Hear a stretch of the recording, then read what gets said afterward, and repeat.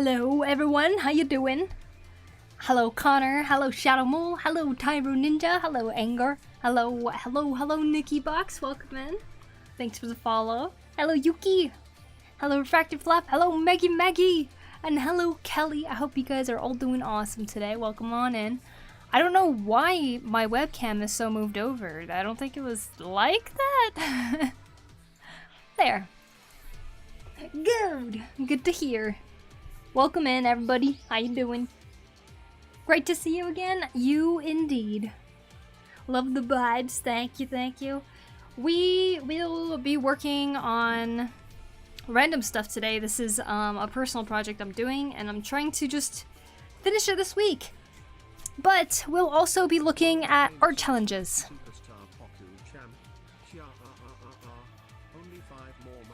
Only 5 more months. Oh my god, only 5 more months till you hit the triple digits. God damn. I still to this day have never seen 100-month sub for somebody. So that's crazy. I'm so excited. Do we even have 5 months left in the year? I guess the end of 2025 is probably when it's gonna happen, huh? I'm trying to speedrun my art challenge. Ooh. Well, it is due in 20 minutes, probably not even that, 12 minutes more like. Only 4, that's crazy. Damn. 2025 is gonna end already, huh? We only just got through it, halfway. Hey, Toronto, how you doing? Welcome in. Wait, Peridot, welcome. I accidentally finished the challenge in like 5 hours. Frowns? I have one other person. That's at 102 months. Whoa, that's impressive. That's amazing. First of all, guys, I apologize for the lack of streams this week. I realize I haven't streamed for like 5 days. And I do that a lot recently, so I would like to do better on that, but I really need to figure out a proper stream time, like a designated stream time like I used to have.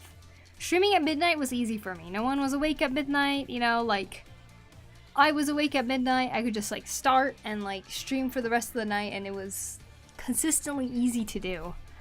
I have a really hard time doing it with like within the day, so yeah, I'll figure it out, I'm sure.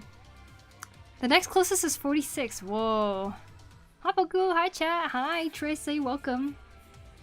The stream must halt, for there is wood to be carved. Dude, I know, I'm obsessed with carving wood, but obviously I don't want to do just that. In fact, I would actually love to stream the wood carving too, but it just kind of happens randomly. It's such a good fidgeting item to have while I'm listening to someone talk or just having a conversation with someone. Like, me having something to do with my hands helps me concentrate on the conversation better than like looking at something else on the screen. You know what I mean?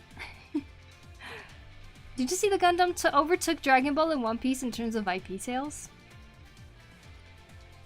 Really? Gundam? I mean, I guess I shouldn't be so surprised. Hi Nuthead, welcome in. You're saying you're Nikki from Twitch? That possum looks very spiky. Yes, very spiky possum, yes. This is my next 5 animals for the the real or fake animals thing. I'm gonna color them. I already sketched them out. I wanted to color them today, add some little backgrounds. Kinda like I've done for these. These.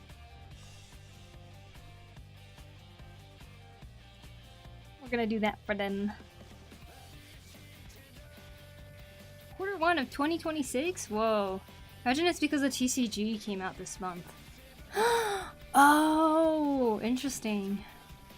I'd love to see the stuff you are making on Insta. The plate looked really nice after the oiling. Oh my gosh, yeah, I definitely put too much oil on it though. So, I've been trying to see if I could get a brush. Like, there's these little brushes in Japan that are super cool. I'll show you guys when I get it. They're sold at a lot of hardware stores here. But I want one of those brushes to apply the oil because it'd be like a nice even coat if I do so. You know, fingers is fine, but it just doesn't feel as even. The Twitch is running too slowly for me, so I can chat here and watch on YouTube. Ah, so like there's a lag, is what you're saying? Alright guys, today we're gonna start looking at the art challenges at 4:30. That's in about 40 minutes. That's when we'll take a look at it. And that'll be very exciting. I played the actual game, I was thinking of getting the packs. I'm addicted to it. It's mega fun. And the art on the cards is amazing. The only bad thing is that scalpers are buying everything, so it's either hard to find or super expensive. Oh. Alright, let me start pulling up some references for these animals that I'm gonna be drawing. I wrote down their names.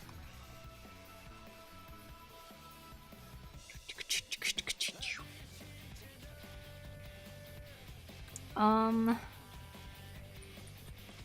not gonna say the names out loud though.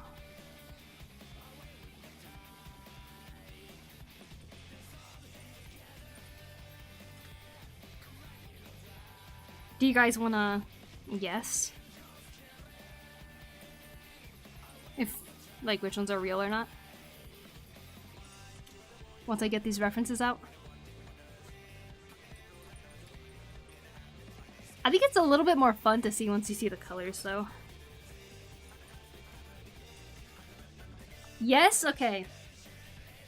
Alright, this is just a line art edition, so here we go. Alright, first animal. This is what it is. A real animal or fake animal? Go for it. What do you think?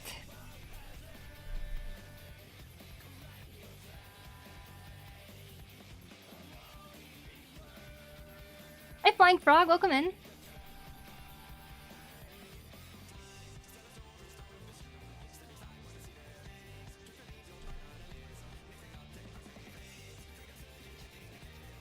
We're playing a quiz game really quick. That I'm not done making yet, but the quiz is guess if they're a real or fake animal. Real and true? Real, fake, fake? This is me if I was an animal. That was this animal. Hi Poku, hey Yusuf. Do you think this pig animal is real or fake?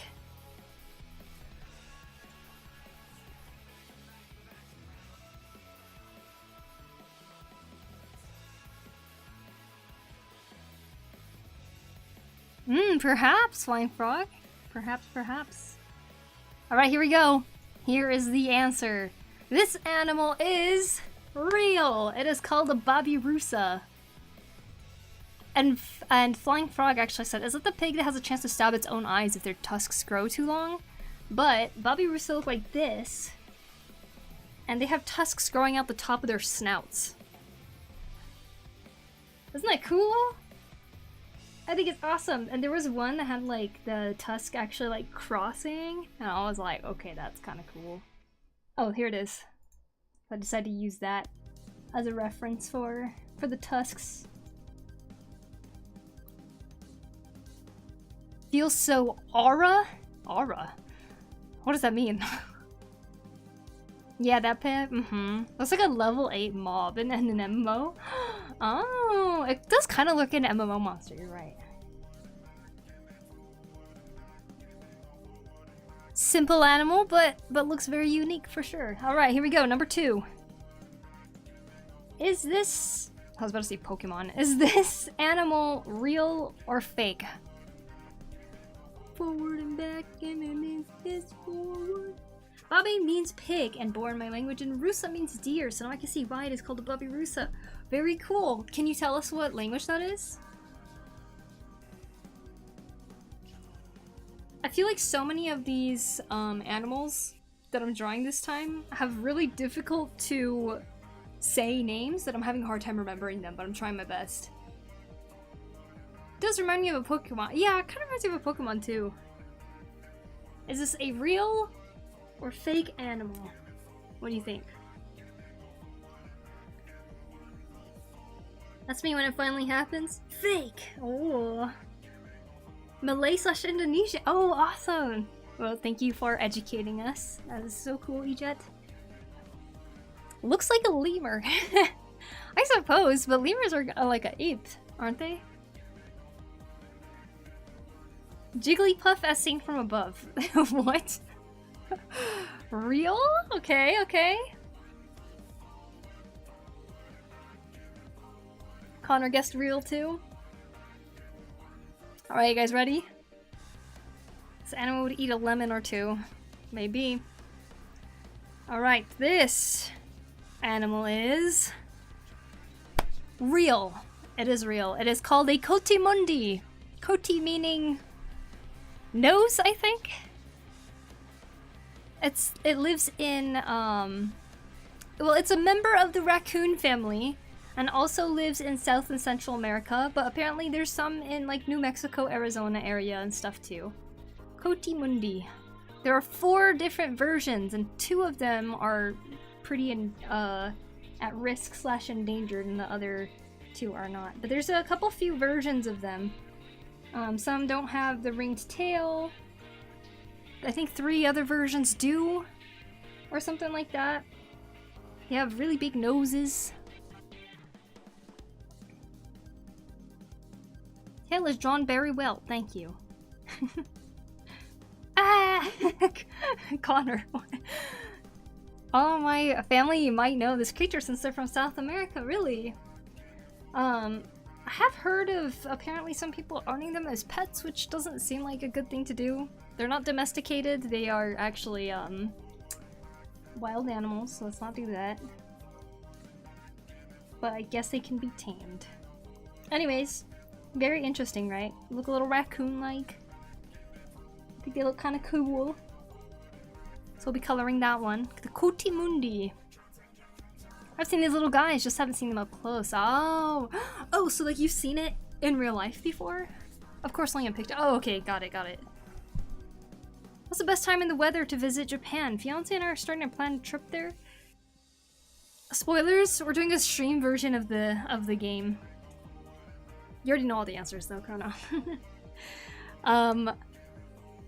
Giva, I would say the best time to visit is fall time, because it's when it starts to get out of the summer heat, but the leaves are so beautiful, it's so great. And there is a lot less holidays happening in the fall time, so it's perfect time for like going on vacation, in my opinion. Spring is great, lots of tourists though because of cherry blossom season and stuff, right? Summer, obviously a lot of things are open only on summer and stuff, so people come in summer, but it's super hot, still very crowded. It's so hot. The one on the bottom right corner is fake. Hi, Crumble. It was Chrono's birthday yesterday, guys. Halloween for the fall time, though. Oh, yeah, yeah. There's a Japanese version of Halloween. It's basically things just have cute pictures on it. Hello everyone, hey Aladar, how you doing? Welcome in. I gotta go, see you later Frog. Thanks for hanging out.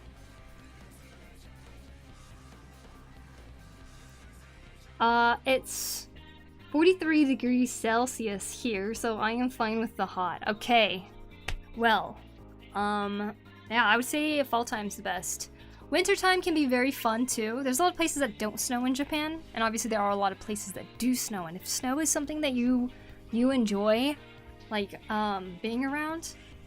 New Year's time, there's a lot of people in Japan, like within Japan traveling, but I feel like most people are probably traveling home when it comes to like New Year's, winter, Christmas-ish area, you know? So if you came to Japan during that time, you would have a chance to see a lot of really cool like temple type of stuff, maybe enjoy some winter festivals that happen around here. So it's really up to you what you think is the best time. It's not too cold either, in my opinion. It really depends on where you go. Okay, that was the coatimundi. Here is the next animal. Is this real or fake?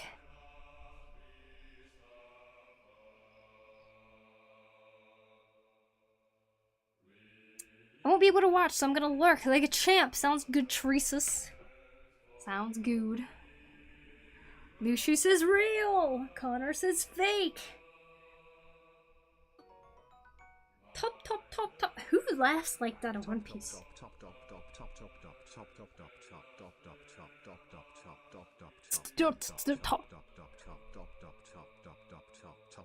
Saying that sounds like it would make your mouth so dry. Hi Loki, how you doing?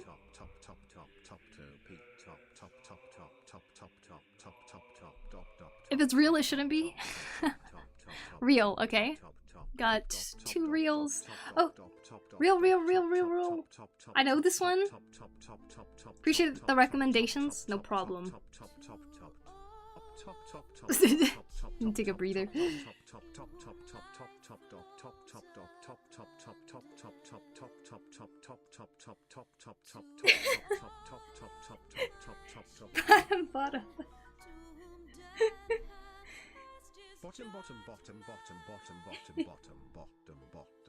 Bottom. Bottom. Well, thank you, Chrono, for 82 months. Bottom.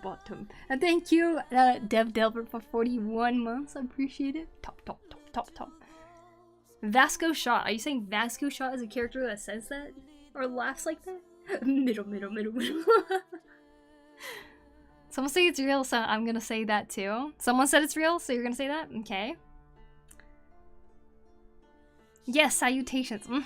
Alright, the answer is real, indeed. Lots of real ones this time around. This is called a panda ant. It is actually black and white, just like that. It doesn't look like this, of course. But it does look like this. And it's kind of cute, in my opinion. It's a little black and white ant that is fuzzy. Hence why it's called a panda ant. He is one of the Blackbeard pirates. Ah, I see. Top. I must sleep now. Have a great stream, friends. Happy birthday, Crombo. I hope your B-Day wishes came true. Good night, Kiva. I hope you sleep well. See you later. Bye-bye. Burn it! What? That's so cute, though. Look at it. It's so tiny. And cute. Why does this one look scary, though? Velvet ants are wingless wasps. Are they really? Look up the honey drop ant. Oh, I've seen it before. I think it... Is it honey drop? I thought it was a honey pot. Honey drop ants. Honey pot ant, yeah. Okay, honey pot ants are very, very interesting. Check out this ant. It's called a honey pot ant, and their butts are like big old honey pots. Cool, huh? They hurt a lot, assuming you've got bitten before Afterglow. Or stung, I suppose.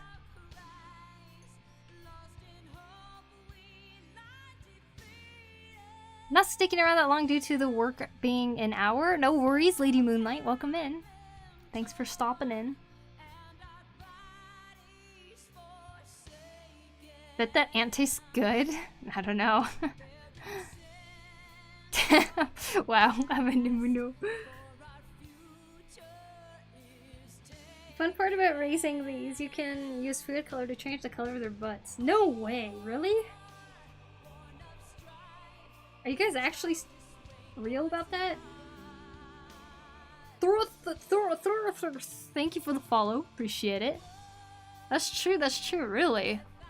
Isn't there an ant whose head is used as a door? Probably. Don't know about it though. I love hearing about these. Wanna know what I did for the first day of school 3 days ago? What? Dressed up as the Man of Tomorrow Superman. Awesome. Add food coloring to your search and you can see. That's really cool. I totally believe you. Let's see the next one. Boom! Alright guys, is this real or fake? Honey pot ant food coloring.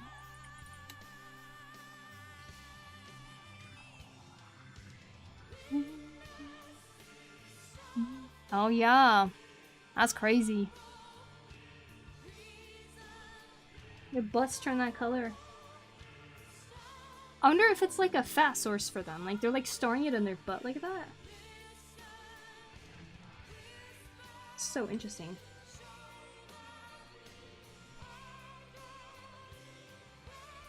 Real, I ate one last week. Fake, but it would be cool if it was real. Fake. It has to be fake. Real, okay, okay. It's a fake, literally a baby dragon.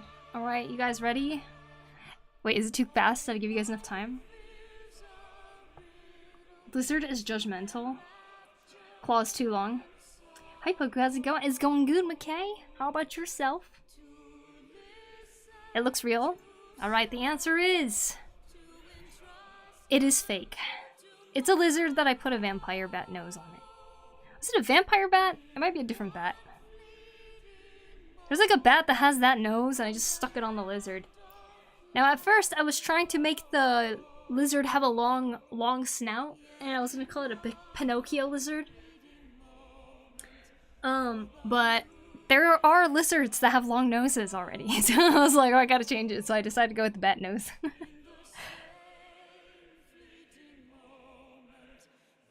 No. The back claws were too long. Actually, that is how the claws of a lot of lizards look like in the back. That part I tried to keep accurate. There is long nose lizard. It's kind of what I based it off of. Got some pretty long back claws. Here's a reference if you want to see. It's more like their fingers are that long though, and it's not really claws.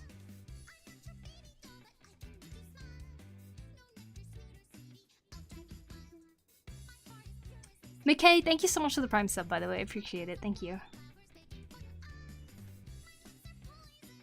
If this lizard flies, it would use its talons to catch its prey, like a hawk. Oh. That'd be interesting. Are there flying lizards? I feel like there is. Alright, we got one more. Y'all ready? Ta-da! This is the last one. Gliding, perhaps? Yeah, perhaps gliding?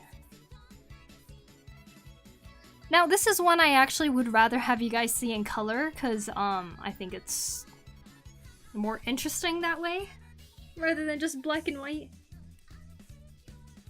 Because when it's just black and white, it kind of looks like a hedgehog or something.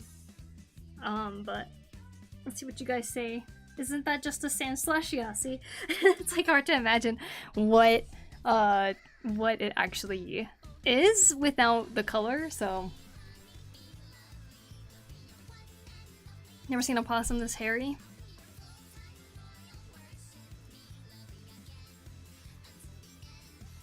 Skunk and hedgehog love child. Sonic! I'm gonna say real, okay? Might be real. It's fake. Has a porcupine. That's a porcupine, isn't it? No, it's not. Porcupine have pretty big snouts, actually. It's like really boxy. They don't really have the shoot kind of nose, you know?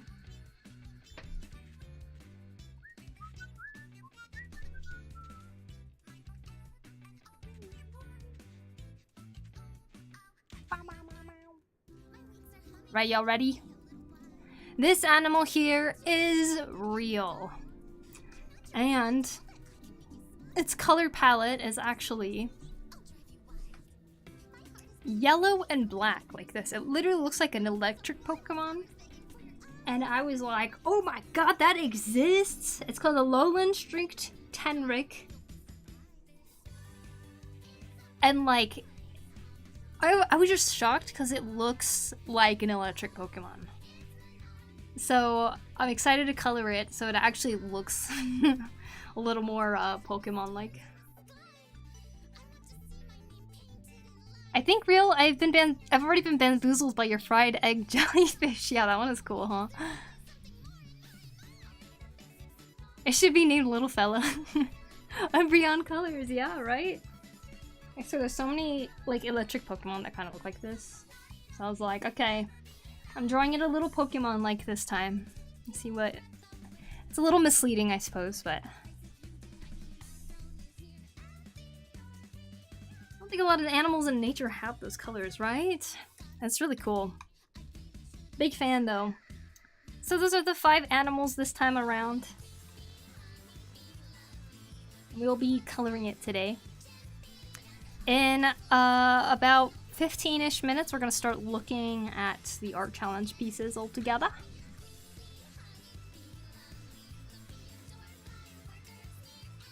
Don't think a lot of animals... What? Ironic honey bee lovely is plant. Oh, yeah. The yellow.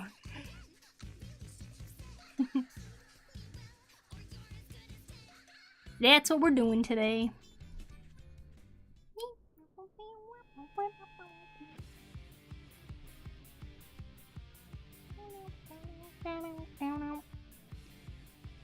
Is the music loud enough? Is it too quiet?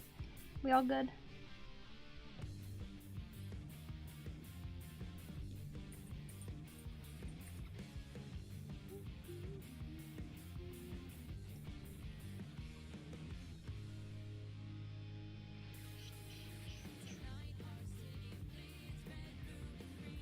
Seems good? Okay.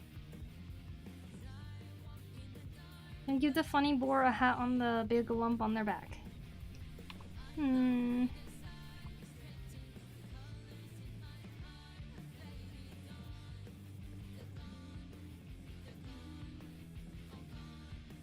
The gentleman now.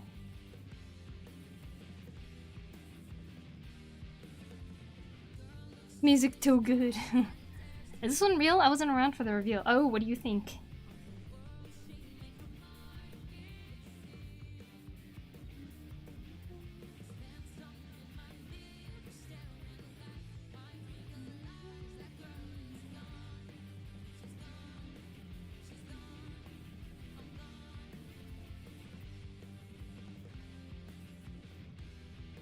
Real?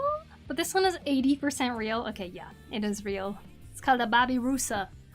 And it looks like this. Pretty cool. Tapeton, thank you for the raid. I appreciate it. Welcome in.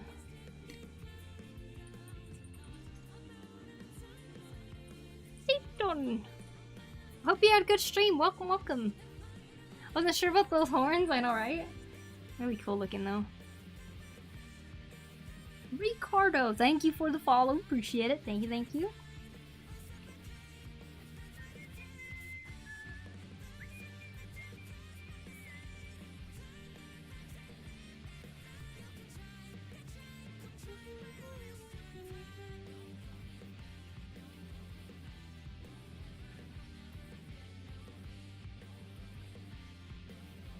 I need to start collecting more animals to do though. I have quite a few really cool ones, but I don't want to like exhaust them all too quickly. What's up? Hey Ricardo, welcome in. Thanks for the follow. I really don't like that it is bald. Probably lives in a hot climate and needs to be bald so it can roll around in the mud. I don't like that it's bald. No problem. Hope you're having a chill time. Yep. I feel like we just started stream still, but we're waiting for the art challenges to be turned in right now. And I'm coloring some animals that could either be fake or real. I've been making these little short videos of animal quizzes, and basically I draw 5 different animals, and then you're supposed to guess whether the one that's shown is a real one or a fake one.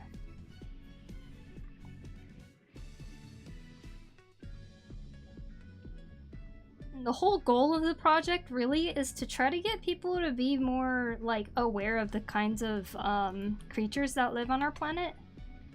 Because I think a lot of us kind of like realize the main ones that are always focused, like a lion or a tiger or elephant, and it's like generally the same kinds of animals and we don't know so much about other ones. So this is like a good way for me to learn, but also to get other people in on it too, you know what I mean? Tiny top hat makes me think this is Mother Nature at its best, yeah. Such a gentleman. Hi Dave, how you doing?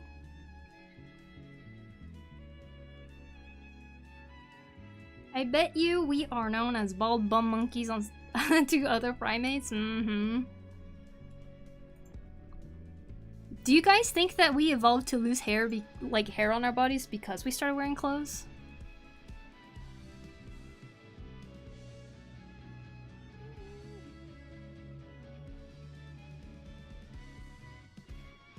What did you do in your stream today, Tapeton? Did you do some art too? Hey, join the Discord. There is the link right there. Thank you, Refractive Fluff.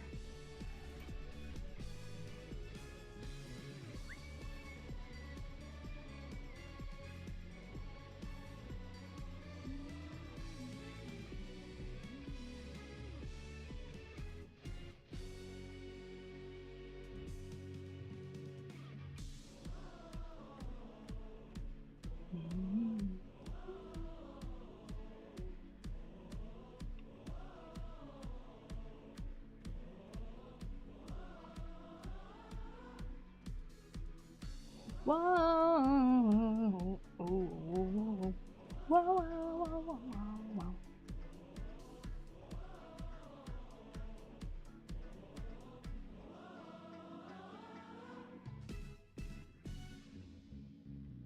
I would think it would be because of the higher internal body temperature, but I may be way off the mark.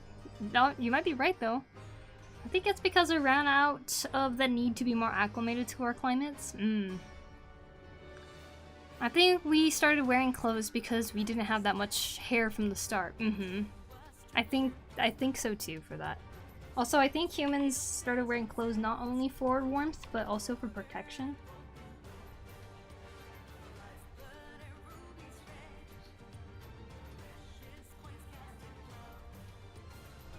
I think clothes or fire came first. Definitely fire. I was playing a co-op puzzle game with a friend and it was kind of cool. Then played a few matches of Battlefield 6, nice. So I wanted to end somewhere more chill like this. I see.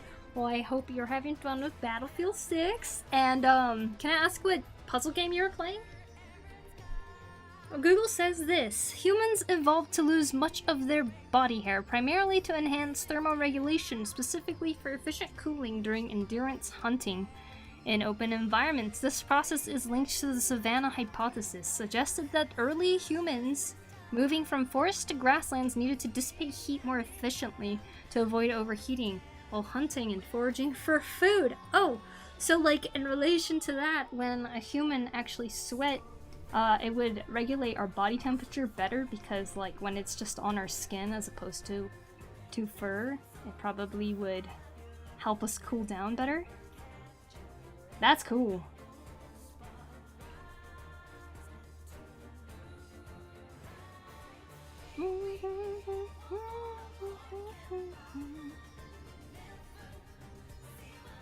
That make a lot of sense, yeah.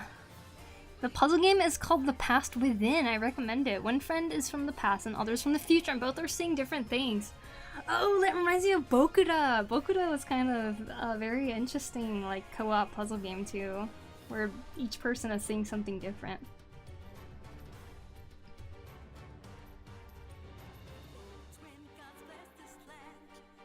That's cool. You're gonna have to communicate a lot to do the puzzles. It was good because they're fun to do, but it's not impossible to figure out, so it works for a good 2 to 3 hour stream. Oh, pretty short game then, huh? I'm on a goal not to procrastinate today, so I'll see you soon. Good luck, Kelly. Good luck. Wet skin and running creates some cooling, so yeah, it makes sense. Hair would be in the way. Makes total sense. Wow. Isn't it kind of crazy to think sometimes about just how insulating hair really is? I wonder if it gets so hot in the summer when you have long hair.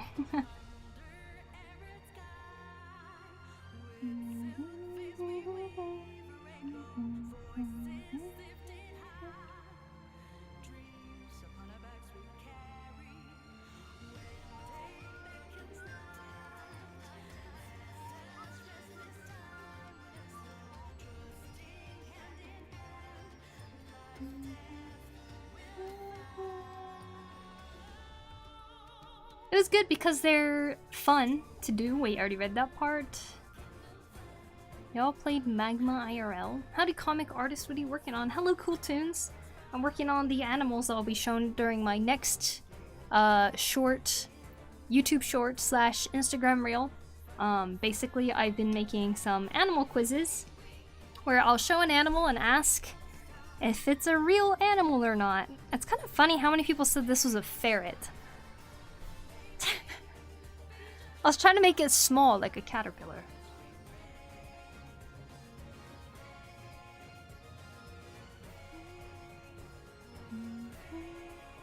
I've been drawing a bunch of these though. Let's try to get some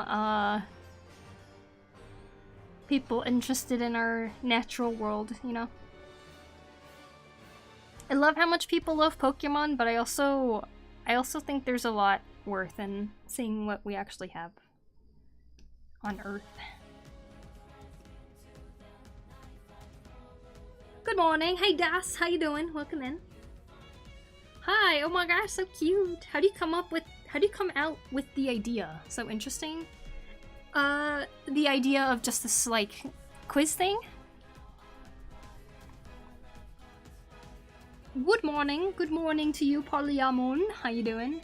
Chat was almost convincing me to do a run of Uma Musume, but that was too late today. Oh. I narrate that bit too loud and I'm scared of annoying the neighbor. Oh, I see. Look at that fluffy pig. Beautiful rendering, thank you. Those are the earlier ones. This is a Mangalika pig. It's real. This is the man-faced stink bug, because you can see there's a face. It's real. This is my catfish. That's supposed to have cat ears, but it didn't really translate too well. This is the... oh god, what was it called? See, I'm trying to learn these animals the same way that you guys are. I forgot the name. Is it just a tufted deer? It's a deer with, like, fangs. It is real. This is real in Zelda. That's it. Just in Zelda. Not in our world. The vampire deer is real, yeah. Musketeer. Dentist deer. There's a couple other versions of, like, deer that have sharp fangs, too. It's very interesting. This is the one that got a lot of people.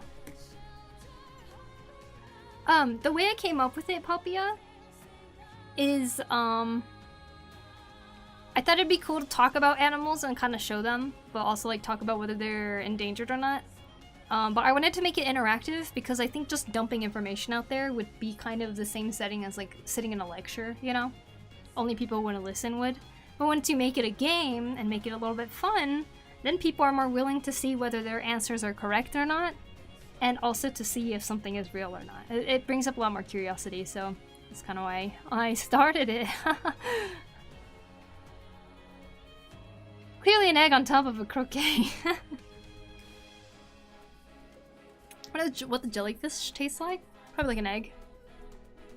Just kidding. Wouldn't that be funny though? This is real, by the way. It's called a fried egg jellyfish. Anyways, fun stuff, huh? Happy 87th. Poku old, Poku heart, Poku old, Poku heart, Poku old, Poku heart. Thanks, Strange Brew. Thanks for 87 months. I appreciate it. Thank you. When I see the egg yolk, I remember Peacat. Oh, right, because she has, like, the egg yolk character. Very solid art. Ever consider telling stories? Yes, of course. I've done a couple comics here and there. I used to work on a comic called Clinic of Horrors for 4 years, so I did dabble in my share of comic work stuff. I want to make more comics, so I think I'll start dabbling in that again sometime soon. I've been getting a lot more ideas lately. But yeah. Thank you, Cool Tunes.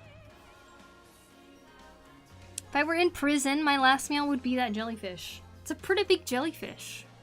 It would be an interesting one to eat. I wonder if any human has eaten it before.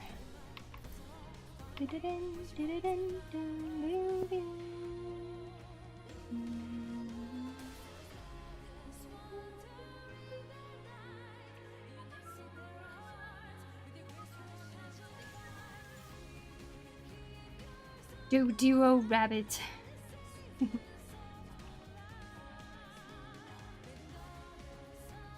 So the egg is real? Yeah, it is. Like, literally, you can just go to Google or whatever search engine and go fried egg jellyfish.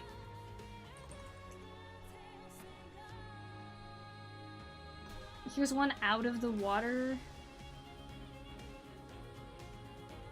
See? Isn't that cool? Oh, there's two different species. One has tentacles and the other does not. Cold seas, warm seas. This one eats jellyfish too? There's two different species too, isn't that crazy?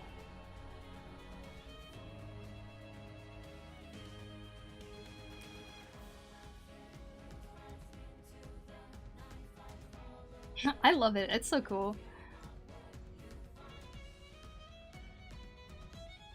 It's awesome to hear. What genre were your books? Well, Clinic of Horrors was kind of comedy, but more like dystopian, kind of. In a sense. I didn't write it though, it was a different writer. I was mainly doing the artwork. As for the other comics, they're a little bit more comedy based, but I didn't really finish them because I wasn't taking it super seriously. So a lot of them are just on hiatus forever, probably, who knows. One of them was a Yuri manga I was remaking. I haven't got back to in a bit. Is it time? Okay, one more minute. One more minute for the art challenges. That's what we're gonna look at it. It better be in there already. It's already past the due date. We're gonna look at all of them in one more minute. For the Strong Lady Art Challenge.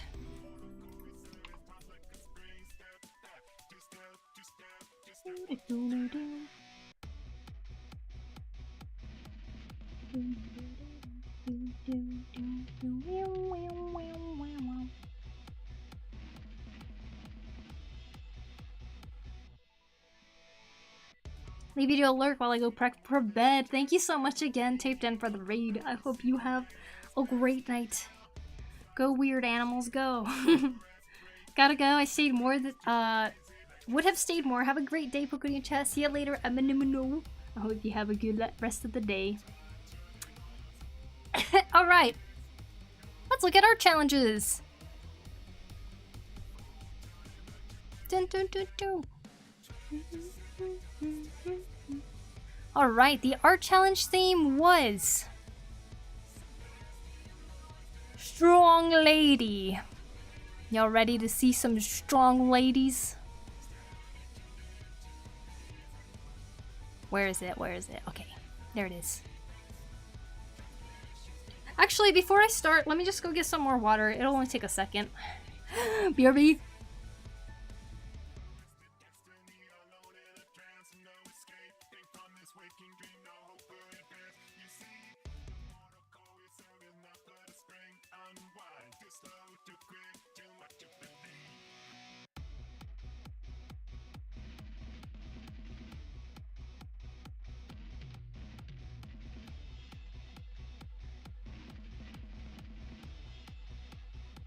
Alright, here we go. Art challenge time for Strong Lady. Starting us off is Nikki. Boom! We got Nikki's art here. And let me read it out loud. Here we go. Nikki said, I was gonna draw the most basic woman because I think that'd be cool because all women are strong. But I went with an OC who embodies strength. She can smell how strong things are, and for her, her scent is so strong she can make it physical. Ooh. Eventually, she's just too strong. So everything she does isn't worth much until she gets transported to this different dimension where everything is stronger than her. Imagine reaching the peak of the peaks and then all of a sudden, boom, back to square one. The whole story for her character is just realizing what strength means and what it low-key smells like. I think if I were to make a story about her, it'd be like Dungeon Meshi. Rather than how they taste, it's hyper specifically why they're strong in a mega powerful ecosystem. Her name is Plort. Very nice. Very cool story. Love the color palette you've chosen for this character too. That is so cool. Through scent, huh? Very interesting. Very cool. Very nice, Nikki. Wow, thank you. Well, thank you for joining the challenge. This is awesome. What do you do when you can't think of anything to draw? I do studies. I look at different body parts because I especially love to study anatomy, and I will try to learn that. Or watch something and try to find an interesting scene that you really like the composition of, you like the colors of or something. Pause it there and start drawing it. Study. Can always study. Go outside, look for a building you really like that you want to try drawing loosely in a sketchbook or something. Go and draw people outside. Draw your feet.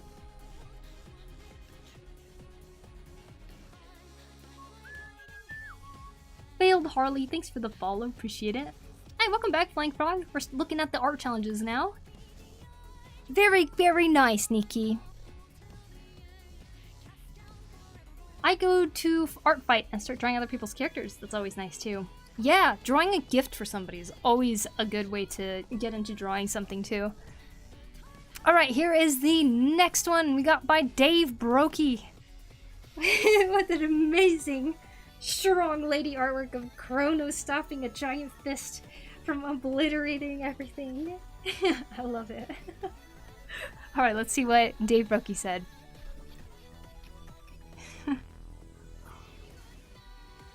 Dave said, "Hello, Poku. So I mentioned many times my love for the power comics, amateur comics, made by people who are too excited to learn the craft first. They are bursting with ideas and creativity that they have to draw it right now. Can Poku and the 3G gens fight off the cult of the caterpillar?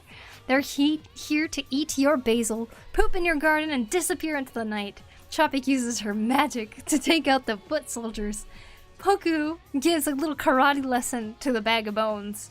Then they send their big guns. But they didn't expect Chrono to pick off the big shot as easy as pecking a booger. Made with the Sharpies S-Gel 0.7 pen and pencil crayons. Enjoy. I love it. That is so good. As easy as picking a booger. P.S. I'm working on something special for the art challenge and Kernarfis's birthday.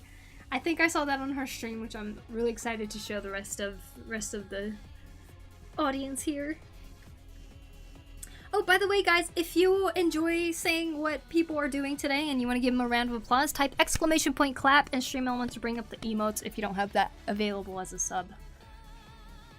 What is this challenge that's happening? How can I join the next one? It seems so much fun. It is called an art challenge. We basically do one every 2 weeks. So, you have 2 weeks to complete it, basically. The next one will be due on the 20th of August. And you can join it by joining the Discord. And you just have to enter your art challenge piece that you worked on.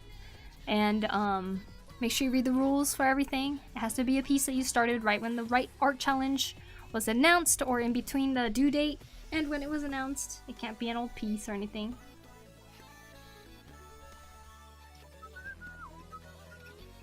It's very cool though. This is another good way to get out of an art block for sure. This is freaking amazing, Dave. Look at this. The worm cult. Hey-ya! Damn, I broke a jaw off. That's amazing. This is looking like Berserk Koteru that turned humongous or something. She's a being of power. Alright guys, the next one is 2 entries by 1 person.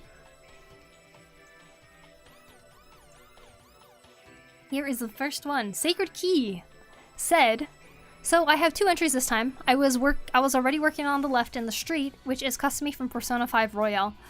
Royal? Who I think is a strong lady because of the tough choices she makes in the game and the stuff she personally overcomes within the game story. But since I already started this one before the challenge announcement, and since I didn't really capture that in my opinion, it felt like cheating to just hand in that one. So then I came up with the idea of a lady carrying 2 buckets of water towards the moon. It was meant to be close-up, but as I drew the water and the moon, I realized it wasn't fit for a close-up at all, so I switched it to its current state. I think the moonlight is a bit too big, is a bit too bright, but I don't want to sit here trying to perfect everything. You know, I love this composition. I really love what you did with this composition here. And thank you for also sharing artwork that you were already working on, but yep, as you said, as per the art challenge rules, you want to try to start a piece right after the art challenge theme has actually been announced. You gotta draw something for the art challenge. But honestly, they both look super amazing. I love what you're doing with light and water reflections and stuff. It's really, really working out awesome for you, I think. Damn. Beautiful, Sacred! You did great! I love what you're doing with your lighting. Keep doing that because you're doing great. I want to add another reaction. There we go. The reflection, I know, right? So cool. Alright, we got our next one here by Yuki Tori. And Yuki Tori drew this and said, I feel like I should have more to show, seeming I spent 9.5 hours on this, but I'm still proud of this piece. I chose a different shading and line art method this time, and I think they worked really well. This one is one of my OCs. Her name is Willa, and the little girl latching onto her is Lediora, her daughter. Strength is both mental and a physical thing, and in Willa's story, she could not bring herself to break the chains binding her to society's norms. She didn't argue when she was married off to a man she wasn't interested in and hardly knew. She pushed aside her hobbies and interests to be at home and tend to the house and her daughter, but when those norms put her daughter in harm's way, she didn't realize to raise her flames against society. Whoosh! I love that. That is a very cool representation. That's amazing. I love their wings, by the way. And I love that you made the wings also have that flame of passion. Very nice. And very well written story. Super cool, Yuki.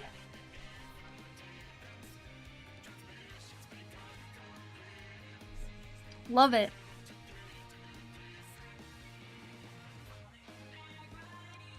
Damn. The wings took 4 hours by themselves. Oh yeah, I could definitely see that. You put so much detail into it. Really thought about each movement of the flames and stuff like that, you can see. And the entire silhouette of it. I would say it was well worth it. I love it. Very cool. Very nice, Yuki. Thank you so much for sharing your amazing, beautiful OCs and her story too.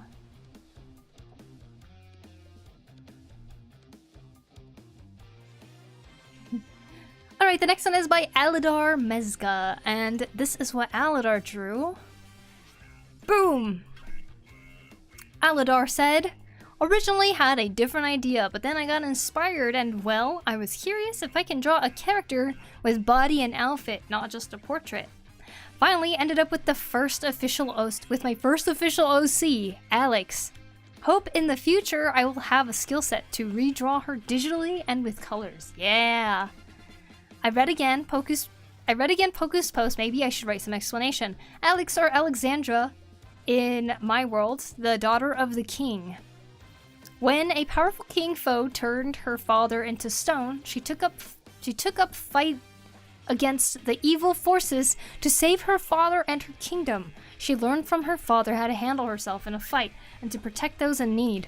During her adventure, she became a heroine of the common folk and protector of the weak, bringing light and hope in the growing shadows. Sorry for my English. You did great. That is a great story. Love it. Beautiful character. But protector of the weak. That's the type of heroes we need. I love it. Very, very nice. Well done, Aladar. And congratulations on your first OC. I feel like people just pump out OC so easily left and right, but I think it's understated how cool it is to actually have your own character and to give them a story. And I'm really happy for you that you just created your own character. And she seems to have very, very awesome story. So it'd be cool to see if you continue building on this too. Very nicely drawn. Love it.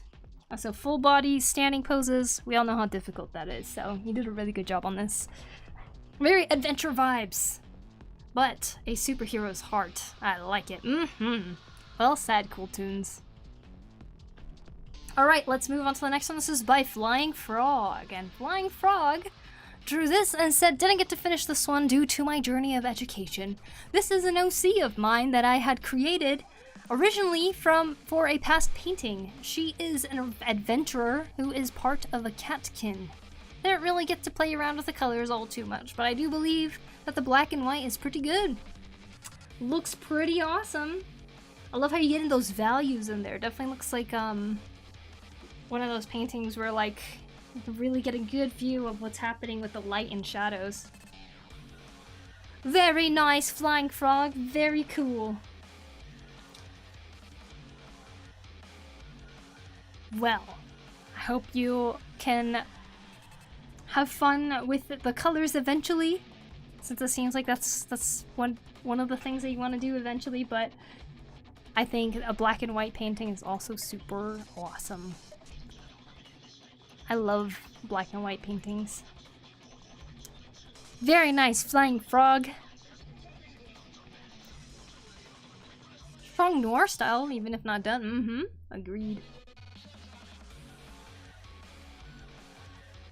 Well, the hand bones are visible. That's so cool, yeah. And like good attention to detail, huh? Very cool. Okay, the next one is by 42, and 42 drew this. Lifting a giant boulder. Not even a boulder, probably a giant land of massive land. 42 said, I realized I still had time to draw my strong woman art, so I spent my entire day on this. When I think strong woman, only one woman comes to mind, Tifa Lockhart. But I wanted to draw someone who I don't usually draw, so for the second strong woman who comes to mind is Wonder Woman. Wow, amazing! Should've just had like Tifa Lockhart in the background. Yo, this is awesome though. I love it. You really see she's like putting so much strength into carrying this up. I love the facial expression you drew here. Ooh, and the light shining off of her whip too, just like reflecting underneath. That looks freaking awesome.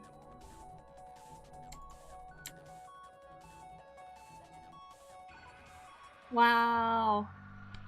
Very nice, 42. Good work, good work. Amazing. Alright. God damn, you guys. You guys are killing it. Alright, we got our next one here by Rising, and Rising drew this original character. I'm assuming we have no text with this one, but it's a beautiful piece with a big old sword. Amazing designs as usual. Man, Rising, I haven't seen your art in a bit. This is so cool to see. You guys like the brushy texture? Rising's art is so flowy, very brushy textures and stuff. Lots of motion in it. I love it so much. It looks like Rising gave us a time lapse, so let me open that up really quick.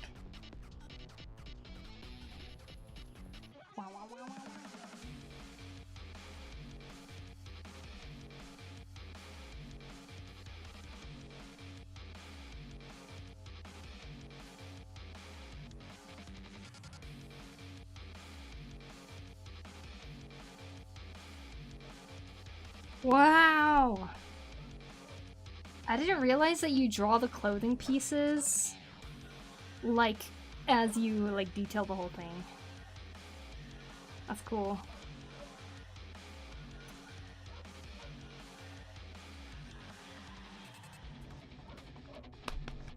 Beautiful, beautiful. Man, that's so cool. Love the drawing, Poku. Yes, this is drawn by Rising 14. Wait, Rising 16. Awesome artist, as you can see. Welcome in, Lanny. Alright, let's see what we have next here. Hold on, I'm adding reactions on the Discord.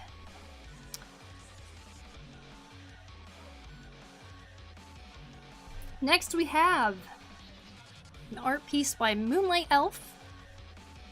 I didn't skip anyone, right? Oh. Boop. Moonlight Elf said, wasn't specifically for the challenge, but if it's Shu, so why not? Okay, one of my numerous OCs, Lyfor Kurohalas.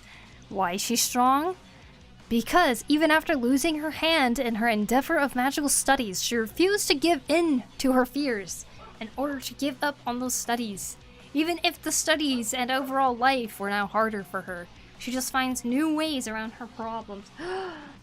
That's awesome. Very, very cool. I love this border that you did here. Man, I love hearing of stories of people who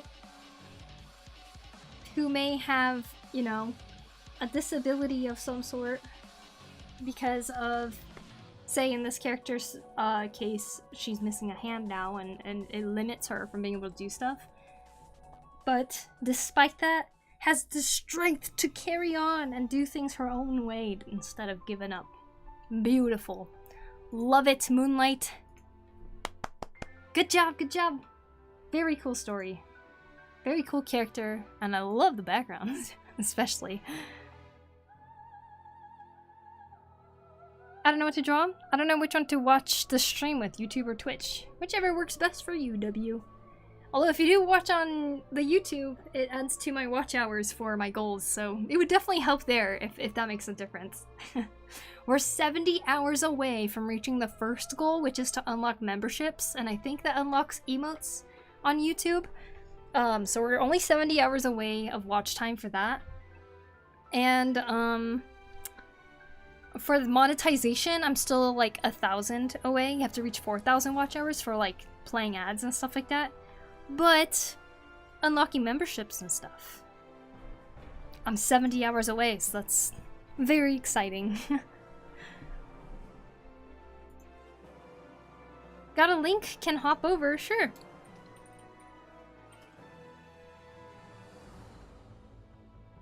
Just walking to work at the moment. Ooh, I hope you're walking safely, lady. Hope it's a nice day for you. You're so underrated. Well, thank you. I'm glad you see some sort of value in this stream. Alright, let's see. The next one is a beautiful sketchy style here that I would stare at for so long as a kid, for sure.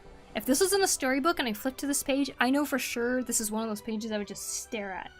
This is drawn by Garo Shabu, and Garo said, "What little inspiration I've had lately came from listening to the Witcher 3 OST." So he's a sketch of an old crone who's also so strong. She's gripping a bird. Wow, she's scary. But I love how you rendered this fabric here, Garo. This is great. You know what's interesting? It's like a different style, but I can still see your style in it, if that makes sense. I love it. Just adding some reactions, of course. God damn.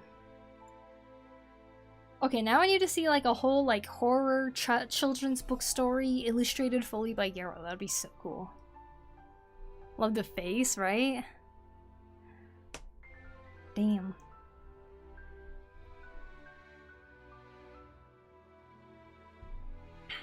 Alright, let's open up the next one. This is by Manix. Manix said, is there one strong lady or two? Are they both ladies? For whatever reason, these characters have praying mantis inspiration, and thus are alleged allies of the Dragonfly Dukedom art challenge from some months back. This is fun to design. I love that. I also love that you're taking bug designs as inspiration. It's like one of the best things ever.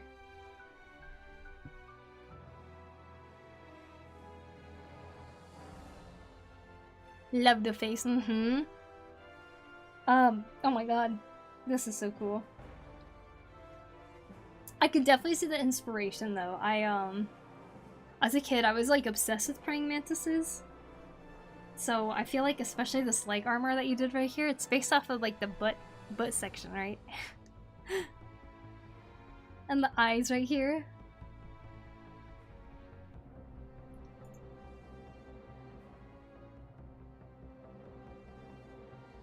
Wow. Super awesome. Great job, Manix. I love it. Beautiful. Nature is seriously the best way to find some inspiration for designs, you know? It's kind of like how I'm showing you guys, like, the different animals that I keep finding. That it's hard to believe if they're real or not.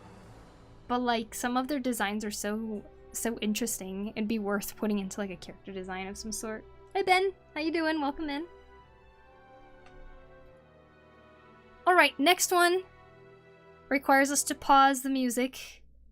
We have a video to watch. This is something that many of us made together.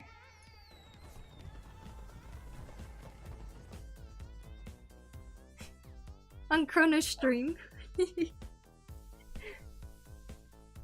We each animated our own little dance for her birthday. Yeah! The butt clench, beautiful, right? I love it. Alright, let's go credits. Middle is made by Chrono. She did the animation of the butt clench and the big ol' fist flex. On the left you have me. That's my dance. I also drew the cake right there.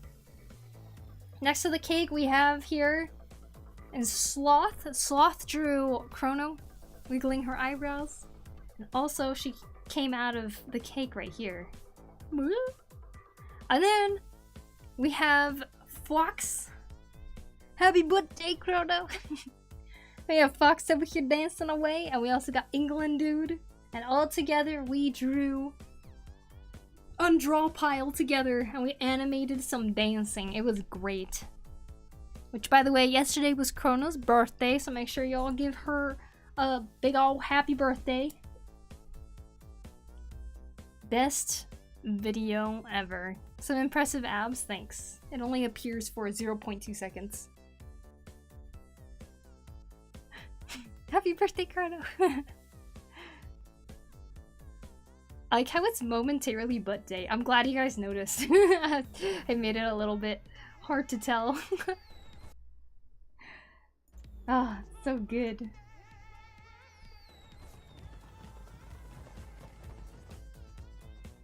Celebrating a strong lady. Her name is Chrono.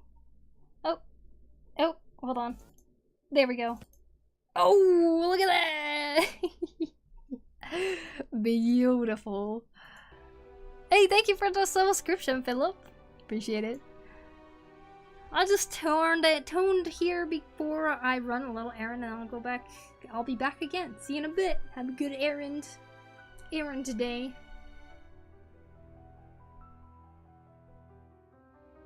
Speaking of dragons, I posted a traditionally colored version of the dragon that you hand drew, but I didn't want to ruin the line work of. I finished way back for the Dragon Art Challenge, but I was away from home on that day and I forgot to ever upload it until I saw your BRB screen recently. You did that far back? The Dragon Art Challenge? Cake and cake! Cake, cake, cake. Cake and cake and cake. Is she here? She was earlier. I don't know if she's still here, but yes. Wow, that's a long time ago, Data. Well, thank you for sharing it. That's really cool. Alright, the next art challenge. Hold on, I'm adding some reactions. Alright, next one is by WA. And WA said this is their first time doing an art challenge. Let's see it. Woo-wee! Look at that! Absolutely beautiful. Wow. Ooh, I love the markings on the neck. Alright, WA said she's a demon. Strong lady scaring people. Strong lady eats mean people. Strong lady is very nice. Amazing. Very cool. I love this. Very cool use of that symmetry too. Love the way you draw eyes. Very beautiful. Good job, WA. Eats people. Yep, eats people. But only the bad ones?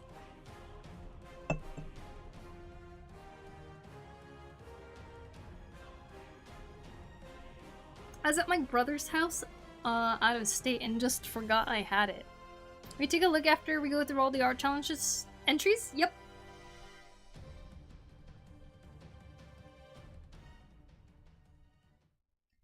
Very, very nice, WA. Alright, let's look at the next one. This is by Asif. Pencil manga style is so unique. I know, right? I love that brush. That looks so beautiful. It's like a light touch to it. Alright, Asif said, hi everyone, my first actual art for the art challenge. I got my first iPad and started doing more digital art. This is Claire, an OC. I don't know much about her because she's kinda cold and doesn't talk to me much. She is an agent, more capable than you think. Whoa. She better be strong. Very cool OC, Asif. Very, very nice. Super awesome. I was looking at the date that you put. It says 3/8/25. So month is in the middle, year is the last thing, and the date is first. That's so interesting. Is that a 3? Or is it an 8? Maybe it's an 8. 8/8. Okay, got it. 8/8/25. Yo, very nice. You know how, like, based on different countries, they kind of change the order of month and date and stuff like that. Yo, very nice, Anger. This is looking awesome. Very awesome character. I was scrambling last moment? No worries at all. I love how moody it is too with the rain.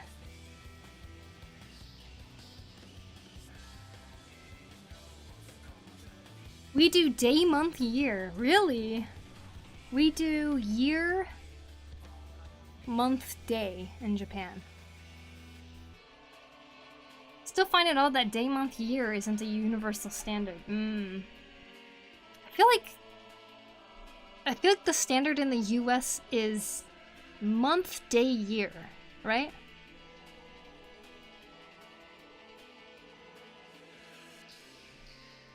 Good morning, Feeny. Welcome in. Hope you're doing well. But the day in the middle is just odd. Day in the middle is odd? Is it? Month, day, year. Yeah, that's how we do it in the US usually. Alright, guys. Next one is by Dev Delver. I'm in the US. That's the standard. Month, day, year. Yeah, that's standard. Although I don't know if it's different based on state. Alright, Dev Delver said, bit of cheating, made this for a friend and I consider her a strong lady. Oh, look at her. Very cool. Is this your friend's character?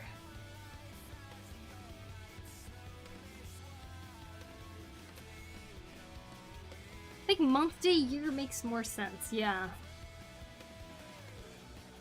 Feel that makes sense to me. Month, day, year is weird to me as well. Yeah, I could see that if you're not used to it.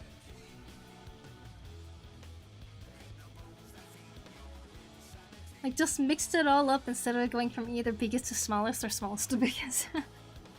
It's your VTuber avatar! Nice! Oh, she must have been so happy. It's a very, very cool piece. Very cool div. Pandemonium! Alright, next one is by Dave Brokey. This is the last one, and this is what Dave... Alright, I'll just read what he said. I love it. Dave said, a lucky few may have seen this pic on Chronorvius' birthday stream, but for those who have not, when you absolutely positively have to get your package there on time, there's only one person you would want to call. Strong woman! Chrono, the deliverer! With the baby Tropic inside. Amazing. As evil skeleton Poku flies behind her. It's so good. That face, It's so good. I hope Chrono made it her phone background. Still can't get over how cool the characters look on the background. Yup. It's like they're meant to be there, huh? So good.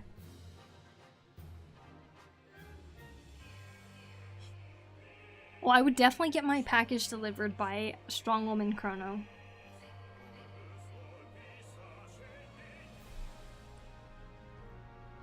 Yesterday I said to her, I was like, you're Sam. And she was like, huh? Her OC's name is Sam too, but so was the main character in Death Stranding. I was like, yeah. And she's like, what?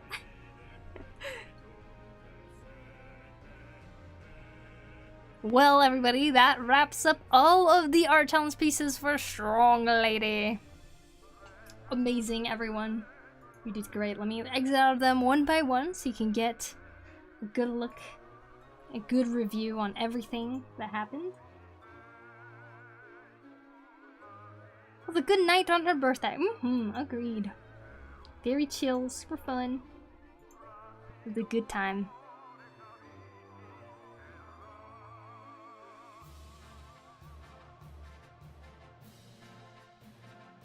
Man, these are so good, you guys.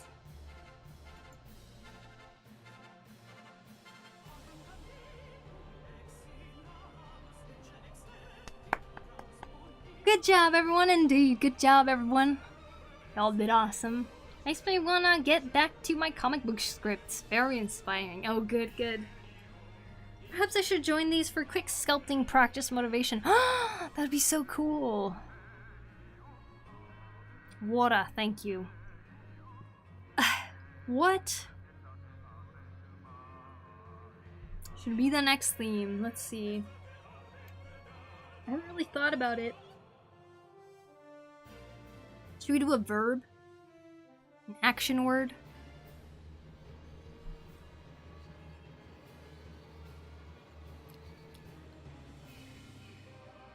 Wow. What would be a good one? Gotta sleep. Almost seeing the light of day. Alright, see you later, Anger. Thank you so much for hanging out. Thank you for doing the art challenge. See you later.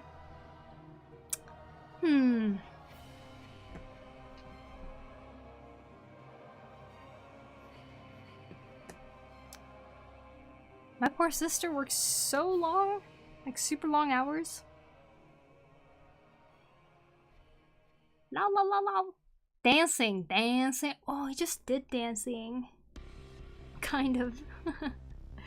Dancing would be a difficult one, for sure. What could be a good one? Let's see. Y'all have any other suggestions?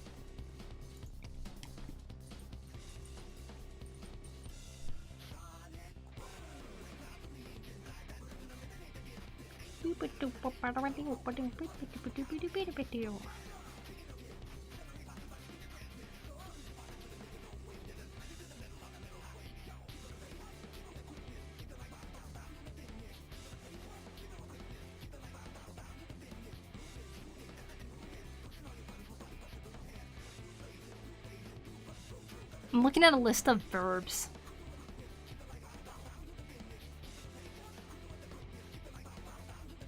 One Piece.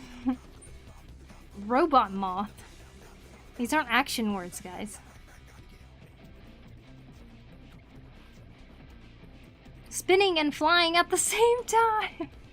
Spinning and flying. Technology. Sleeping. Cosplay.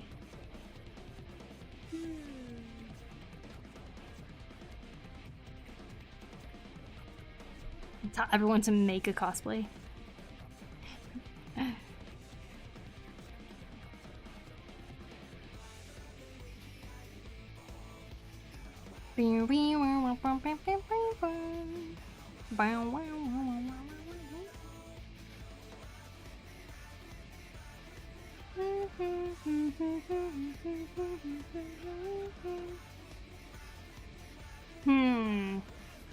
Crossover? Crossover could be cool, because like one of the things that I did think of was like, remember we were talking about like how in Avatar there's like two animals that cross over and become one animal type of thing? But I was like, what if that just carried over into everything? But, fleeing. Chimera? Chimera. Make it 3? Is Chimera a combination of 3 different animals or something?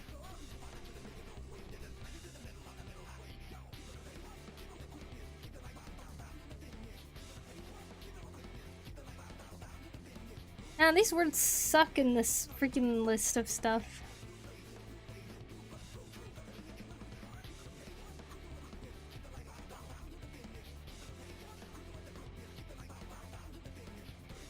I like crossover, yeah.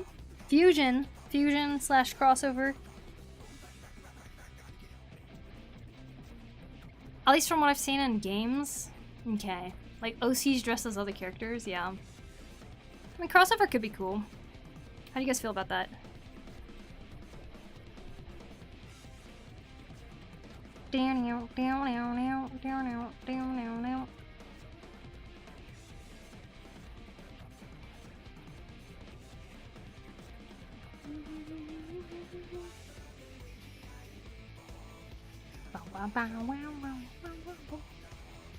I don't have an OC. We don't have to do an OC. Fusion or crossover. Fusion, maybe fusion. Menacing, I'll eat him. You like this one? Hi, Duke. This is for my animal game of whether they're real or not. You think it's a real animal? Perhaps my Snabbit, but you're Snabbit, right? Could be fun. Okay. Glad you liked my art challenge. Yeah, good job. Sacred Key. Very, very nice. What's a Snabbit? A snail rabbit. Alright, fusion it is. I don't know if we've done that one before, but I think it's been long enough that we can do another.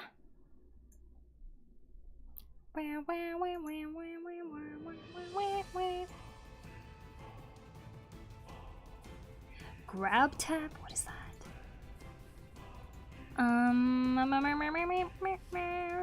Other, no. Chat commands.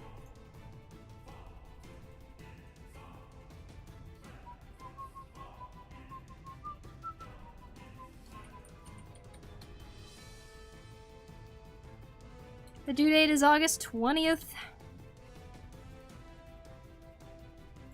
If you'd like to join the art challenge for this time around, make sure you join the Discord and finish by the time the due date rolls around. And when we look at it again, that is what you're gonna see. Is whatever you posted there. Wow, wow, wow, wow, wow, wow, wow, wow, wow. Oh, can you draw Baby Yoda? Oh, why? I do an art share when I upload the colored dragon. Gotta go now. Bye, Yuki. See you later. Great job, everyone. Great job again with the strong whammies, everyone. Good job, good job. Doesn't Baby Yoda look like an animal to you?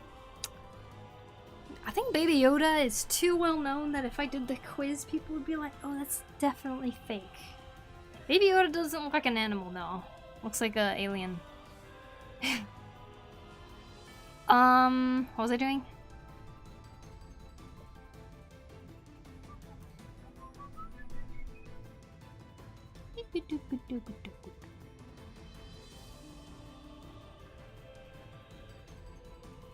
Wow! Look, Data colored my drawing. Cool. It's interesting seeing it in these colors because, like, originally it was like just a yellow background with line art. But very cool, very cool.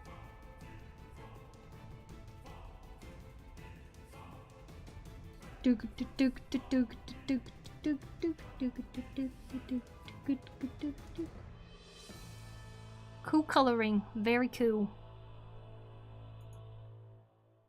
Quizzes? Yeah, I do little animal quizzes. I go, is this animal real or not? Is this animal real or not?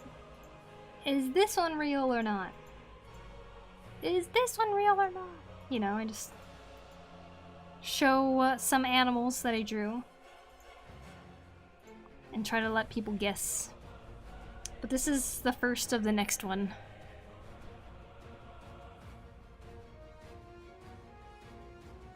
So it's animal. No, it's alien. All I can think about is a fusion and Dragon Ball. Is that a little hat on your guardian board? Yep. Pretty colors, yeah. Ferret! Yeah, people thought that was a ferret. Which is funny because I'm like, y'all seen a ferret before? It doesn't have eyes like that. I should have added more feet. I was trying to make it look like a caterpillar that had a cat head.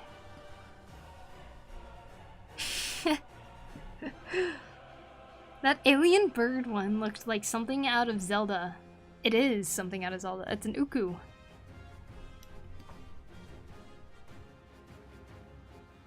This? Yeah, this is an uku. This is from Zelda.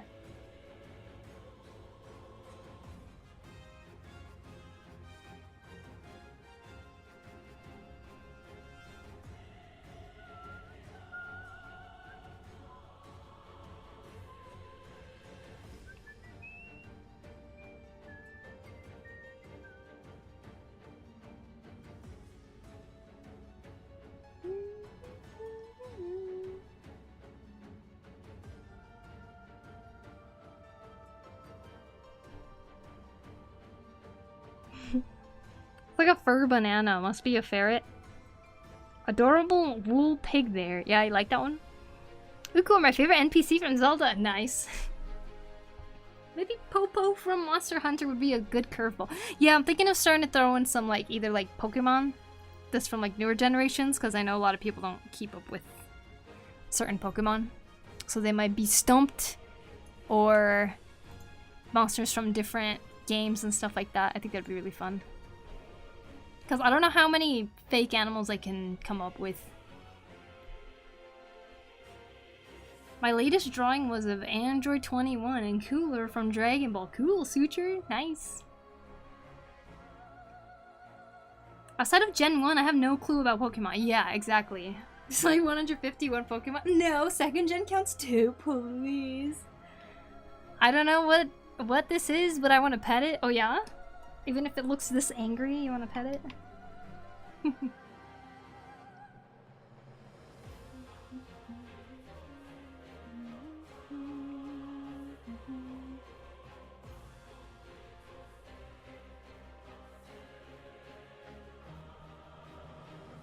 I have no clue on Pokemon now. I'm a fake fan. Just because you didn't keep up with it doesn't mean you're not a fan of Pokemon, right? Alright, let me look at my references. Might lose an arm, but oh well. Good luck. Good luck petting the pig.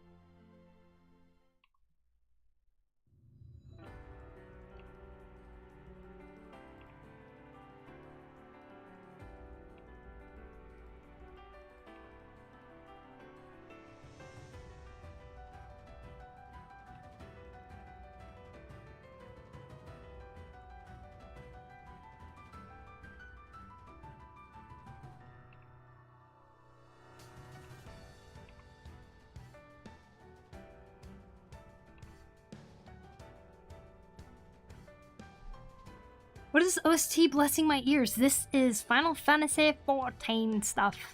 Raid music specifically. But here you go, let me link it to you. I'm drawing while watching this? Sounds good. It's the way it should be done. I have an idea for you to draw. For us, we draw for you. I have an idea. You draw for us, we draw for you. What do you mean by that?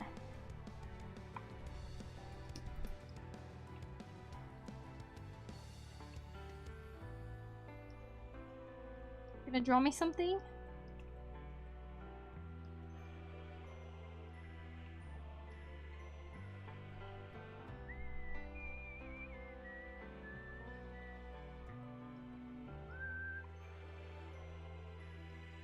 Pokemon tea and coffee, Pokemon mirror and glass. When and when? Those are my ideas for possible game names. Pokemon tea and coffee? Huh?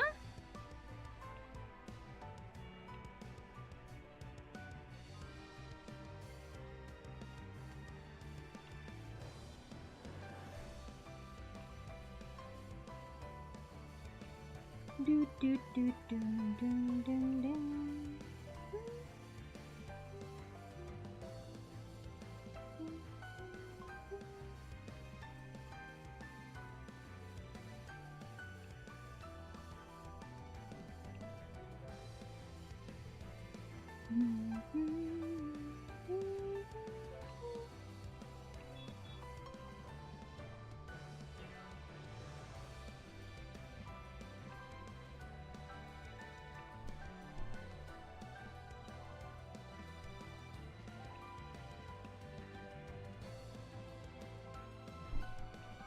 Alrighty.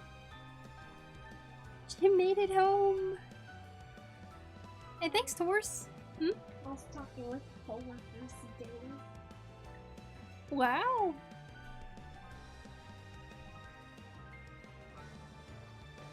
Poku drama OC for me. Tea has more caffeine than coffee, by the way. Also, did Poku not get the joke? Black, white, sun and moon, etc.?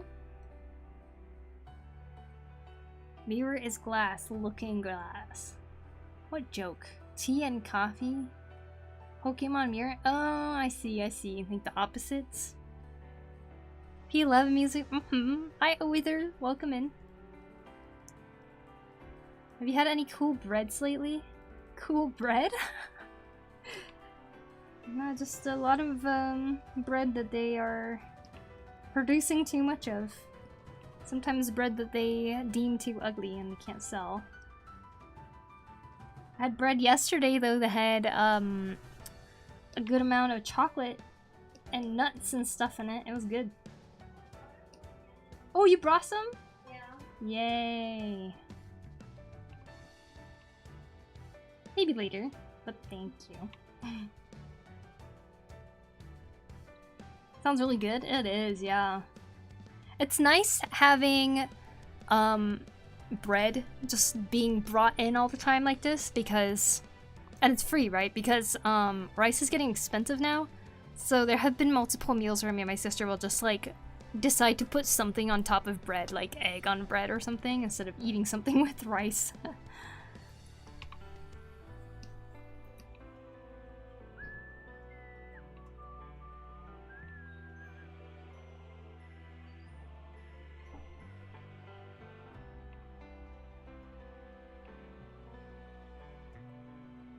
Pretty bad at the rice shortage? Yeah, I mean, it's gonna happen worldwide too. But recently, yes. The heat, either overflooding or lack of rain and stuff like that, like both things affected a lot. Too hot, things like that. Have you ever put syrup on bread? Yeah, of course. Especially when the bread is made into French toast. I'ma rest, and Jim, good luck. Oh, have fun with the gym. See you later, Duke. Thanks for stopping in. The art show is over. Was there a winner or something? No winner. Art challenges are only there for you to draw something for the week and be proud of yourself for doing it. There's no reward for doing it. The reward is showing it in front of people, I guess? If you want to call that a reward.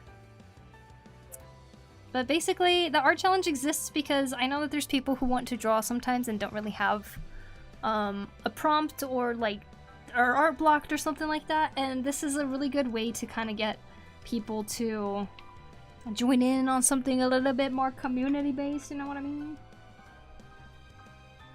Japan with rice shortage? Isn't that saying like America has a gun shortage? Well, it's still a thing though.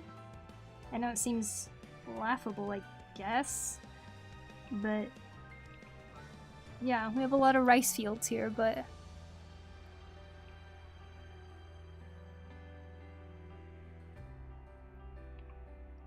it's a reality that's gonna keep getting worse.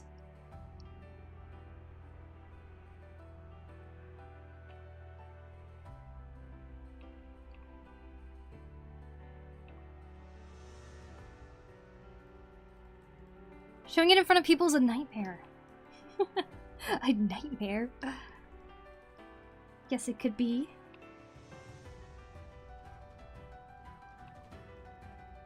But some people want to. Some people want an audience to see their artwork.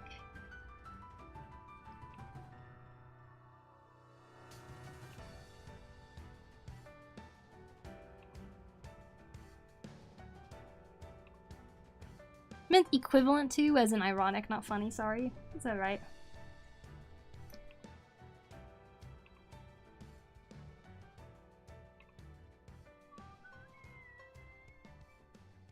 I could see the relation if it was like something like that's like saying America has a shortage on their American hot dog buns or something like that, but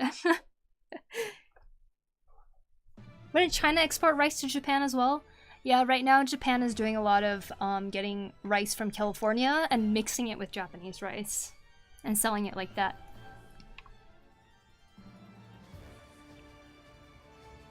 Because the US's California rice is really cheap. So there are some people actually switching to buy California rice just because, like, it's more affordable. Isn't that crazy?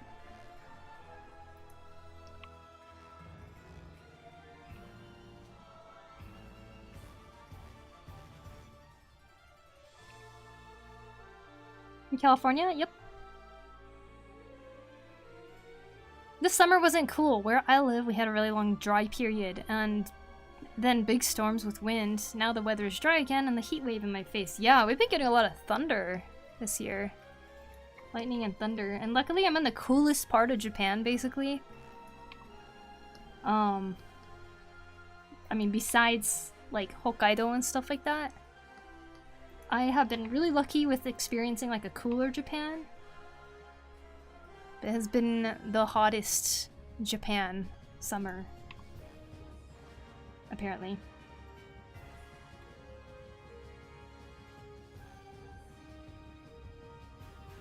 Long robe, no sea. How's it going? It's going good, Ataku.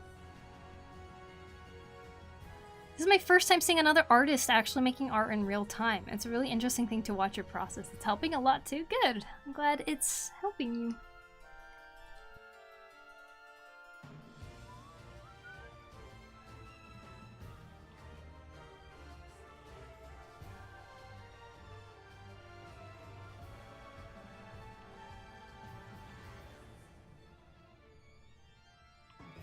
do.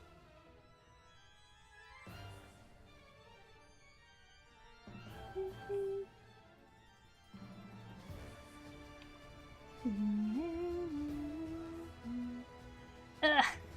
But I feel so tired, it's like so like straining. I think I'm looking at screens too much.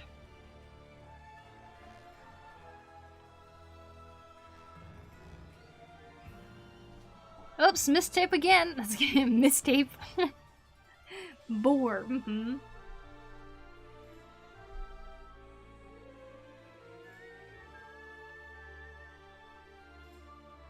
My English is rusty. No worries at all.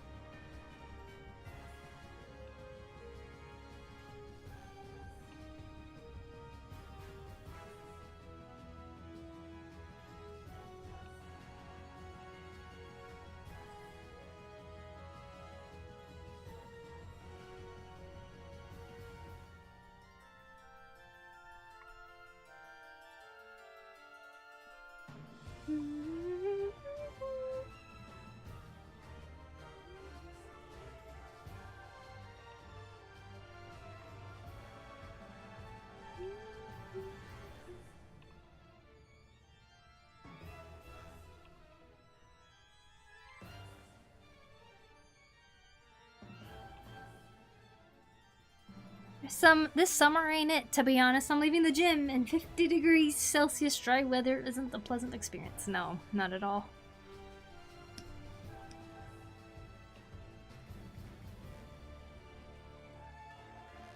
Please be careful, everyone.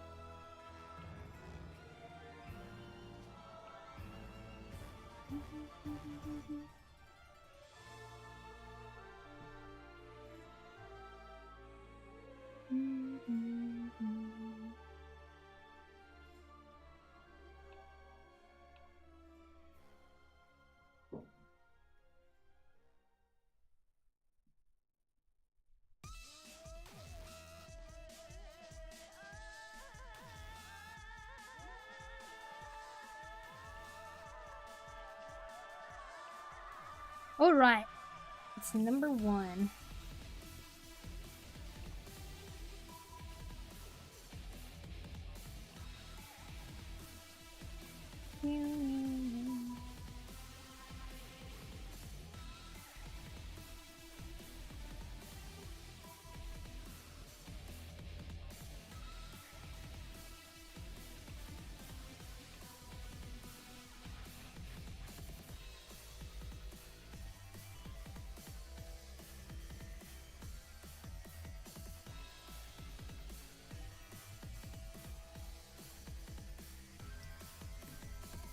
Kotimundi.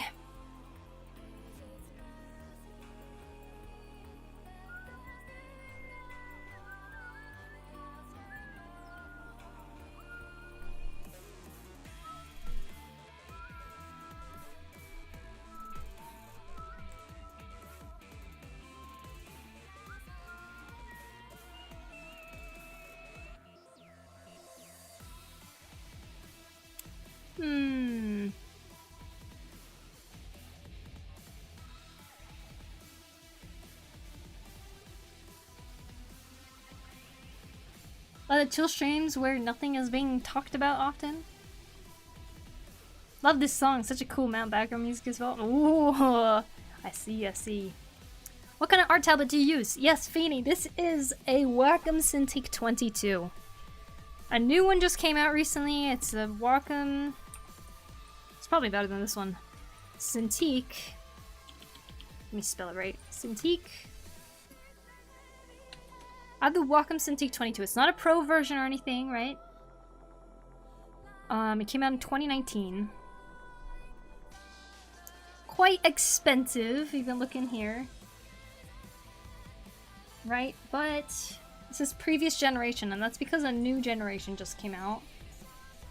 It is called the Wacom Cintiq 24.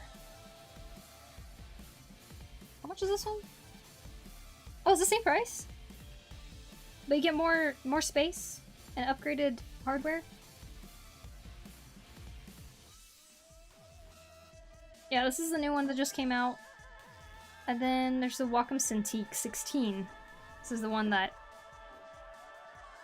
Oh, I would love to try this one someday.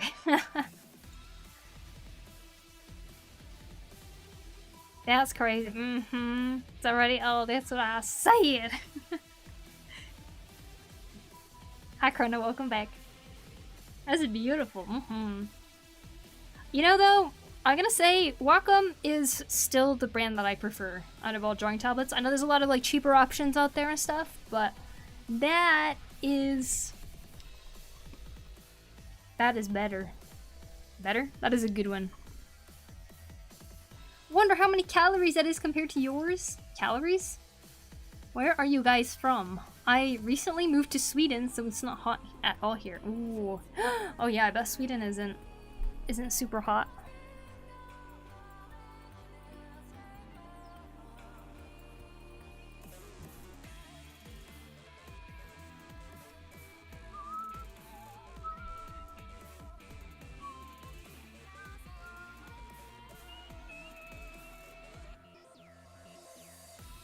Oh, there's so many versions of the Koti Mundi. Look, there's four different versions. Like, there's this really fuzzy version here, right? White-nosed Koti. It's very fluffy. I think I kind of based mine off of that. But there's this one that doesn't have, like, the white tuft right here and stuff.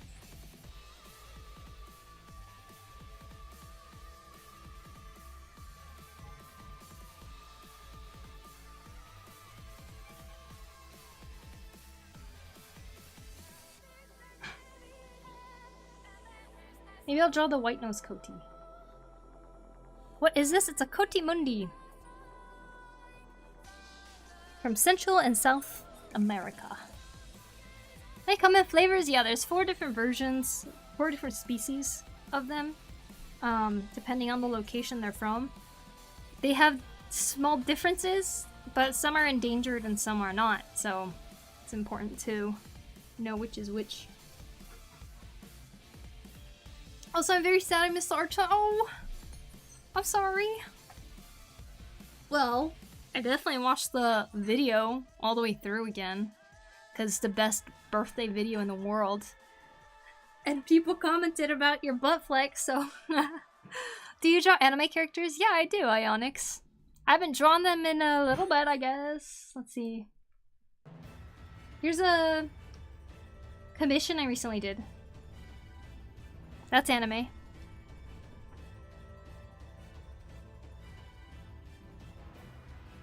Sorry, I'm dealing with helping friends in crisis, so I'm not able to pay attention. Oh!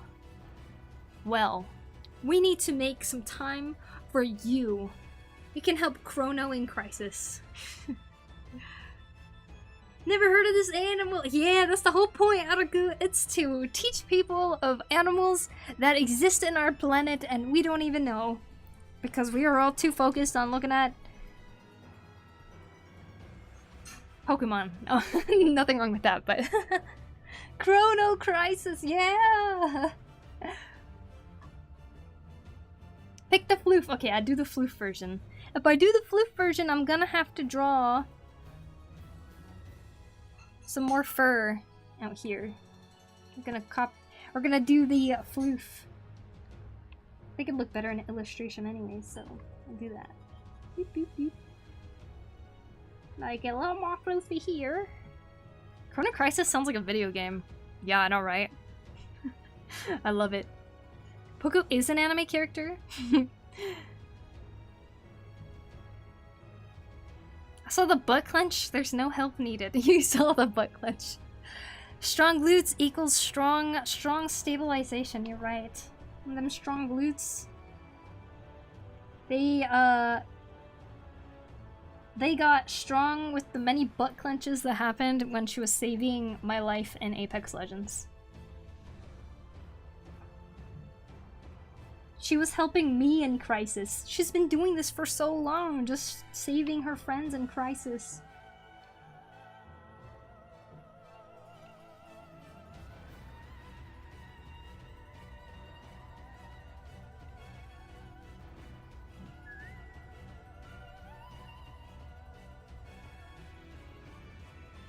What's Chrono Crisis again? Again? It is a crisis that Chrono is in. That's what a Chrono Crisis is.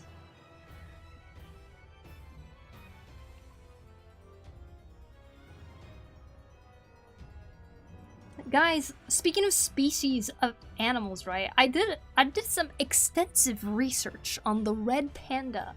Now there's actually 2 species of the red panda. And they actually look pretty different too. And it's basically that they just separated at some point and live in different areas.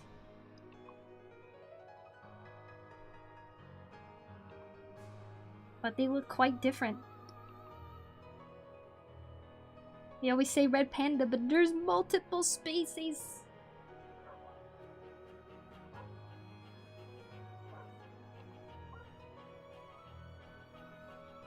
So, what's the new prompt? The new prompt is fusion. That is the new prompt. Hope you have fun with it. Tanuki friends, yeah, actually though. I mean, I don't know if it's part of the Tanuki family, because I know Tanuki are, I think, closer related to dogs? Like canines? Than raccoons? I'm not entirely sure either, to be honest. Oh.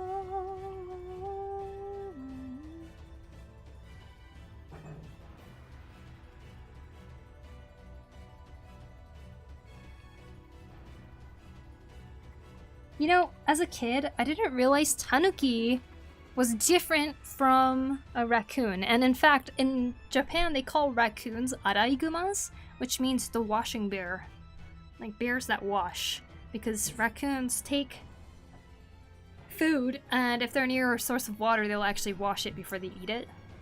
And I remember seeing on TV one time, on Japanese TV, they kept handing the raccoon some cotton candy.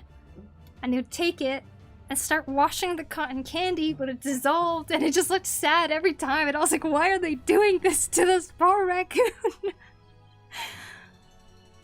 Tanuki equals dogs, red pandas equals raccoons, I think. Raccoons are actually in their very own bracket. They're not even bears. They're not raccoons. They're in their own bracket. Poor raccoon. I know.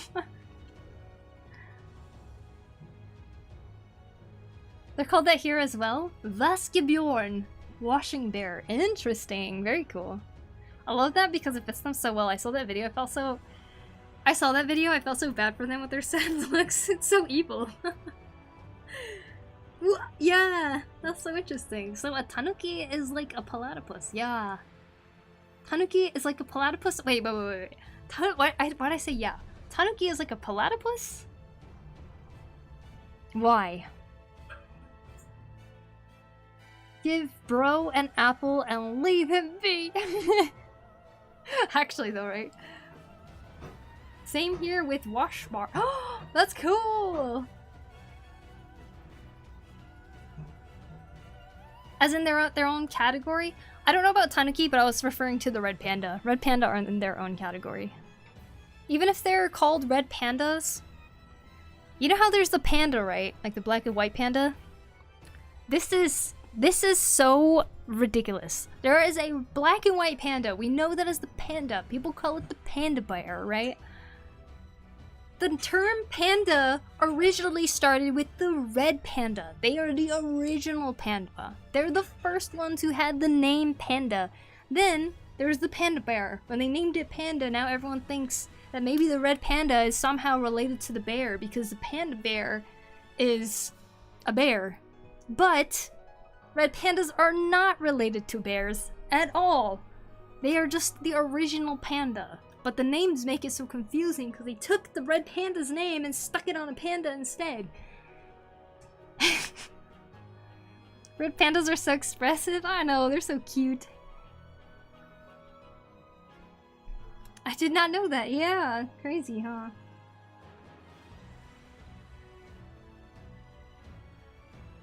Anyways, thank you for letting me talk about animals, guys. I have been trying to get to know them better too, because I feel like it's important too.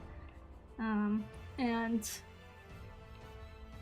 I love sharing what I'm learning to other people. So I'm happy that you guys seem so interested too.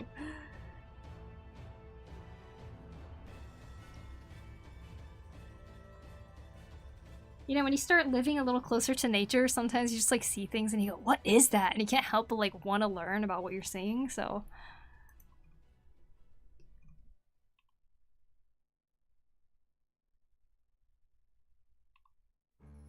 Okay, I think it's fluffy enough that I can now color this. Although, you know, its tail's not supposed to be that fluffy at the end. It gets a little bit thinner, so let's just do that correctly. Boop, boop, boop, boop, boop, boop.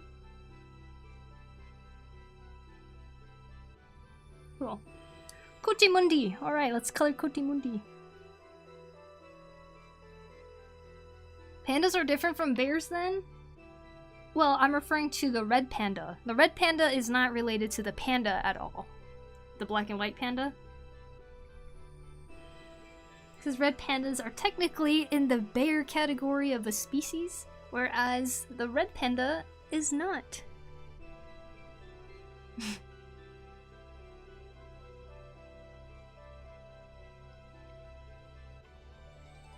I'll just color this whole thing. Solid color.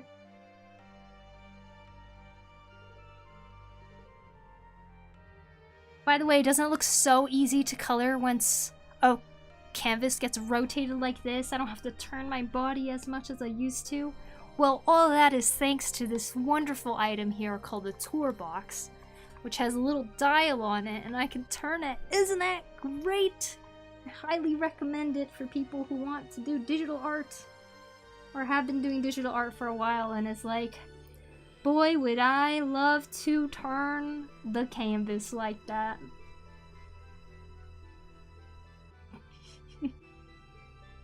Whoa, ads! I know, right? I want a Tour Box so bad. It's pretty great. I can't recommend it enough. I really did not think I would just, like, get so used to using it, I guess.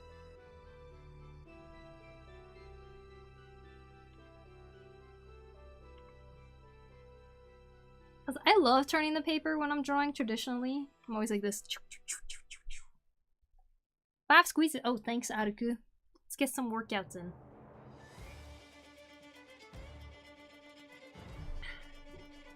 Water.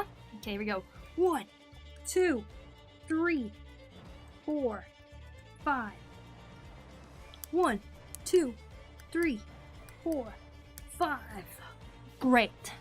Please keep talking about them whenever you want. It's your stream, and also I would love to get back into that as I feel like I lost interest in learning about them as I got older. But I would love to keep learning. Yeah, I agree. I definitely feel like we all as kids, like, we're in some way really interested with, like, the animal world, right? Watching nature documentaries and stuff. But then we start gaining interest in other things and, like, it just kind of, like, fades away as an interest. And I think me being a little older, I'm kind of like diving back into the things I really enjoyed as a kid, and one of them do happen to be animals. But I feel like I have the internet now where I can learn so much more easily about them. Like, that's really cool.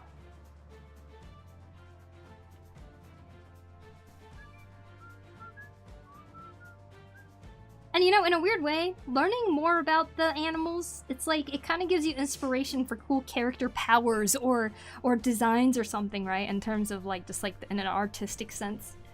Because so many people do kind of gain inspiration from just seeing what kind of animals there are out there.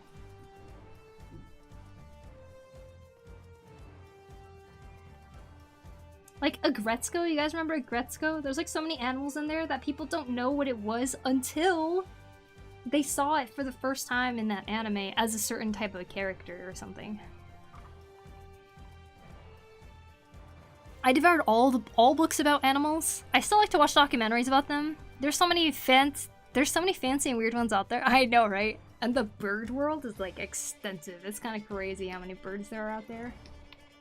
And how many unique types there are.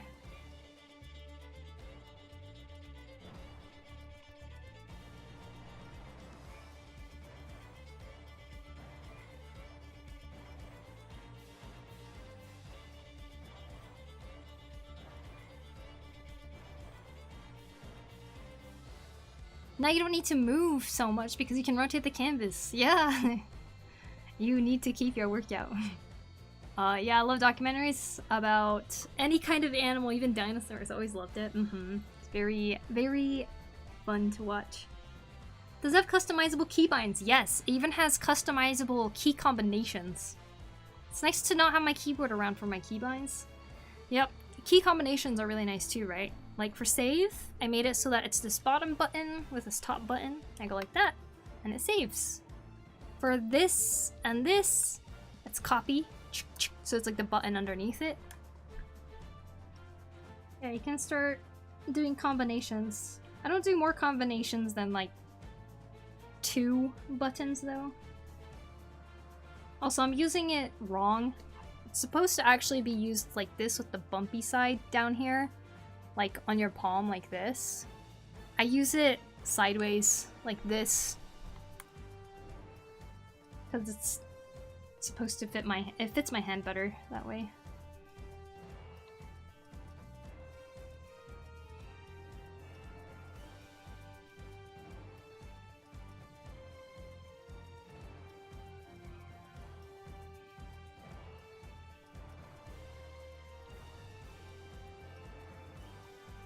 Okay, solidly colored. Let's add the white layer on top. Got a cream-ish color.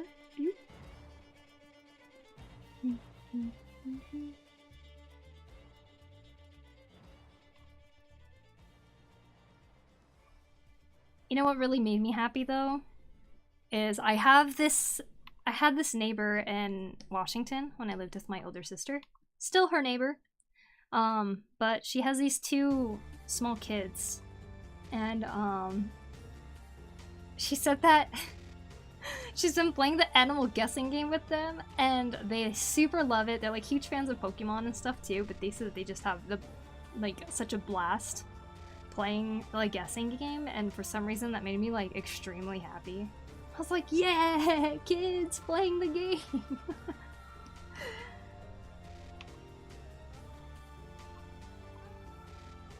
It's a big reason to keep making it, right?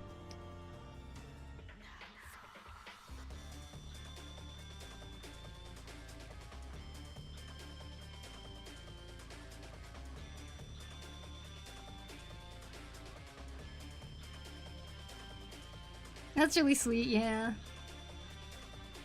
Oh.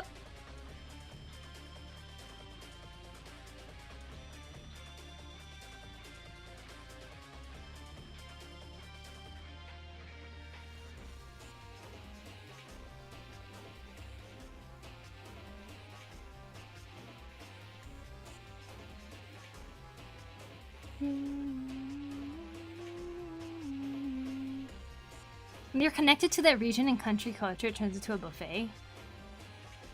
What? Oh. There's so many fancy weird ones. Okay, I caught up to chat. You're okay.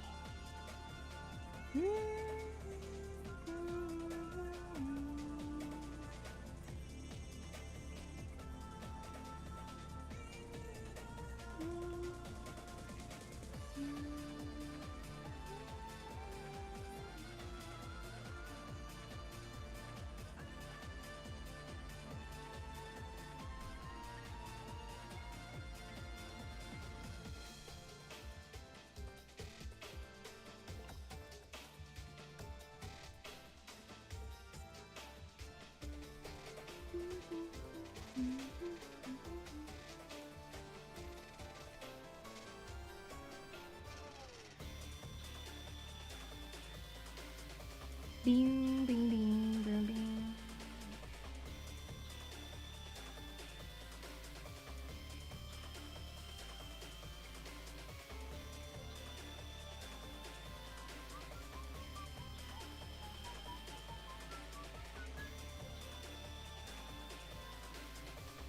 Okay. Some yellowish brown fur here. Let's get a rougher color going. Something like that. I want to go a little more reddish again. Too light.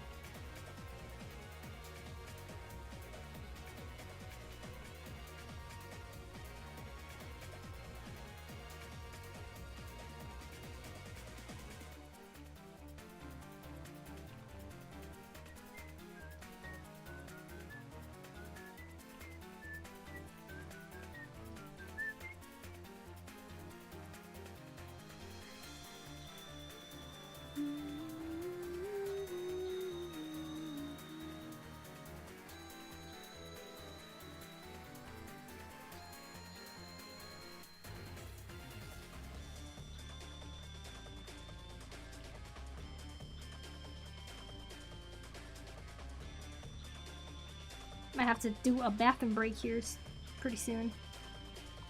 Hope the art challenges went well. Yeah, they did. They're pretty awesome. Our next challenge theme is fusion.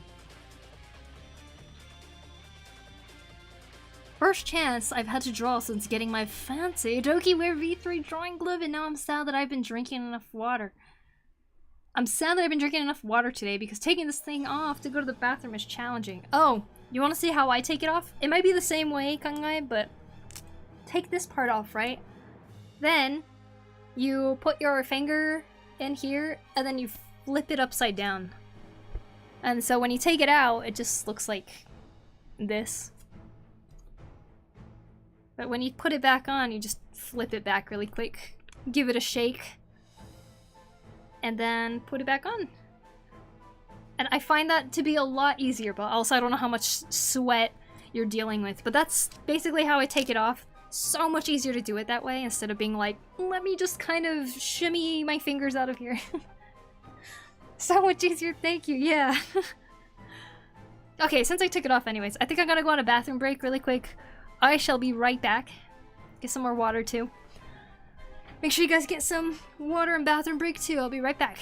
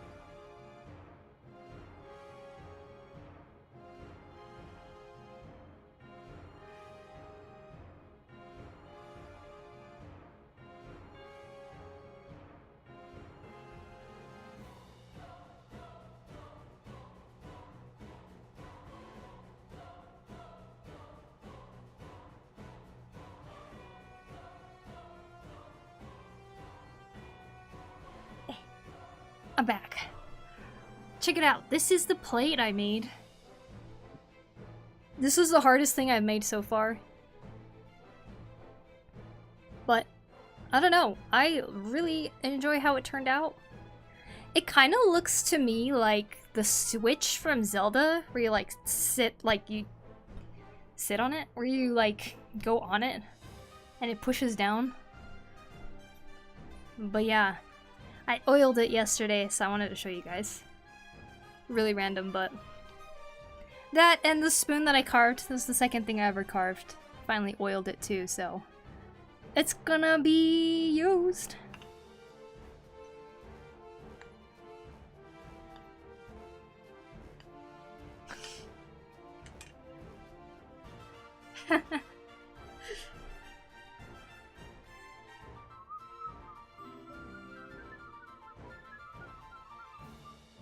Carving stuff can be so much fun. It can. Okay, I have two things I want to make next, and I wanted to make it on stream. I want to make another spoon, for one. I want to make a butter knife. And third, I want to make a bone folder, which is something I think my sister wants. I already have like a plastic one I bought for bookmaking, but she asked me if I could make her a wood one. So I'd love to take on the challenge. I'd have to make it really smooth for that one, but I thought that could be a fun one too. The butter knife and a wood, like a bone folder, would be so similar in shape, but I think I could see that being fun. Bone folder, yes. So when you fold, it's used in leatherworking too. Little tool that they use, usually made out of bone. You can make it out of wood and stuff too, and a lot of them are made out of plastic nowadays. They just look like this little thing, kind of flat, but it helps you to kind of get corners easily. You can really fold down a piece of paper really well with it. The ones in Japan, they're actually made by Antlers, but I haven't seen any yet. I've been looking for one. But yeah, bone folder. Just a little tool. Missed something. Why are we listing a spoon, butter knife, and bone folder? Because I started talking about the plate that I carved and how I'm really obsessed with it. Just a kind of random topic change. And I also made a spoon, so I was saying I want to make another one. Bone folder? I got one of those. Oh yeah. Something tells me it used to be made out of bone. A lot of them are still made out of bone too. Thanks, really good. Thanks, Connor. And welcome back. Thank you, guys. Hey, Raru. Hope you're doing well. Got my water, and by water I mean by pumpkin tea plus Earl morning tea because it's almost pumpkin season. That's weird to think. It's almost fall. Ooh, I hope autumn is like really nice this year. We'll see. New hobby unlocked at some point? I missed so much. Yeah, I mean, yeah, in the last 2 weeks I've just been carving a lot. To the point that I've cut myself twice. I cut myself twice, but it's okay. My hands got to the point where they got like super sore and stuff too. And tired.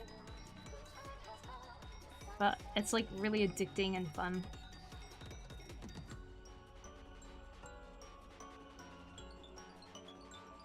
Is it a carving kit? How does it work? I wonder if I could pick it up. Basically, I bought 2 knives.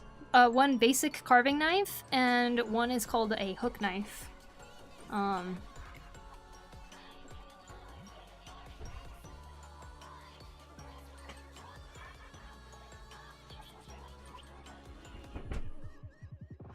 These. So here's the basic knife. Right?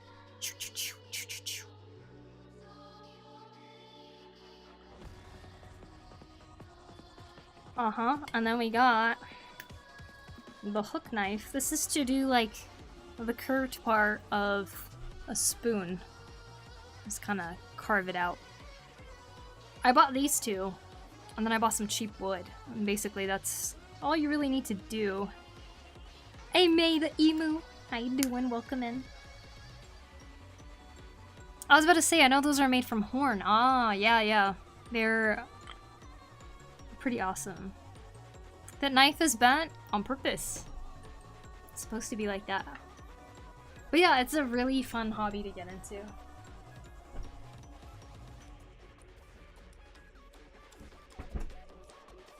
Super recommend. I want to eventually get to the point where I can just like carve some spoons and gift it to people. But people want spoons though. Would you be happy if someone came up to you and was like, "Hey, I made this spoon"?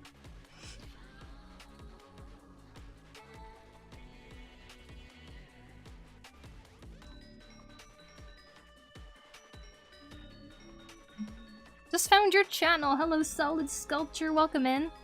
Do you sculpt things yourself, since that's your name? Welcome to the channel, though. Proper carving knife, too. Without guards. Mm-hmm.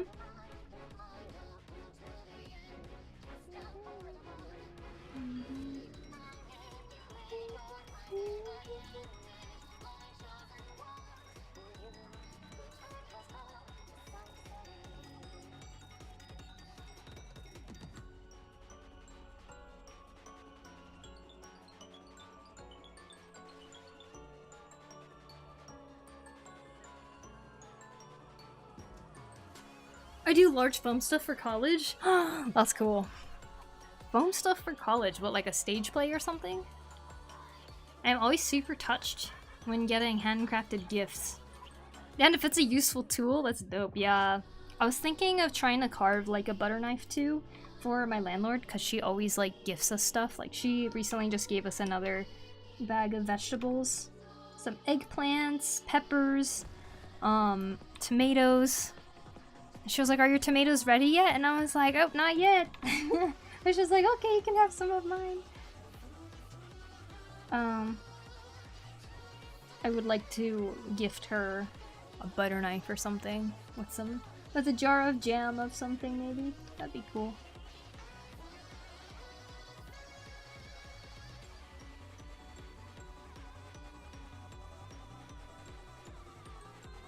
Did you buy like carving wood or research and scavenge some? Part of me does want to go into the woods and see if I can find some like fallen pieces that aren't rotting yet to use for carving. But what I ended up doing was I went to the hardware store. They're selling a lot of wood and stuff, but they actually had a bin there and it has a bag, and it's like, go ahead, fill up the bag and pay 300 yen for it. That's like $3, right? So I was like, okay. So I didn't know what kind of wood it was at first, but after looking at it, I found out it was hinoki, which is also like a very humidity proof, very nice wood that's used for like cutting boards and stuff like that. I think it still counts as a soft wood despite it being very durable and solid. So I ended up getting some scrap wood from that. I filled up a bag and I bought it, and I've just been pulling out random pieces and seeing what I can make from it. So this was just a regular square piece.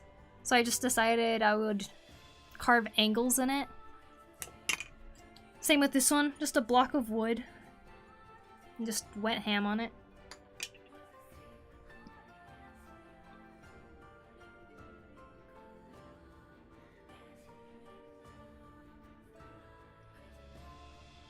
So it's hinoki from what I know. Hinoki wood. Which is a type of a Japanese cypress, I think.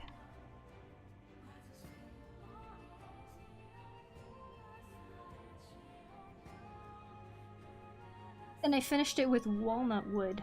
Walnut oil.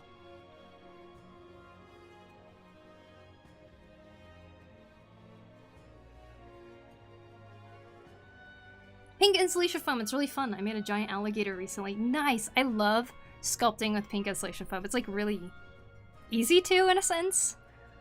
My major is sculpture, bachelor's degree. I can go glass casting, stained glass, metal casting, wood stuff too. I used to carve things with a knife in Boy Scouts.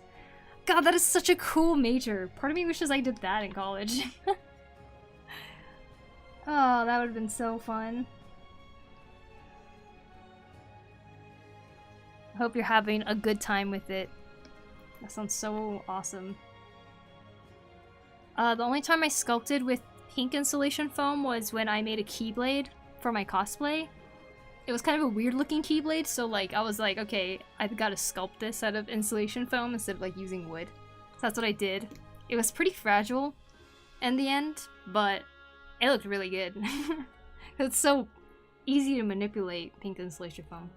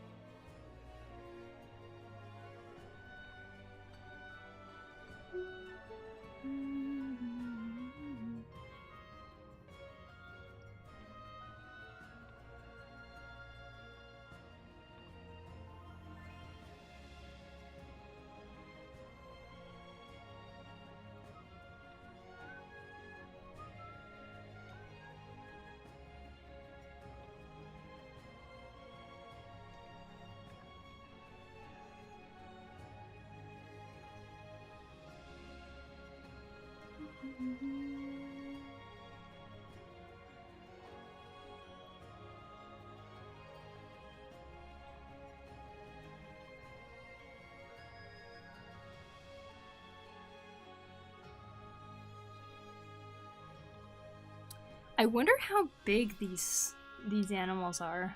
Cause like when I see them in Google, it's like I'm just seeing like a picture version of them. I wonder how big they are compared to humans. It'd be interesting to see.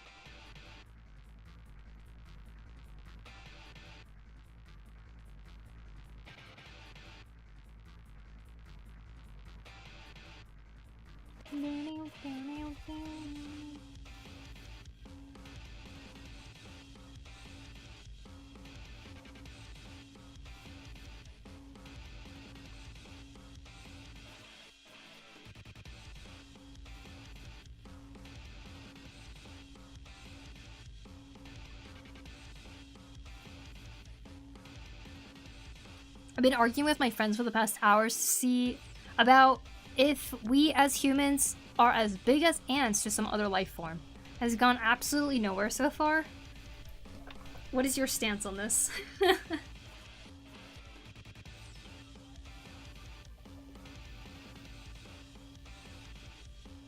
Of course we're the size to some species out there. Maybe a species that existed, but are we talking on planet Earth or even out in the outer space? I think we are. I think so too. We are tiny, tiny beings. Insignificant tiny beings.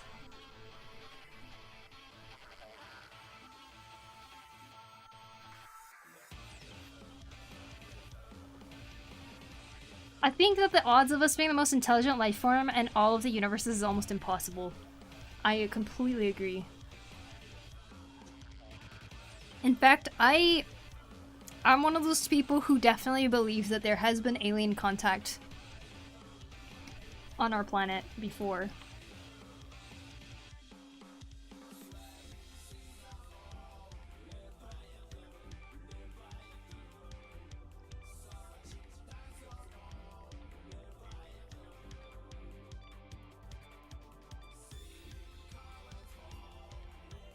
It's pretty bonkers to think about it, but it is somewhat true. Look at the blue whales and the Tyrannosaurus when they were alive. Titanosaurus. Titanosaurus? I don't think I know that one actually. We'd be ants next to them. We're like mice next to I can see that. I have no idea what it would have been though. I saw a video today where they said that there was Egyptian royalty that was buried with a dagger made out of steel, but ancient Egyptians didn't make any daggers with steel. So it must be an outer space thing, and I'm like, okay, I don't know if I believe that, but people make a lot of theories, right? I have no idea what it would have been either. Perhaps bigger ones too. Yeah, for sure. Titanosaurus. I need to look this up.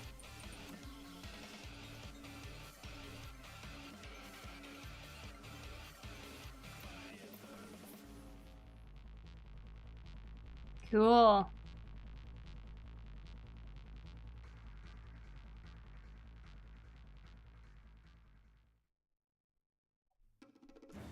How cool would it be to see an animal this big on land? That'd be insane. I recently learned that the time that dinosaurs roamed the earth, though, apparently the amount of CO2 levels in the air was like 4 times more than what we currently have right now. It must have been hot. Like, always hot. Did dinosaurs even see snow? I don't think we can actually conceptualize it. That would be insane. That would be an awe and equal terror and respect, yeah. Or Argentinosaurus, which is a type of Titanosaurus. I think it's almost 100 feet long. Whoa, that's cool. I will say, I don't think that anything we could think of as being from aliens would actually be from aliens, though. Oh, like given something from aliens and stuff. I don't think we can actually conceptualize it yet. Yeah, I wonder what kind of alien contact there could have been. Like, it is hard to think of. What if alien was a person who checked you out at the grocery store? What if the alien was the person who checked you out at the grocery store? They're just in disguise. Do you think there's aliens that are in disguise? Like, Among Us? Just observing? And being like, oh, humans. So ridiculous, aren't they? Look at them tearing each other down. I would also arguing with my friends that the odds of us being in a simulation or not. A simulation, huh? What do you think on that? A badger badge. A badger badge. This is actually not a badger. This is a Coatimundi. It's a animal that's related to the raccoons.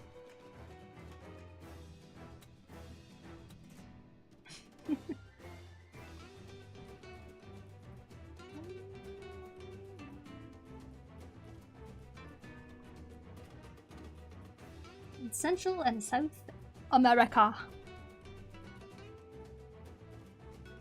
100% if you ask a conspiracy theorist. Ooh. Oh, like Men in Black? Okay, hear me out. Do you know of the Rocco's Basilisk theory? I do not. Please explain. Or should I look it up myself?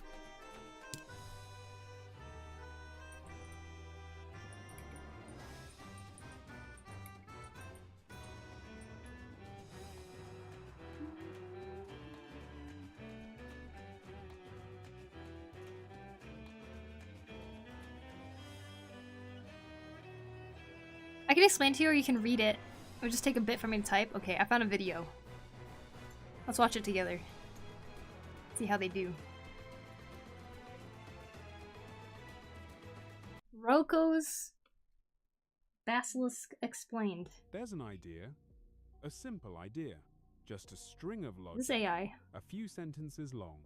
And yet, it was considered so dangerous, so I just chose the psychologically shortest one. disturbing that moderators on one of the internet's most elite rationalist forums tried to delete it from existence.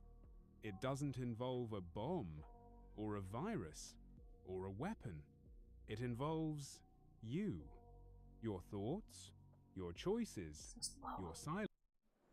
What I'm about to tell you is considered by some very serious thinkers to be an information hazard. Information that just by knowing it is potentially harmful to yourself and to others. Make no mistake, I am making an ethical decision just telling you about this idea.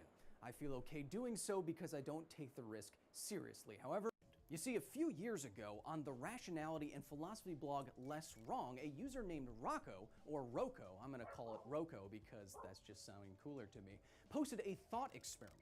Upon dissemination of this thought experiment to the rest of the website, So it's a the good founder video. of the website, Eliezer Yudkowsky, called the post stupid. He then called Rocco an idiot, deleted the post, scrubbed it from the website, and prevented any further conversation about this thought experiment. Rocco had come up with a thought experiment in the form of a basilisk, named after the mythical beast who could apparently kill some intrepid hero with its gaze alone. And Yudkowsky deleted the post because of its potential to gaze at a user on the website, metaphorically speaking, and do harm to them. He decided to slay, not a scaly beast, but an idea. And some users of the Less Wrong website did report great mental distress and even nightmares after considering this thought experiment. Again, I'm deciding to tell you about it because I do not take it seriously, and I don't think you will either. But if you do not handle existential dread to the nth degree very well, I suggest you take the hyperrail back out of the facility. The thought experiment that is Rocco's basilisk starts like this. Suppose that in the future we are able to create a hyper-intelligent AI, something straight out of the singularity. We then ask that AI, as we might, to help us optimize all aspects of human civilization. But then, for reasons unknowable to beings like us compared to its intelligence, it decides that the first step towards optimization starts with inflicting eternal torment on every single human being that didn't want it to come to fruition or didn't help it come into existence in the first place. After all, how can you optimize without the optimizer? How would the basilisk know that you did or didn't help it come to pass? Well, as we learned in a previous episode of this program, a sufficiently advanced artificial intelligence could literally simulate all of human history, every single human ever, faster than that.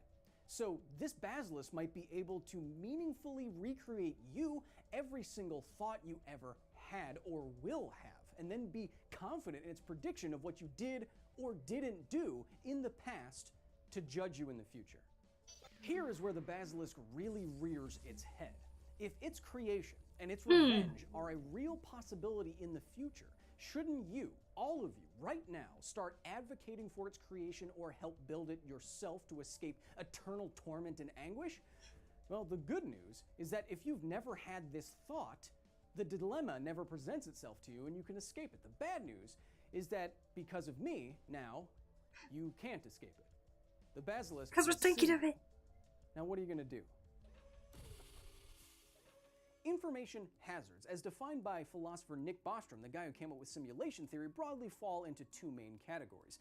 The first is information that's potentially hazardous to others. The second is information that's potentially hazardous to yourself just by knowing it. The first category is pretty easy to think of. If someone were to give someone else the information on how to build a nuclear bomb in their basement, that would probably be catastrophic for a large number of other people. The second category is a little harder to think of, but I'm sure you've had experience with it. Take a health risk. If you had your DNA sequenced by some service, for example, maybe it told you that you had an elevated risk of cancer and you didn't really want to know that and now you're stressing out about it. Or more theoretically, think of some omnipotent being coming to you in the middle of the night and telling you the exact day and way that you are going to die. I'm guessing having that information would change your entire life and be very stressful. Or think about, I don't know, some guy on the internet with a man bun putting you in the sights of a malevolent AI who's going to torture you forever just by thinking about it once. That sounds like it could be stressful too. Freaking man with the man bun. Rocco's basilisk is even more sinister than it seems at first glance, and we can demonstrate that with another thought experiment. Follow me here, called Newcomb's paradox. So say I come to you with two boxes labeled A and B. Box A is transparent and inside you can see $1,000. 10 Benji boys, a stack, as the kids say. What's in box B is not apparent. Hi, Birmingham. Box B is not transparent. We're learning about a Hey, theory. I tell you what's inside Rocco's depends basilisk on you. thing. You see, I'm an amazing predictor, and I have the ability to tell the future. And if I predicted you will choose box B, there's $1 million in box B for you. Oh, 10,000 Benji boys, mucho scalote, I think the kids say.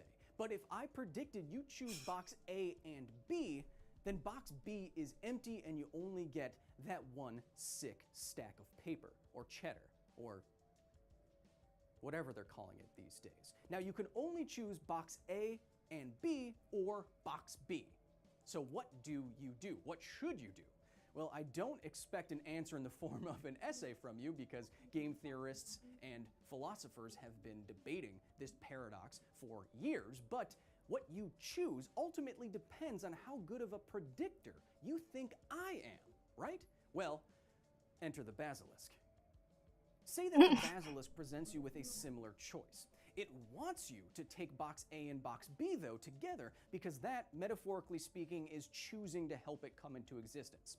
It then tells you that if you only take box B, the other option, you will experience eternal torment. Like, I don't know. It will insert wires into your brain and pump in electrical signals that equate to living 1 billion lifetimes with every nerve in your body screaming in the absolute zenith of possible I couldn't even pain. hear the I don't song know, in the something like VOD. that. Now, if you were convinced Oh, really? that the basilisk was a perfect predictor, I was which told it was could okay, be, so. you would most likely take both boxes. Thank you. You would do Oh what my it god, it is wants. low. Because Roko's basilisk knew that you would loud. take both box A and box B when How's that? threatened, box B never had to actually contain any torment at all. You've now experienced future blackmail. If you think there's any real possibility that Roko's basilisk could slither its way into your possible future, then logically, if you don't want to incur its wrath, you should start bringing it into existence right now. And notice that you're now being controlled by a future entity that doesn't exist yet, simply because you Too had loud. a single thought about it. You will have acted in its past the way it will have wanted you to in its future. Yeah. Let that break your brain for a second. What are you doing? I'm playing with a voice synthesizer. Why? This is making me think that I think about stupid stuff too much. This is interesting, but I definitely am a non-believer in terms of this. What do you believe this, Connor? I just watched it and I think and our challenge was 11. Oh, I'm glad that you did. She either puts too loud or too low. Is it too loud now? Well, I need to ask you guys about it, because I don't know. It's almost ready. How's that? Is that good? Hope I know what I'm doing. It's hard to imagine that anyone would really think a basilisk could exist, a real creature that could kill you with a single gaze. That is, unless you're a believer in the ancient theory of extramission. This idea, developed by very smart people like Plato and Ptolemy, said that our eyes don't see stuff by interpreting electrical signals from photons. A little hitting the quiet. backs Now of it's our quiet. eyes. No. We see How's that? stuff by sending out eye beams that go and touch stuff and then tell us what they touched. They didn't sound like that, but like actual eye beams. It's this idea that led to Sir Thomas Browne in the 1600s musing on how a basilisk might actually work. He said, "It is possible that the visible rays communicate the subtlest of their poison and to a beast a man, and infecteth their brain, and then is communicated to the heart." He didn't sound like that either. Is the idea correct? No. That's better? Is Okay. it fun to talk about mythical beasts in weird accents? Yeah. I apologize if you're kind of freaking out right now, but the basilisk gets even I'm worse. actually just Not more only confused. Does thinking about it implicate you in its future wrath, thinking about it makes it more likely to exist in the future in the first place. You see, the more people that think about this thought experiment, the more people might choose to start bringing it into existence, and now it's more likely to exist in the future. Even if it was never going to exist, thinking about it right now, as we're doing, increases the chances that it will. This is why this is often deemed the most terrifying thought experiment, a kind of idea virus. And if you take this idea seriously, you can see why Yudkowsky and Less Wrong handled this info hazard in the way that they did. I do not take it seriously.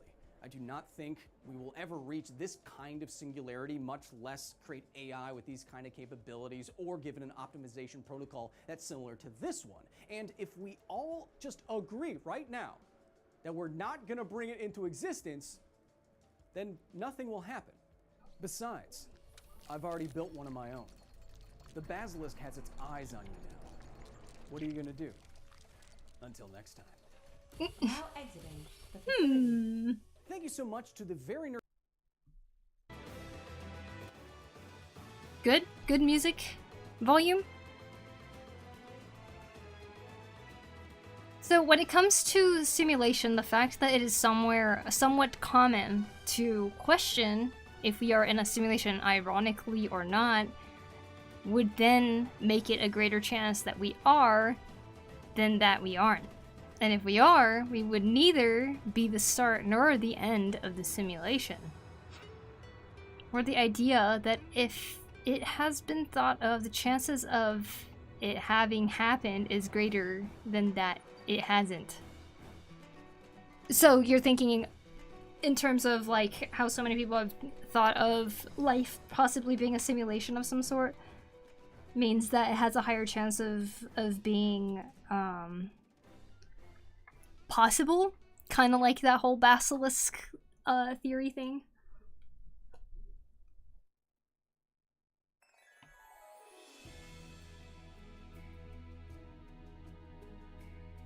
I watched Made in Abyss anime recently. You should look up Neritantan, cute rap from the show. What's your favorite anime? I love Made in Abyss. I need to keep watching it because I know the new seasons and movie had come out already. My favorite anime, huh? I really like One Piece. I'm not caught up on it, but One Piece is always one of my favorite animes. I don't actually think we are, but I like to try and rationalize it. I see. I guess it could be fun to think about. Is the new season out already? Isn't there a season 2 already? I've only watched season 1.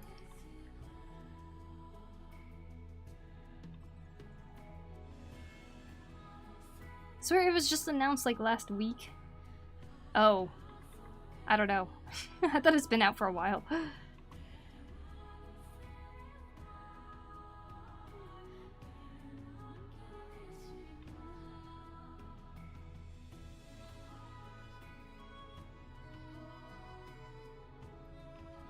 Made in Abyss has 2 seasons for a while already? Okay.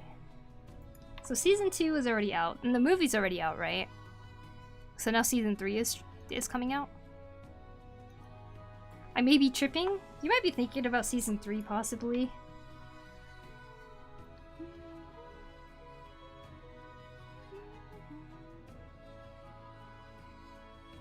I looked at my volume control thing, and for some reason the Google Chrome one was like super low. Weird how that happens. I find it can make some pretty interesting world development for stories too if you're able to spin it in some direction. Not just that, but other kinds of odd thought problems like that one. Agreed. Although I feel like it's too big brain for me. I do think it's interesting though.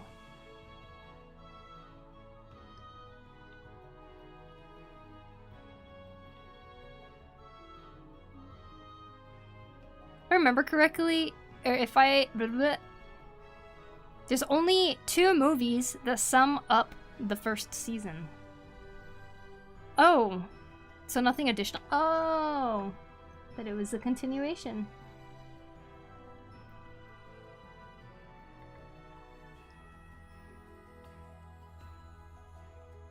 Yeah, Made in Abyss had really good music too.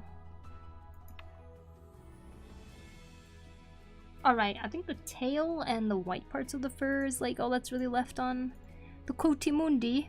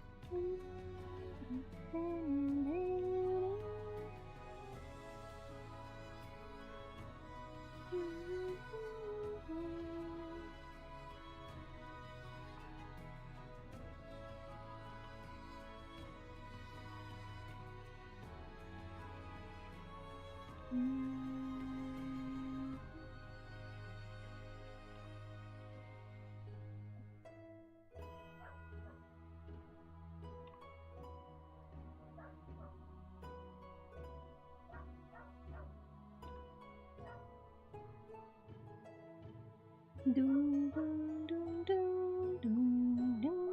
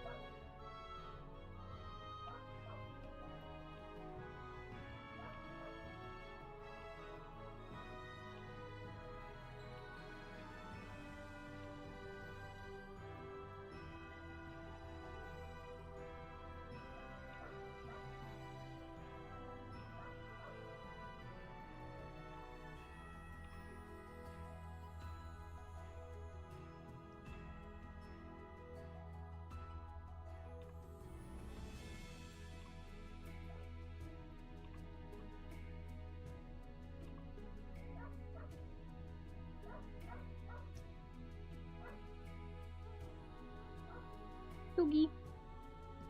Doggy's awake. Barking away.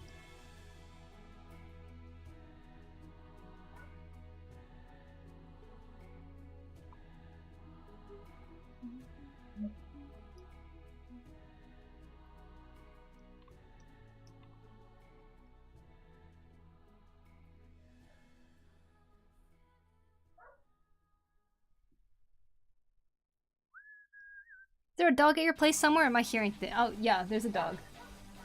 It's in the backyard. It's not my dog, though. He just happened to live next to me. That dog, though, is extremely bored. Because they give it no attention at all. Poor little guy.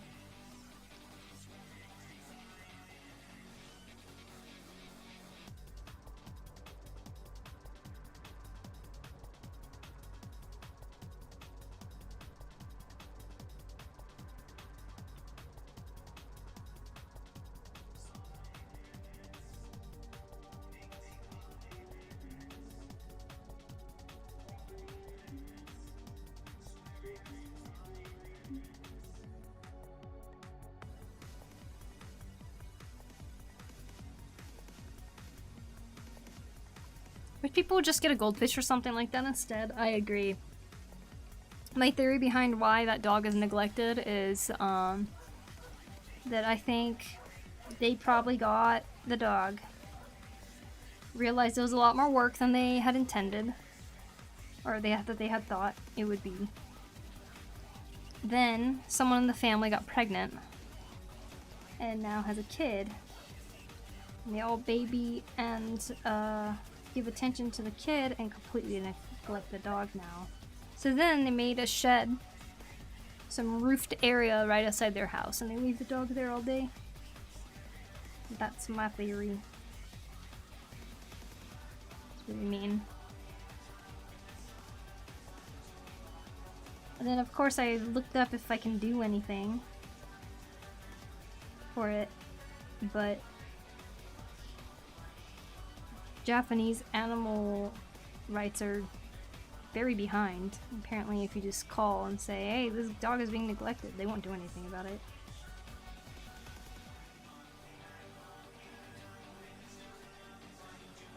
Wow, was that you?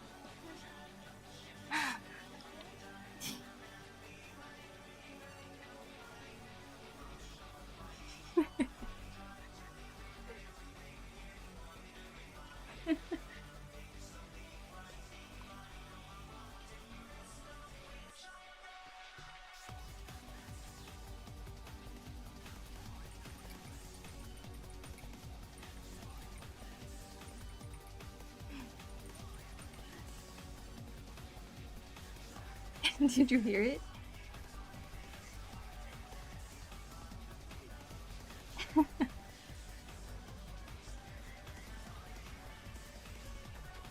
It's getting dark, maybe I should turn on the light. Ooh, there we go. Good effort.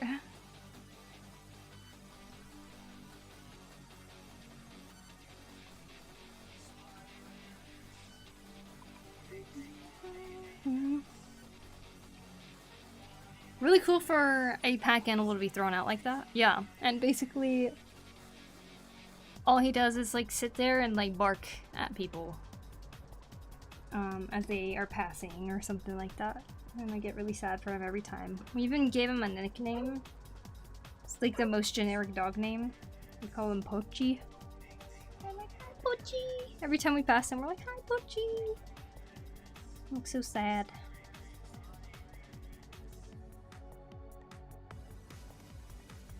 I've been lurking and listening this whole time. Unfortunately, I must go lay down for a bit. Ain't no problem, Feeny. Have a great evening, day, and everyone. See you later. Thank you for hanging out today. And you, Brettalizer.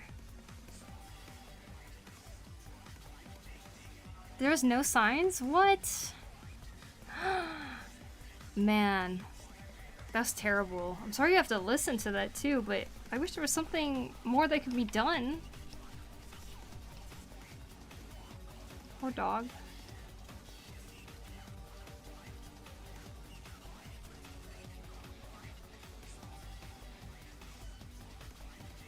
Just happy to be able to catch your stream for once, thank you.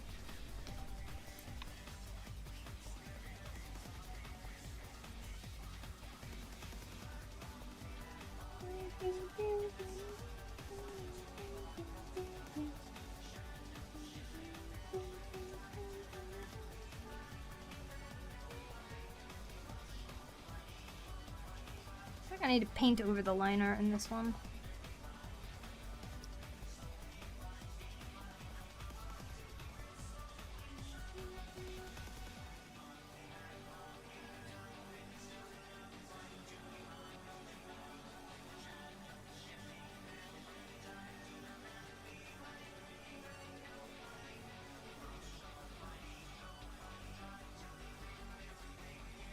Now switch to YouTube. Oh, hello, Birmingham.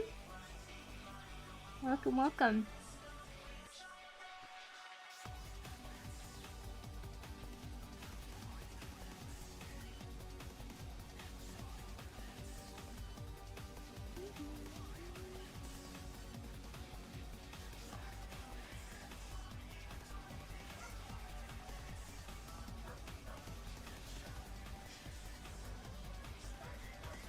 Hey, yo, Foxmon, how you doing?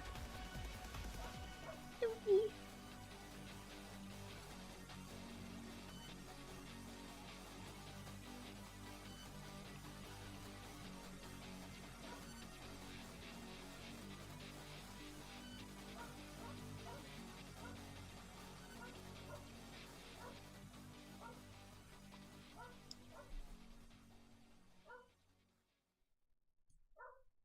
Twice in the past 2 years? Yeah, same for me, Brettalizer.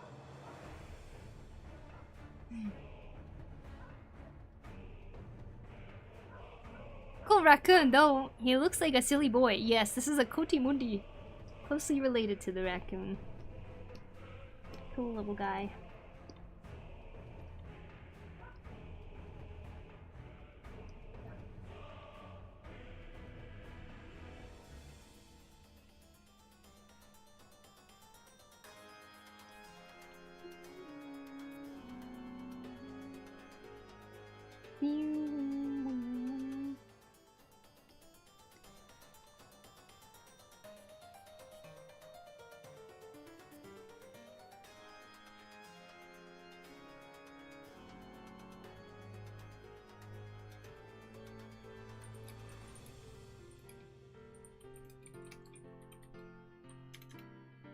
Must head to bed. I have work to call out of tomorrow. Calling out of work, hey? But have a great rest of your street. Thank you, Connor. Thank you for hanging out, and thank you for showing me a very fascinating theory about the basilisk AI thingy. Appreciate it. You have a good rest of the night. See you later. That's a cute little blet. A little blet. Almost forgot to make the tongue pink.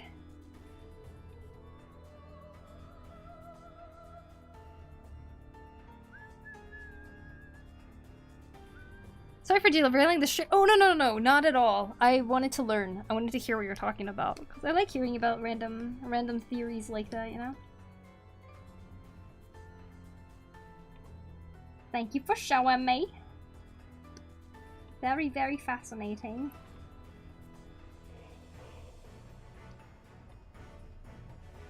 Whoa, whoa. Whoa.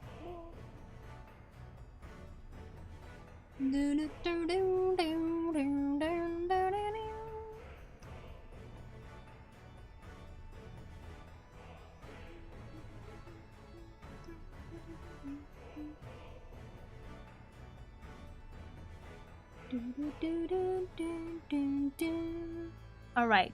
What color are your clouds, little one? Better mount me up. Light brown, eh? Yeah, mount me up.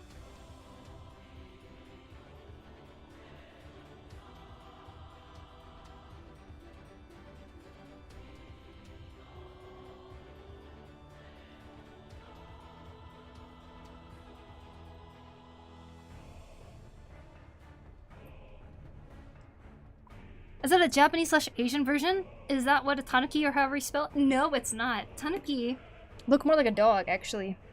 This is a coatimundi, and coatimundi are in Central and South America, but you can actually find some of them around like New Mexico, Arizona area too.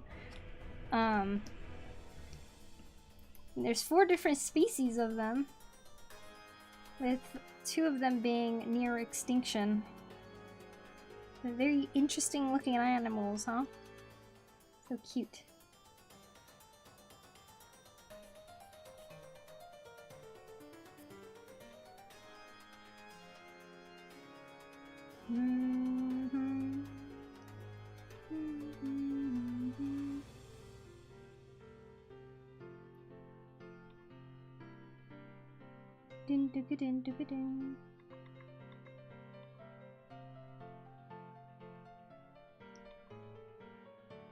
They got very bear-like hands.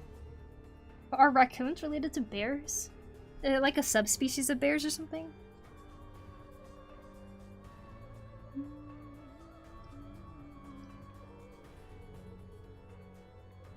Yep, you will not find these in Asia.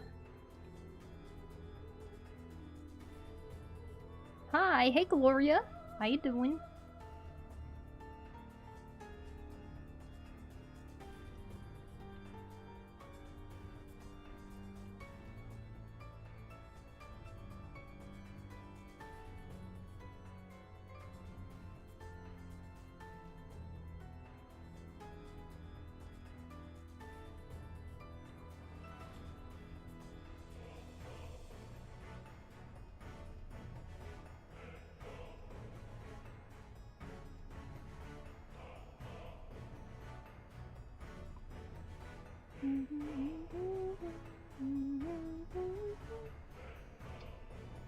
Okay, let me just play with this really quick. Gonna up the contrast a little bit.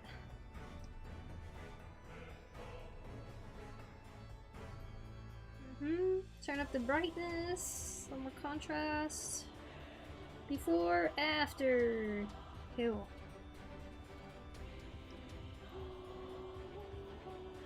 This is so cool, thanks. It's for a little quiz game that I make for like a short video format. Basically, I ask which of these animals are real and which of them are fake. And your task is to try to guess. Dun, dun, dun, dun.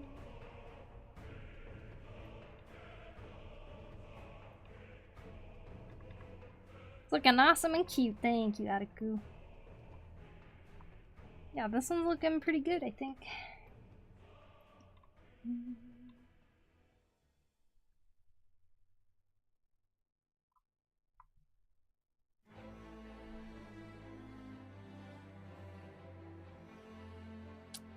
You know, I'm not sure if I'm too happy with how this coloring came out for Koti Mundi. That's okay.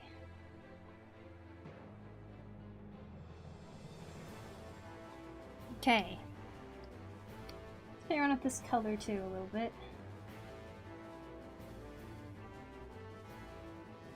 Contrast is always good.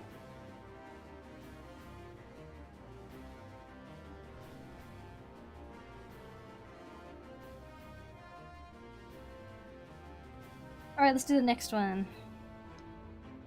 Panda ant.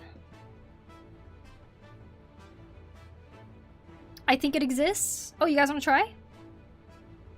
Alright. What do you think about this one? Real or fake?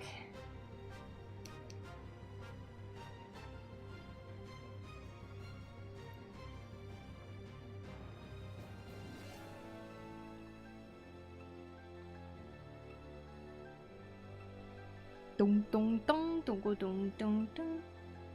Never seen an animal with 4 horns. So you're saying it's fake?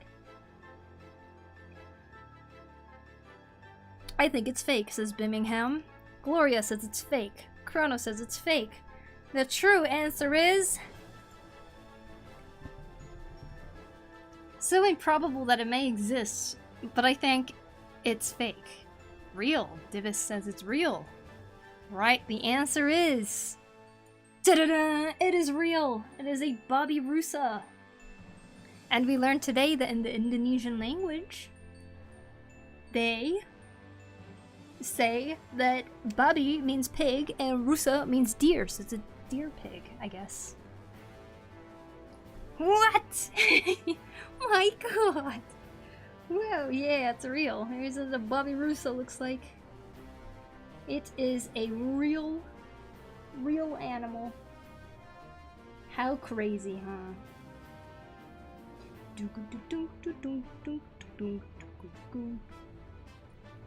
Where do those fangs come from? I guess they're just extra tusks. Here, let's see. 15 brilliant facts. Oh, wait, hold on. Babi Rusa facts. Let's get some facts.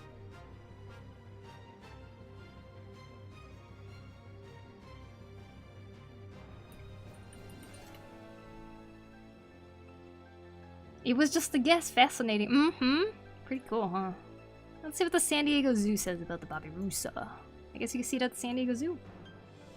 Wow, Babi Rusa. Guess it's a female. Have been called the wild pig with a dental problem. They have remarkable tusks or canine. Bless you. They have remarkable tusks or canine teeth. Oh my god, it's so bright. They have remarkable tusks or canine teeth that grow right up through their skin, in their snout. So it comes from their mouth and curved back toward their forehead. The word Babi Rusa means pig deer in the Malay language, as their wild-growing tusks are reminiscent of deer antlers. Oh, very cool. I think I broke my chat because of this dark setting. One of these pigs is not like the other. There are 4 different types of Babi Rusa. Ooh, the North South Sulawesi Babi Rusa is most famous for its interesting upper tusks, which only the males possess. Both sexes have lower tusks Like many pigs, the male Babirusa's canine teeth will continue to grow throughout its entire life, as long as there is a blood supply. A lot like our fingernails and our hair. Whoa! Crazy. Lower canine teeth are long and overlap the edge of the Babirusa's snout as they grow, but its upper canines are truly distinctive. These teeth start growing downward, then curve back around and begin to grow up into the top of the snout. So that's their upper canines? It like loops around once and comes back up? Oh, that's crazy. Tusks can reach up to 12 inches long and can actually grow all the way back. Whoa! Back into the skull. Man. The real reason remains a mystery. Males use these tusks during a fight over female, that's the theory. Tusk serves to protection in the face and eyes from slashing lower tusks during altercation. It seems reasonable until a Babirusa tussle is observed. Instead of tangling up their tusks, they rise up on their hind legs and box each other with their front hooves. Unlike elephant tusks, Babirusa tusks aren't even built to withstand much pressure. They are fragile and not well suited for combat. Wow. Very interesting. Okay, I'm back. Welcome back. So we have learned their tusks are actually their top canines that loop around and they start growing out of the snout because they like come out on top. That's crazy. And also very painful. Wow. Apparently they're solitary animals.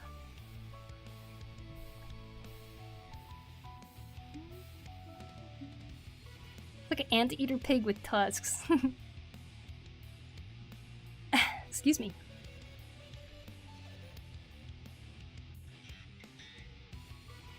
Very interesting.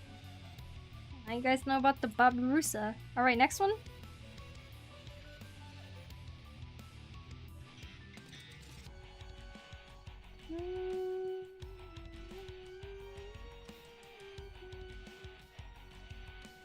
Gloria, thank you. Thank you for the follow. Learn about animals together.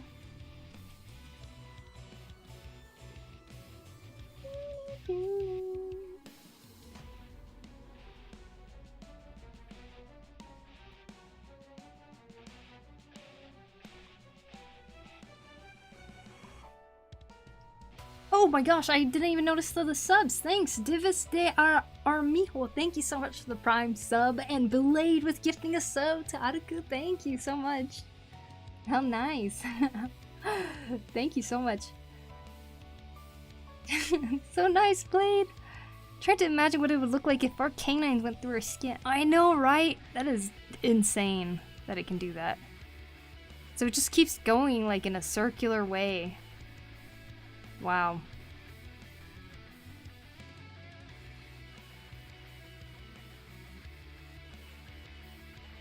Kind of feel bad for them.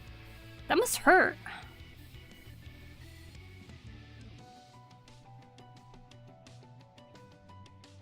If it's a deer pig, does that mean that it's Rudolph the Red-Nosed Babirusa? One of those are the ones whose tusks hadn't grown to its brain if they don't trim them. Yeah, that's insane. No wonder they're so fragile, though. Like, the fact that they're brittle and can break easily, that means it's probably meant to break.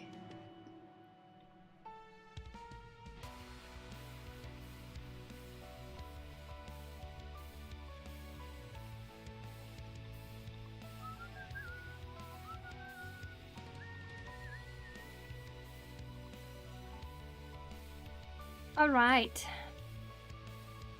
They probably adapted over time not to feel the pain. That one would hope. Alright, let's color our next animal. Animal? It's an animal, right? Insects are animals.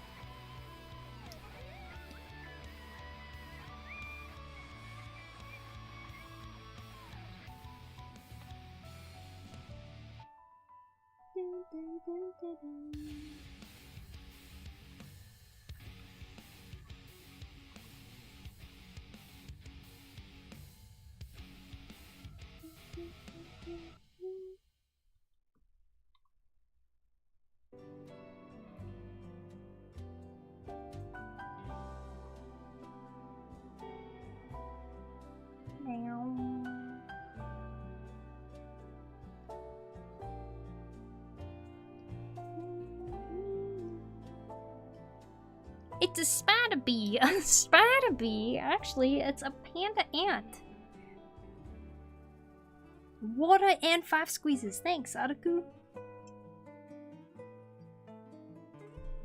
Alright, here we go. 1, 2, 3. Oh, and click. 3, 4, 5. 1, 2, 3, 4, 5. Alright. Whew.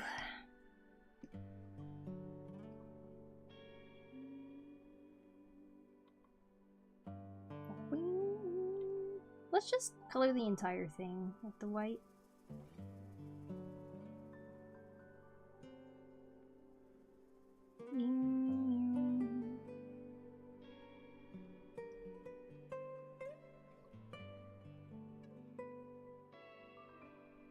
Do you use oil when making ground beef or just throw it in the pan? Usually it's fine if you just throw it in the pan because the meat itself already has oil. Right? Right, guys? Especially ground beef?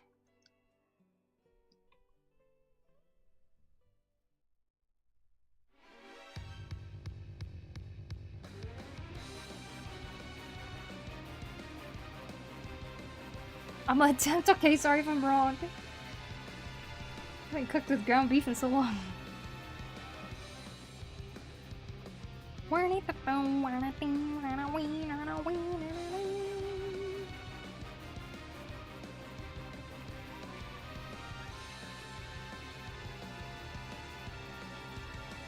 This song's kind of loud. Sorry, the playlist didn't start from the beginning, so I'm starting it from the beginning now. A spider bee would definitely be in the Spider-Verse. Oh, for sure. Dude, there's so many insects out there that look like a different, like, type of bug. There's spiders that look like ants. There's ants that look like spiders. There's crickets that look like spiders. There's like freaking... They're all having too much fun fooling one another. It's all a defense mechanism though, it's so cool.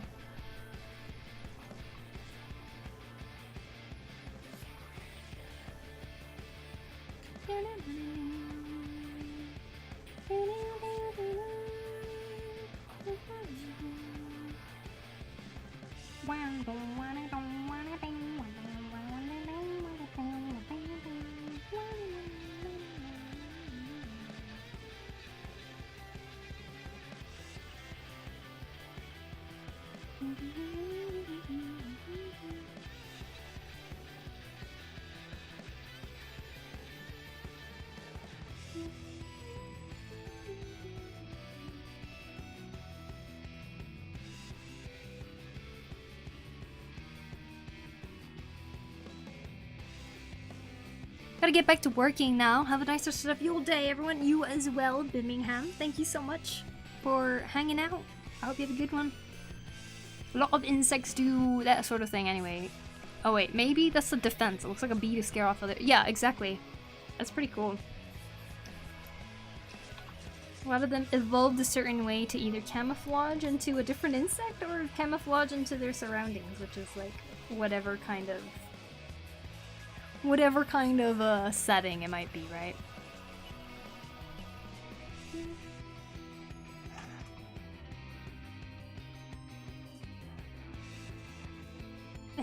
There.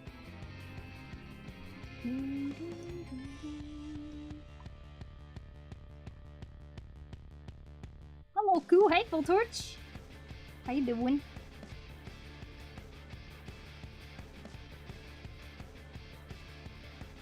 Having a good day? I'm coloring my next set of animals for the animal guessing game. Wonder if I should just start drawing more in bulk. I could just edit more in bulk or something. That might be a good idea. Good, just made it home in time to watch my favorite 2 Japanese streamers. Oh, hell yeah! Hey Max Heath! I don't know if I said hello. If I did, then I'm repeating it.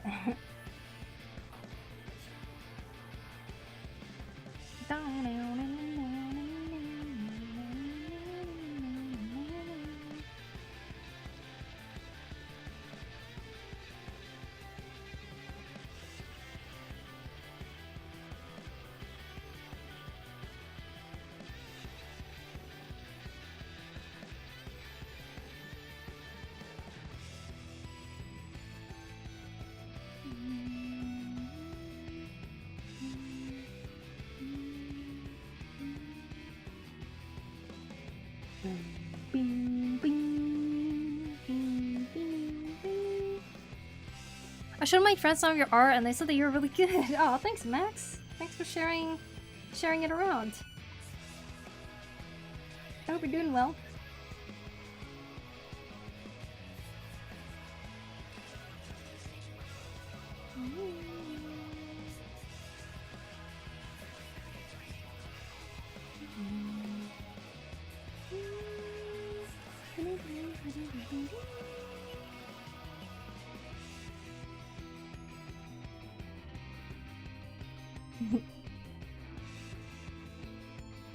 Scared face. Scary boog.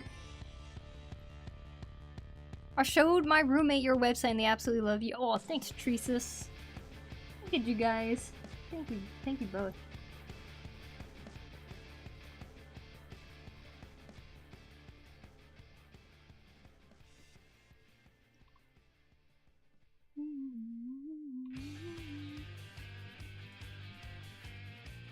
I'm doing great. I have 1 hour left till I have to leave for work. Ooh. I hope you have a good last hour then.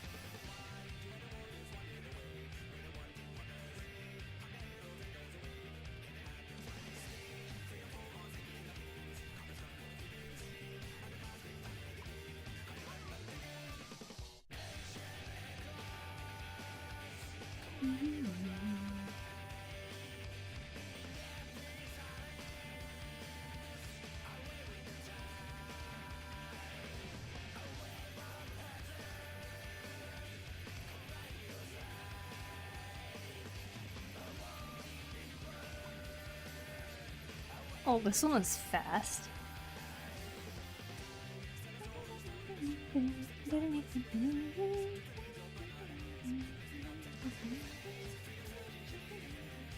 I feel like this time around, I kind of went a little bit more of a cartoonish approach, kind of a little bit more Pokemon-y in a sense, in my approach of coloring these little guys.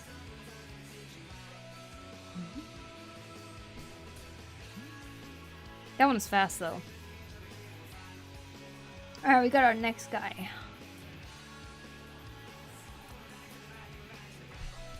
Doo-doo.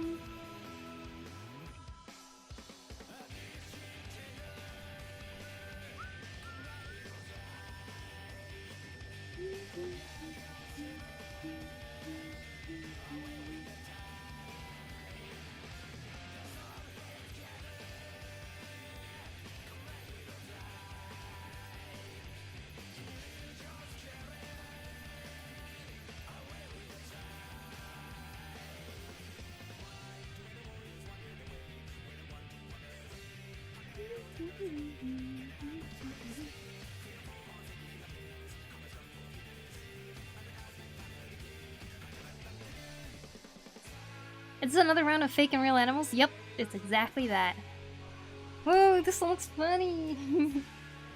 Alright, what do you think, Garuku? Is it a real or fake animal here?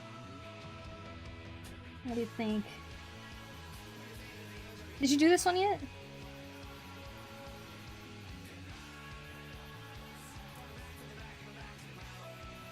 You can turn on the light? It's super dark.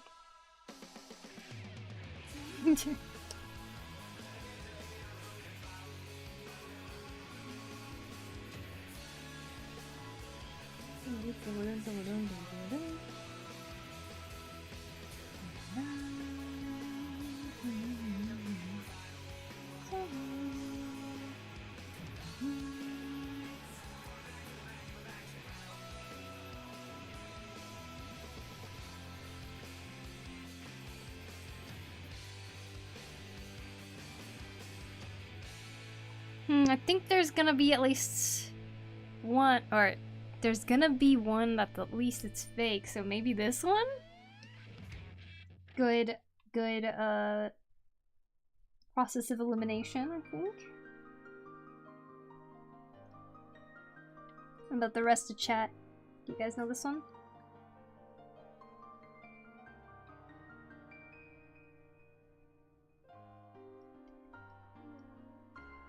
Good night. Dude, how long have I been streaming? Oh, not even 4 hours.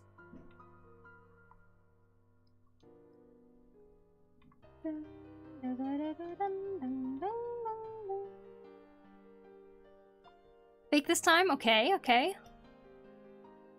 What do you think, sister? Oh, Real or fake? this? Fake. Okay. Well, everybody, you were right. It's fake. And she's looking at my reference right now, which is a regular lizard, so that's how you probably knew. What? No, I looked at it after, I guess. Oh, okay, okay. I'm sorry for doubting you. Didn't cheat. Sort of reminds me of some Zelda creatures. The little sea ones. That's what I actually thought. I was like, I felt like you drew inspiration from our, Well, like our macaw? childhood in some way. That's actually a bat nose. No, not Makar. I don't know. Something about it just felt like something from our childhood. Really? Interesting. Also, if your stream wants to know how much flour does a baker bring home on their clothes, I didn't think I had any on my shirt because I tend to wear like a coat coat over it. But then I went into the shower to heat up the flour, like to fill the bathtub, and some water accidentally like got sprayed on me, but like kind of like misty, and I immediately beat it up with like white, like all the You're like flour coated in stuck to flour? it, yeah, and I was like, wow, apparently I'm coated in flour. Oh my god. It was like magic. Good night. Hi, Poku clone. Clone, wow. That was my sister. She has to sleep super early, but like they like keep her working for like 5 million hours. Isn't that terrible? Poor lady barely gets to do anything.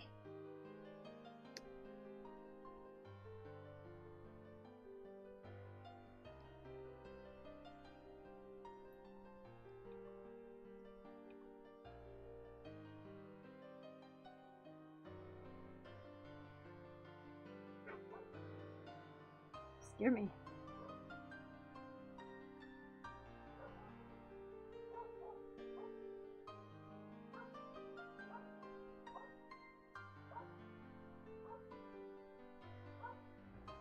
Morning, Poku. Hello, Lagoon. It's been a while. I hope you're having a lovely day. Thank you. I hope you're having a lovely day too. Thank you very much.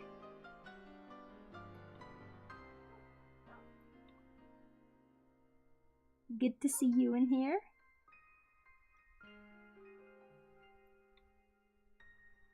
Dun dun dun dun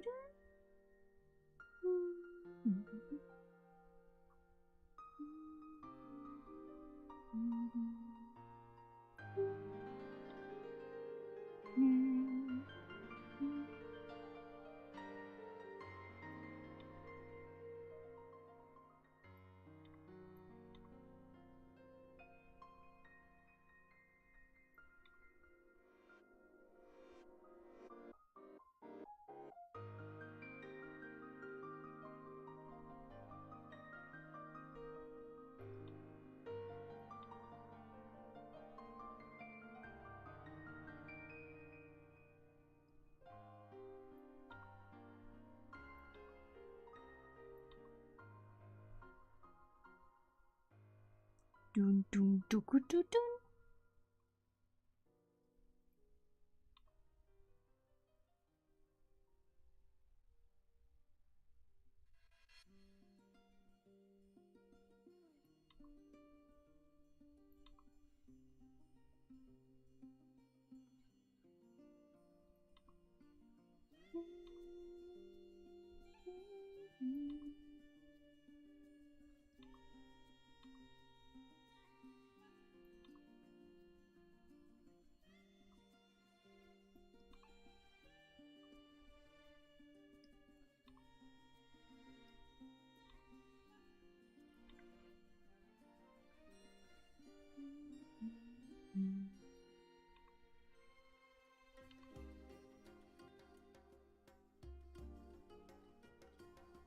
What if I just made them all real? This one's real, this one's real, this one's real.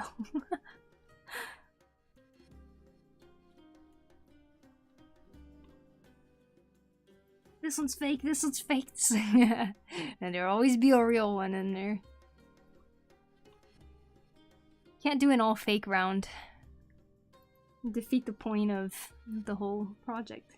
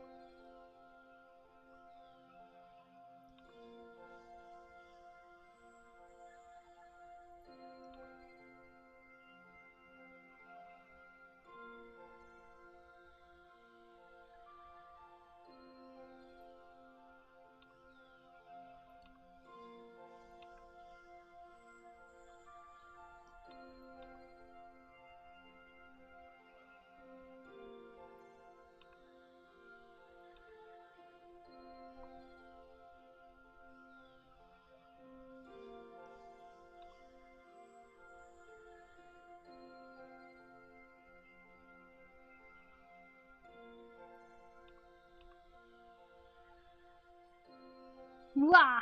Minori. I don't know why my raid sounds are broken. Minori, what's up? Welcome in. Thank you for the raid. I appreciate it. Hope you're doing well. Welcome in, everybody. I draw on animals. Hi, Poku. Hi, Minori. How have you been? Good to see you. I'm drawing animals and I'm coloring them right now, but it's for my next set of Are These Animals Real or Fake quiz. And here's what we have so far. Couple of cute little guys. I'm coloring our next one. We'll have one more after that. Hey, Midget Mickey, thank you for the follow. Appreciate it. How's your stream, Minori? Like to share what you're working on? Welcome, readers. Indeed, welcome, everybody. I've done a couple more of these drawings before.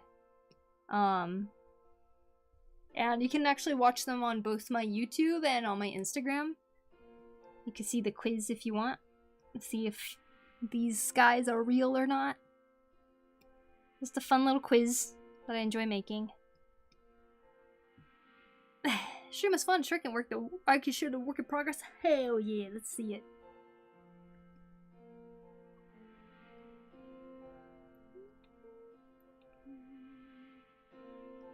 Now we're listening to music from FF14. Surprise, surprise.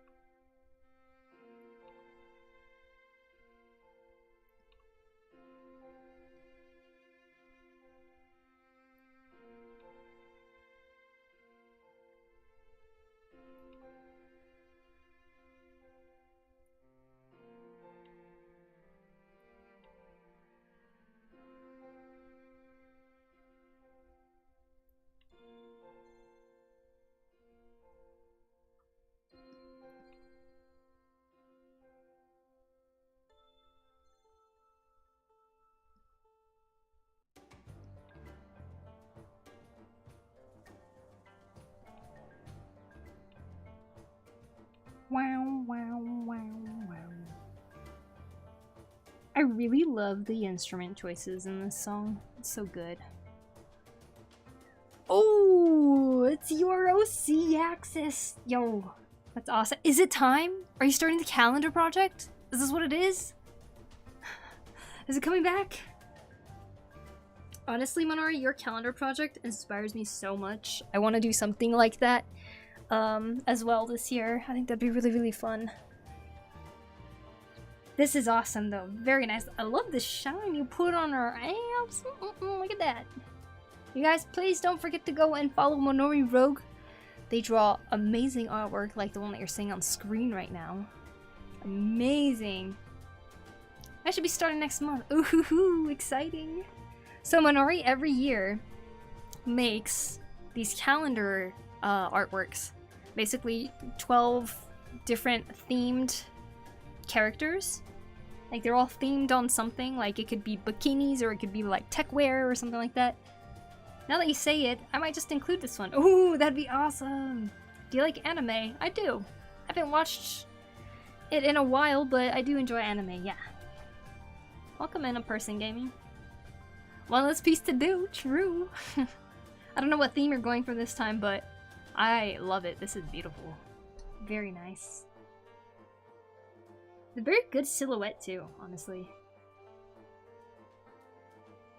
Please go follow Monori, everyone.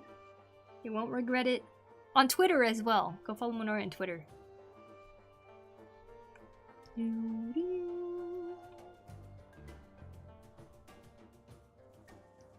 So if it's any of you guys' first time here, welcome in. I usually do art on my stream as well, just like Monori. Because I'm drawing something a little bit different. I'm trying to get people interested in animals. So I've been making these little animal quizzes where it shows unique looking animals, and the quiz game is basically a guessing game. You have to guess whether this is a real animal or a fake animal. So we've done multiple of these so far, but this time, this round, I'm going to be showing this animal here.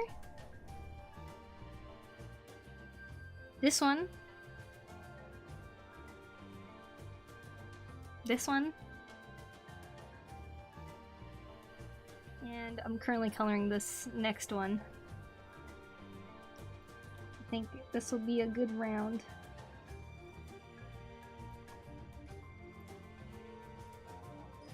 I'm really glad people seem mostly interested in it.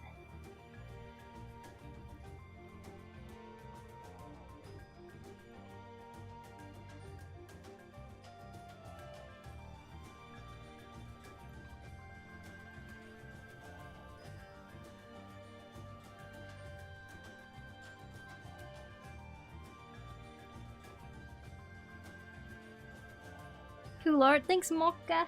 Thank you, thank you. I hope I'm saying your name right. Mocha? Moke? Thank you so much.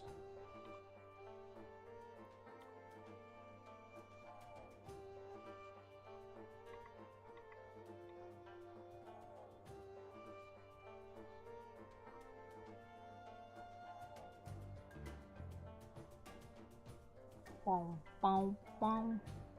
Bong, bong, bong, bong, bong, bong, bong.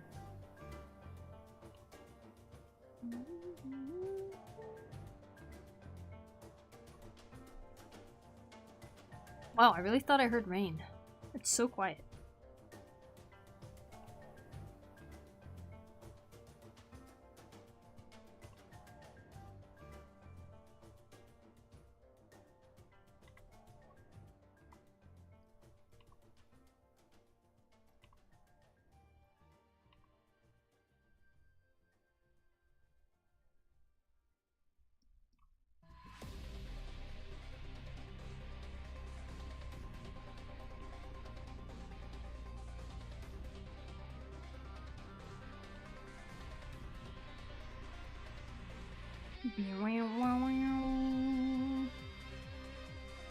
Did I give you a proper shout out? Okay, I did. Good, good.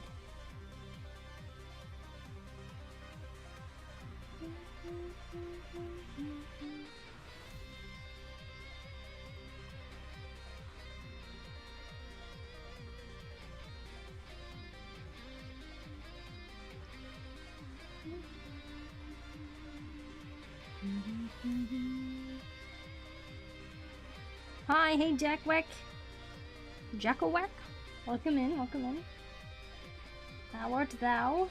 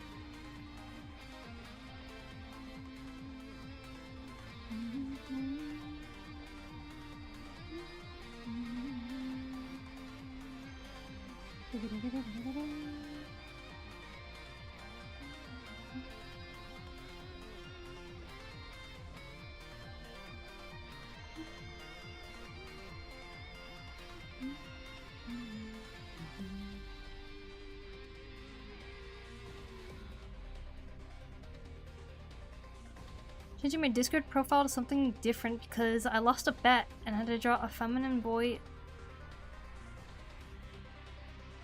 I'm done for? Oh yeah?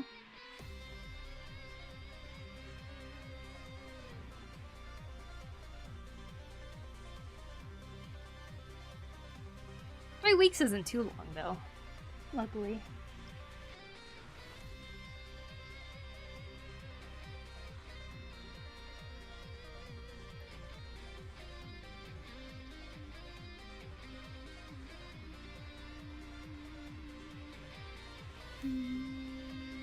But string Poku, gotta run. See you later, Minori.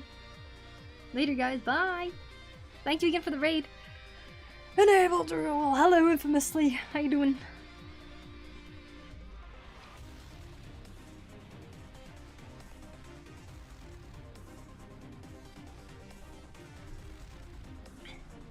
Give me a description so everyone knows it's not a girl. Nice.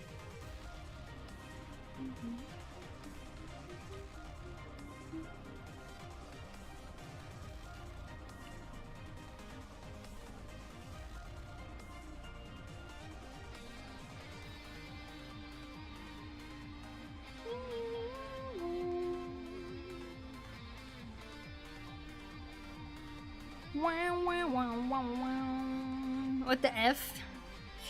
What are you saying what the F to? That drool is enabled? Did you lose your voice, Paco? Oh, yes. Totally. This is my lost voice. Voice.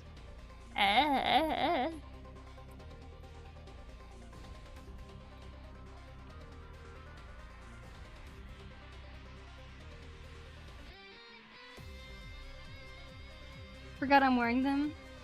Safety headphones? Ah. Does that mean you're hearing everything quieter or something?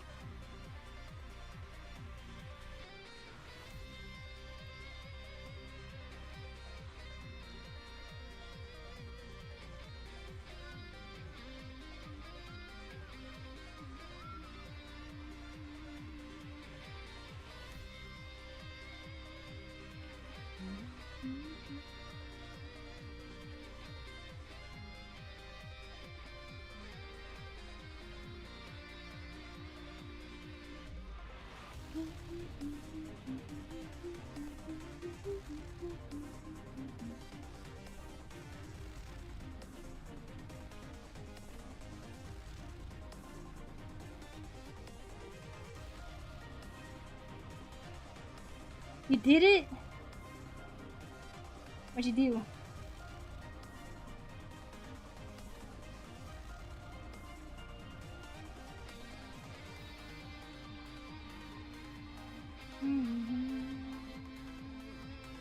Finally, I can impress the ladies. Oh, oh, the cooking! You're making the beef. Oh my gosh. Did you post a picture? Can I see it? Nice drawing though. Thanks, Jack. I have like a scratch right here. A little itchy. Ground beef turned out bomb. Oh man. You know, that's what I think. I think you're actually a good cook.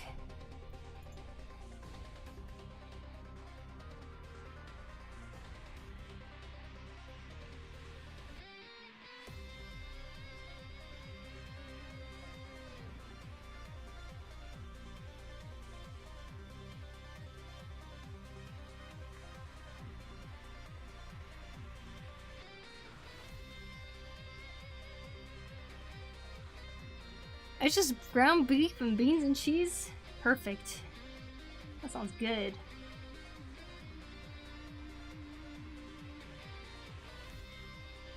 Got all the protein. Protein packed meal.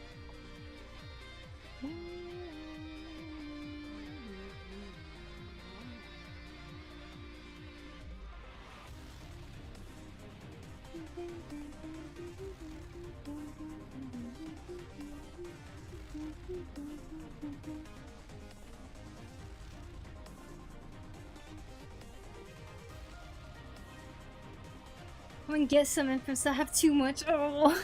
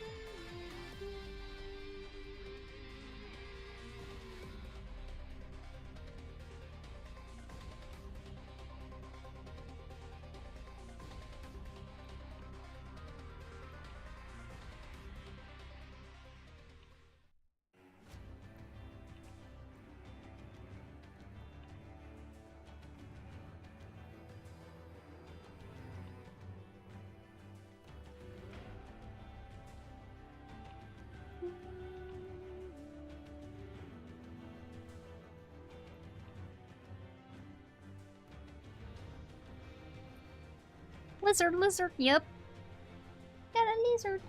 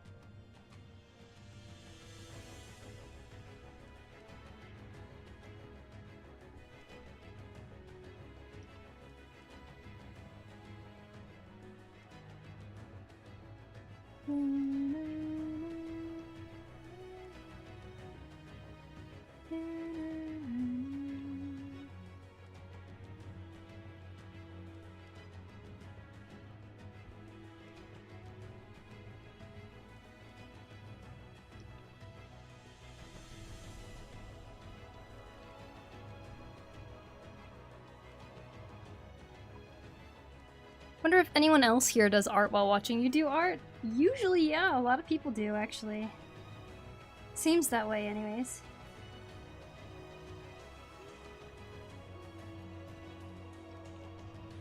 I tend to enjoy doing art too while I'm watching someone else do it.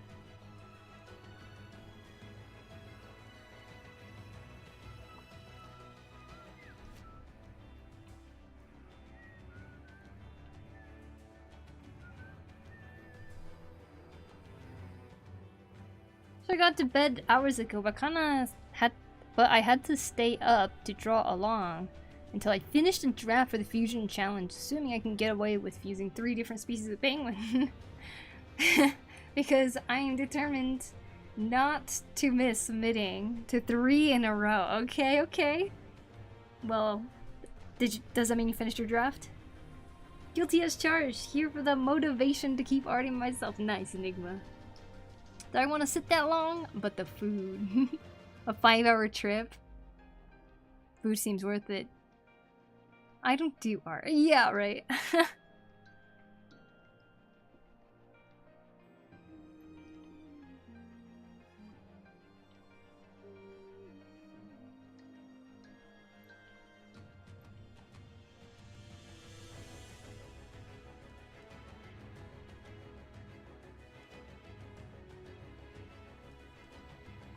Thanks, Ducky Momo. Thank you for the follow. Appreciate it.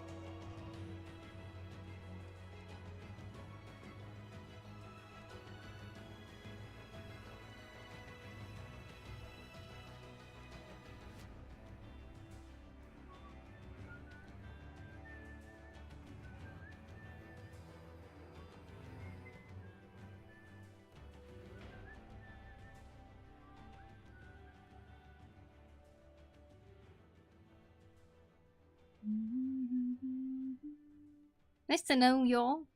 I do the same thing. How do you know what I'm doing? I feel watched. I saw lizard. Oh, well, welcome in, Ducky. We're drawing a bunch of animals, and this is for a short video where I basically ask, is this animal real or fake? Because I'm drawing multiple different unique animals. And I thought it would be a fun game for people to guess.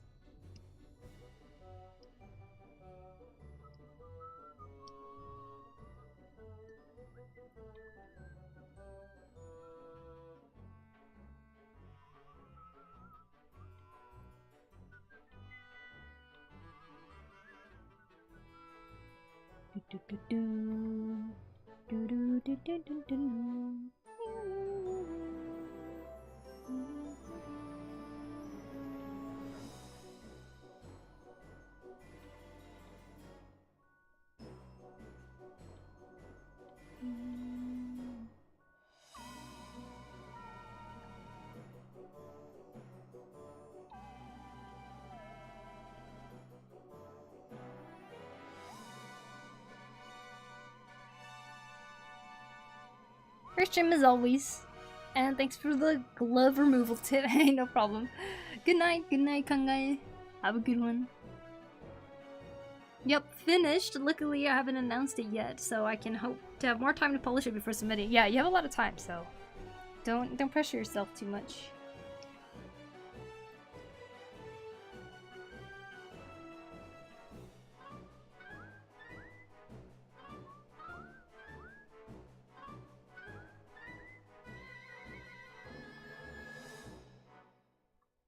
Do-do-dum.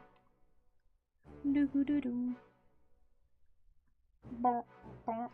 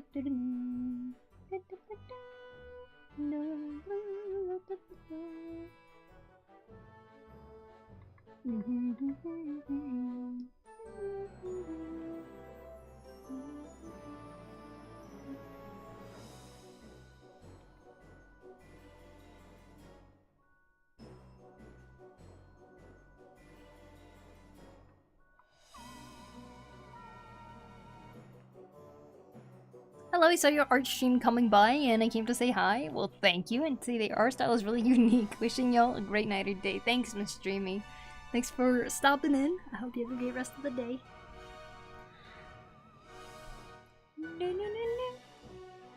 You get 4 hours, guys.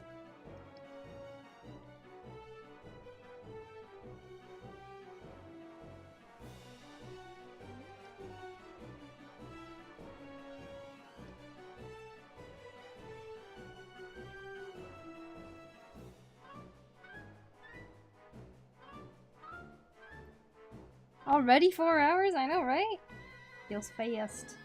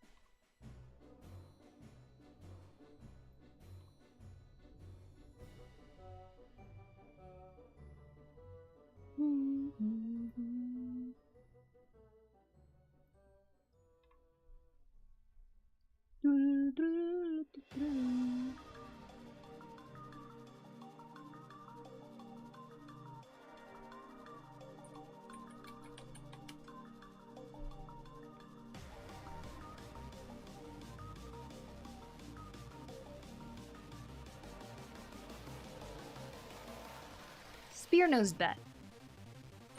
That's what I based this off of.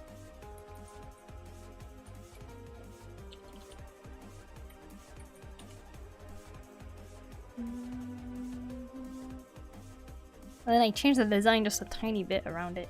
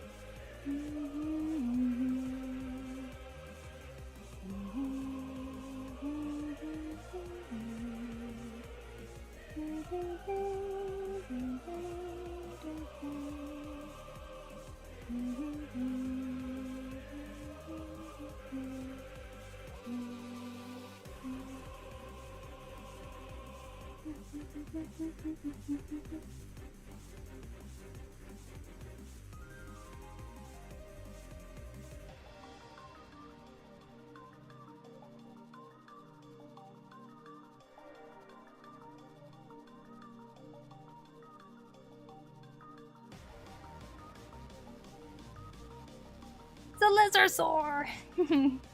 Lizarsaur!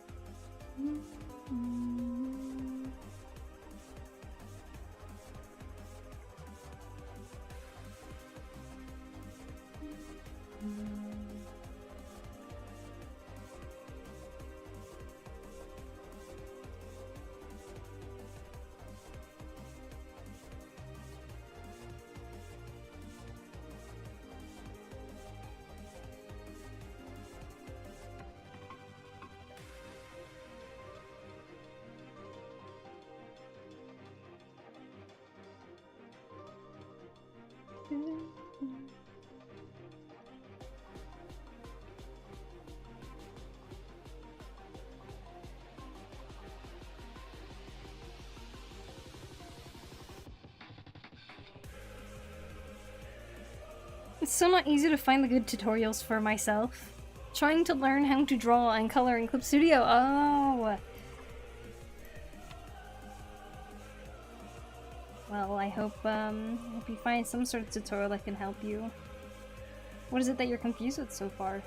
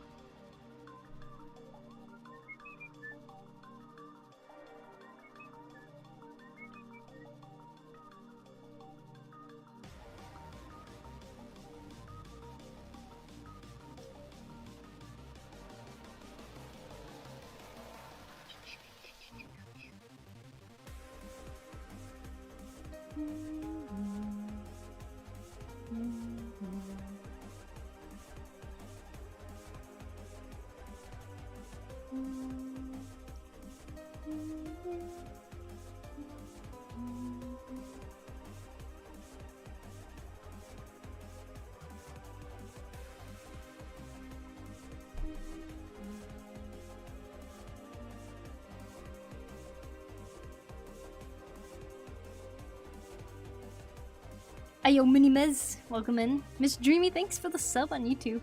My supervisor at work draws too. Oh, nice. Well, brushes, layers, color mixing, all the good stuff, but I think I'll figure it out. Okay. If you have any questions, though, you're always welcome to ask me. Maybe I can help out. And those wireless HyperX headphones, are they good? Yeah, this is the HyperX Cloud Stinger 2. Yeah, I mean, they are lasting quite a long time. They hold a pretty good charge, so I feel like I could recommend them. They're like the most basic tier of headphones, I feel like. The audio is not necessarily outstanding or anything either, it's just like, it's basic. I'm sure there's like a 1 second lag, if anything.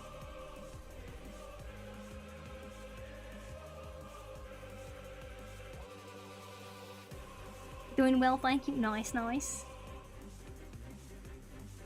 Even the Cloud 3 ones are great, to be honest. I really like the HyperX Cloud Stingers, the first ones. I liked them because they were like, I mean, they were wired, but like, they were really loose on my head, which was super nice for having it on for a long time. Especially with someone who has glasses and stuff. But yeah, these are a little tighter, so I don't really know if I'm a huge fan of them. They hurt my ears sometimes. So sick of wired headphones, I need wireless ones. Yeah, I get that. It's why I switched to this one too.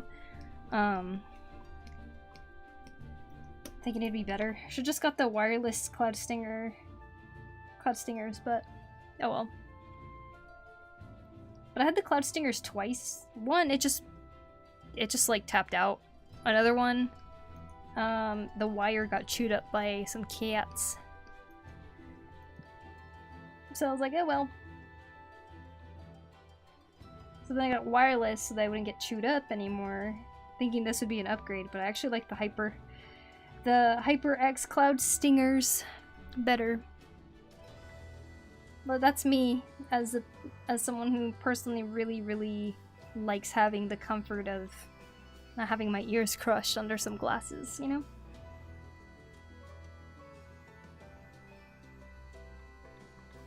You do do.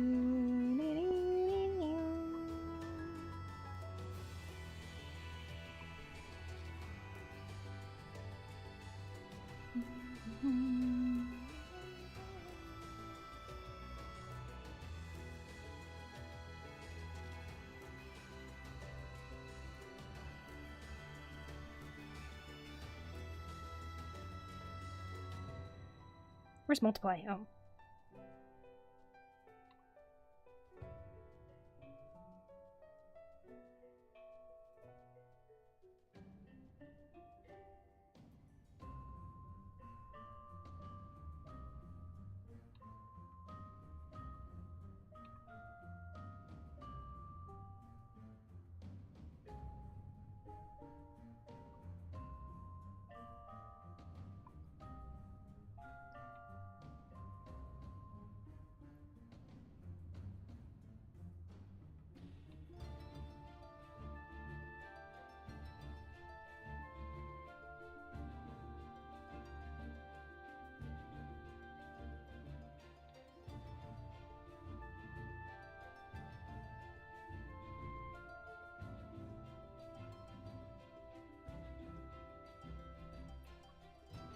With the Poku, I got a very small drawing tablet that works on my phone too to sketch on the road. Hey, nice.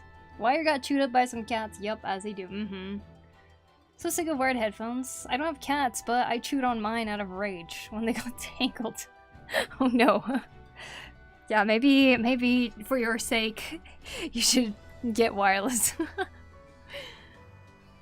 Going night night. Have fun, everyone. Thank you, Divis. Divis. Thank you so much for hanging out.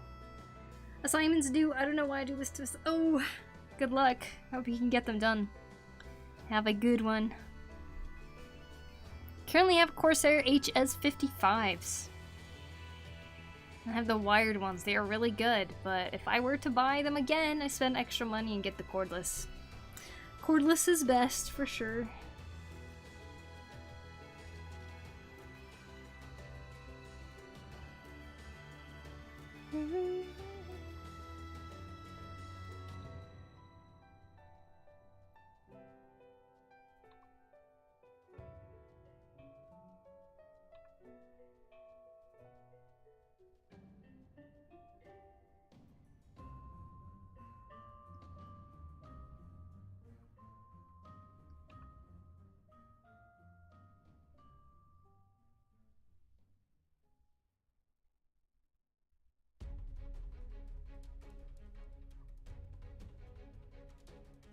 Wrinkly little lizards.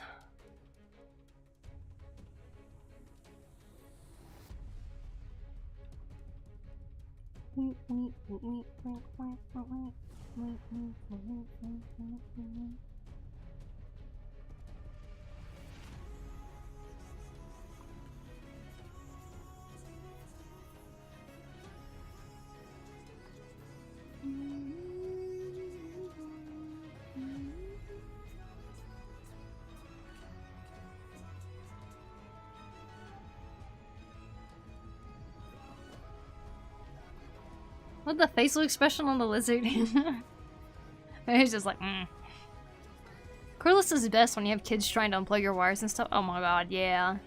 Agreed.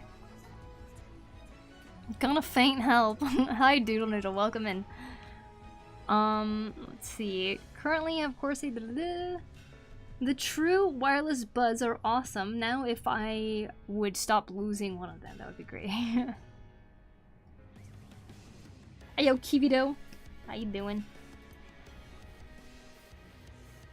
Having a good day?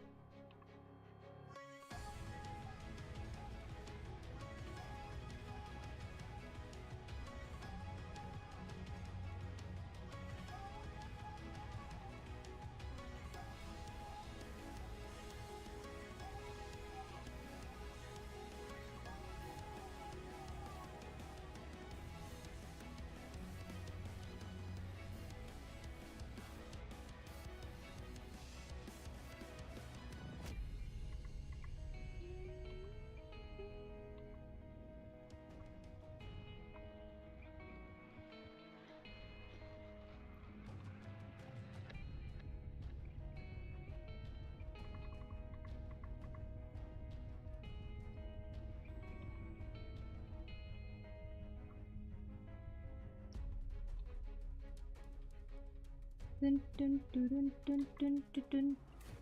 Hi, good morning. Hi, Renee. Renee Ferrari, welcome in. Thanks for the follow, by the way. Appreciate it.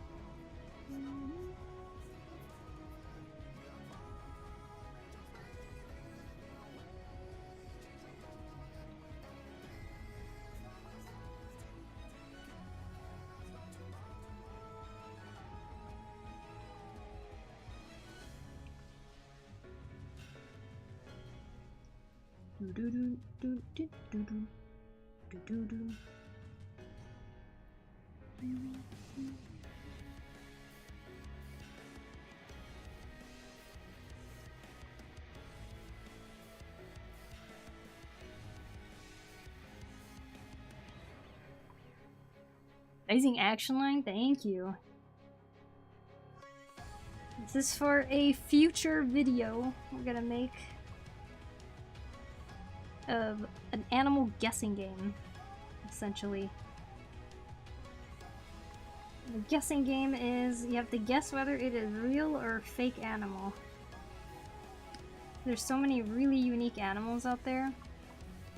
And a lot of us have never seen some of these before. So this is like a fun little thing.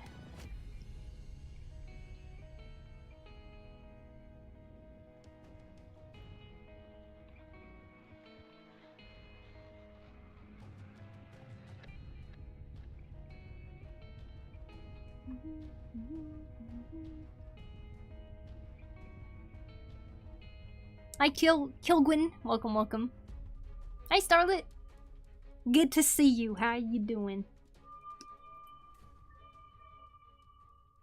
That fire truck. Is that a weird sound? Could you guys hear that? It goes gong gong.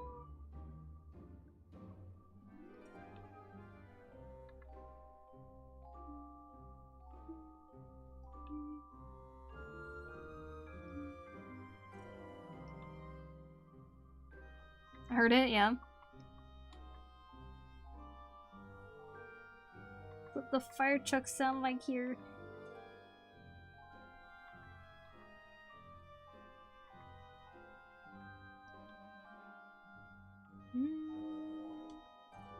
Just woke up. Good morning to you. Hope you had a good night's of sleep.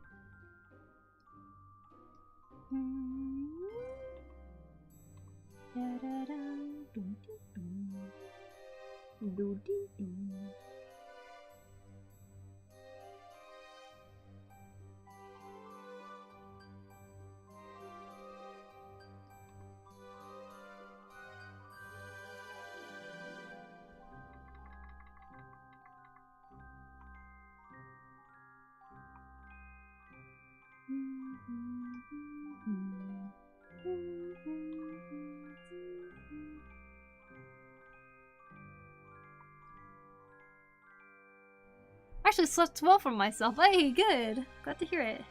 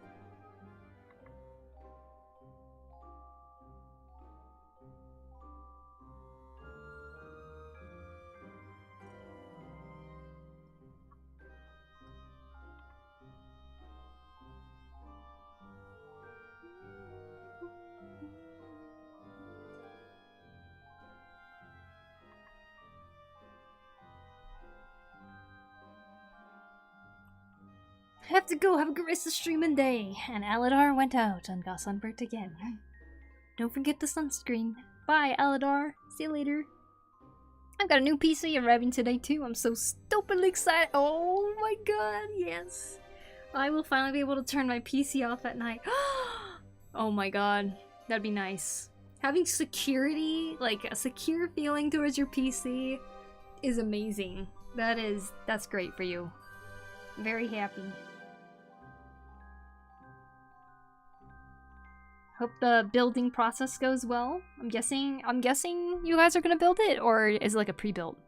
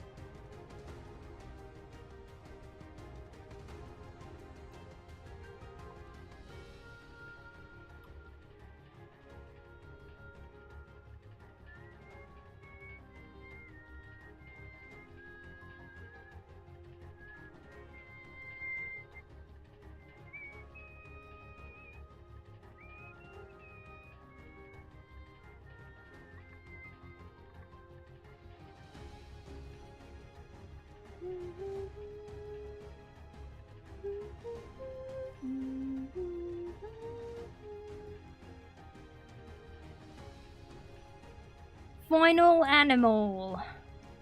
Man, I didn't think it'd take this long.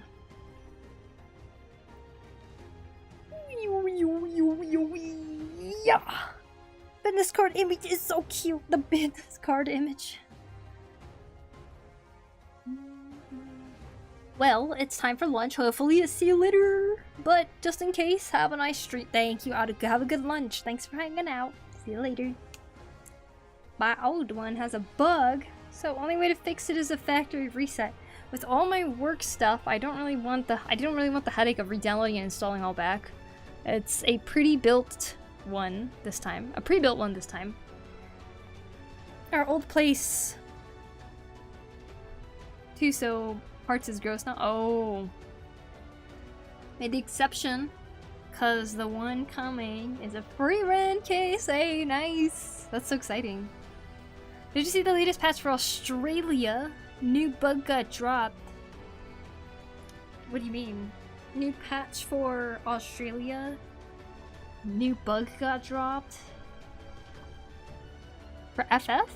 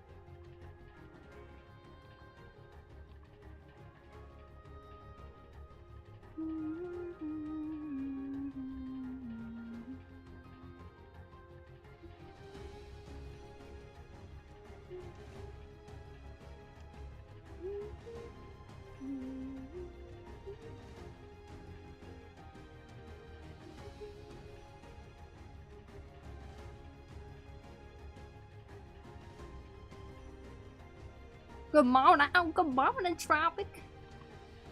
How you doing, girl? What's up with you?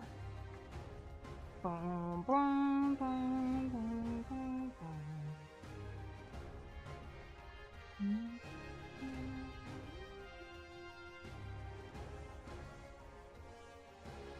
Look at this mustache.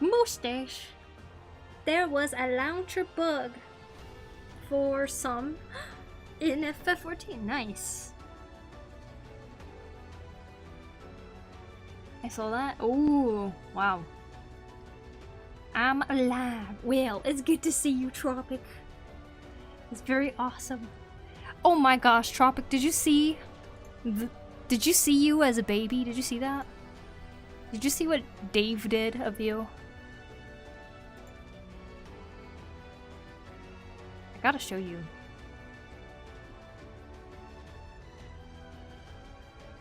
He drew this for Chrono's birthday, right? Look at this. She is the main character in Death Stranding. Look who the baby is.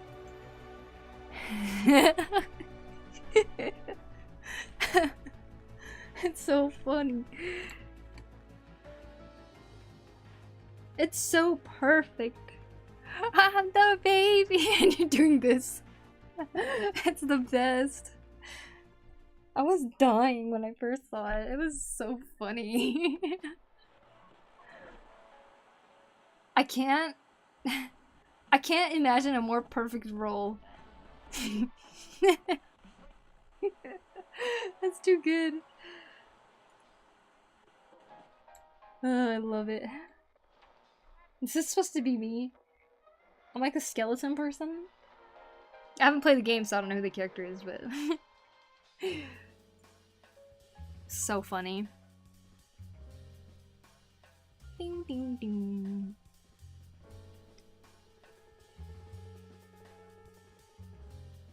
Ding ding ding ding ding ding.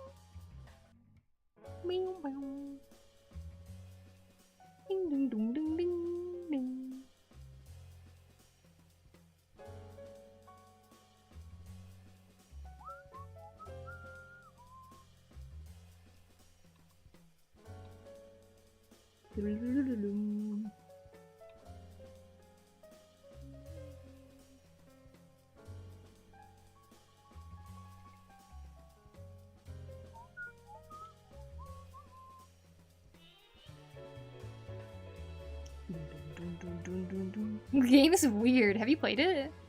Your Pikachu fan art? Thanks. Right? It does feel like that with yellow and black Pokemon. What is this, electric Pokemon or something? Doom, doom, doom, doom, doom. This is for my real or fake animals quiz guessing game thing that I've been making. Do you think this is a real or a fake animal? Freaking Pokemon here.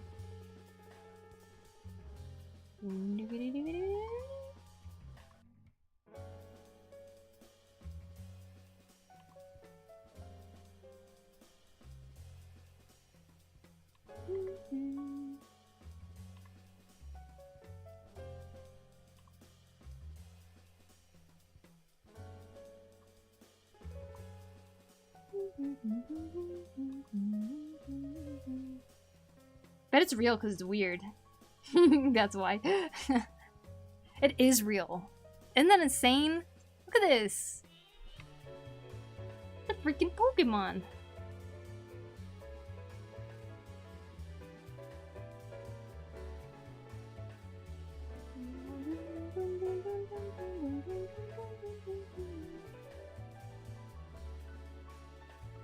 I love him. So cute.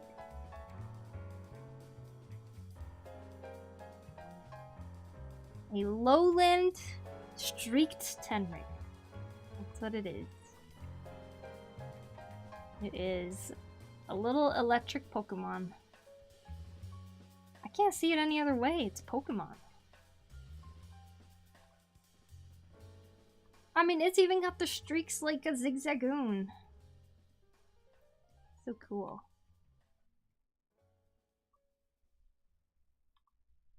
Blum blum blum blum bling blum.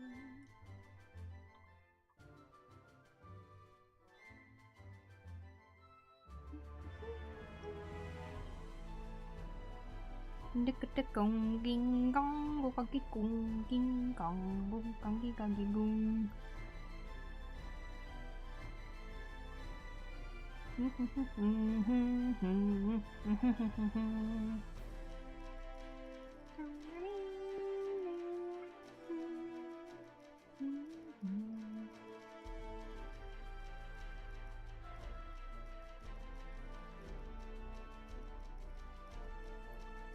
Sonichu, but not cursed. Don't Google that? Okay. I won't Google it then. Love the art you drew.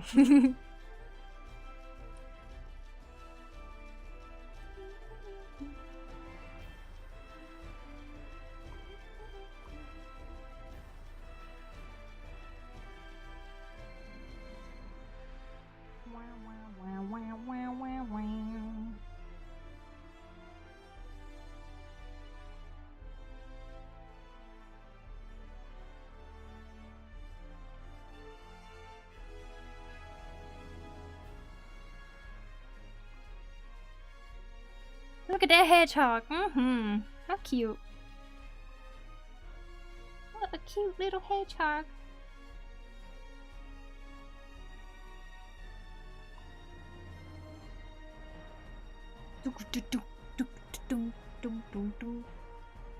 I just can't get over the fact that something can actually be this color.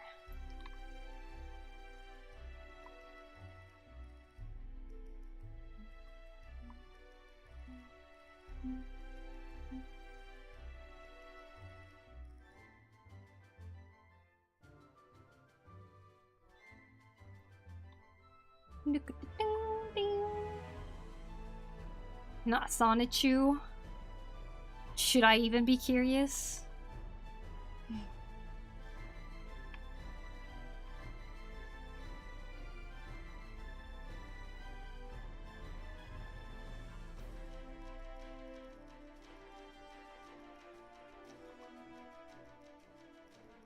No, okay.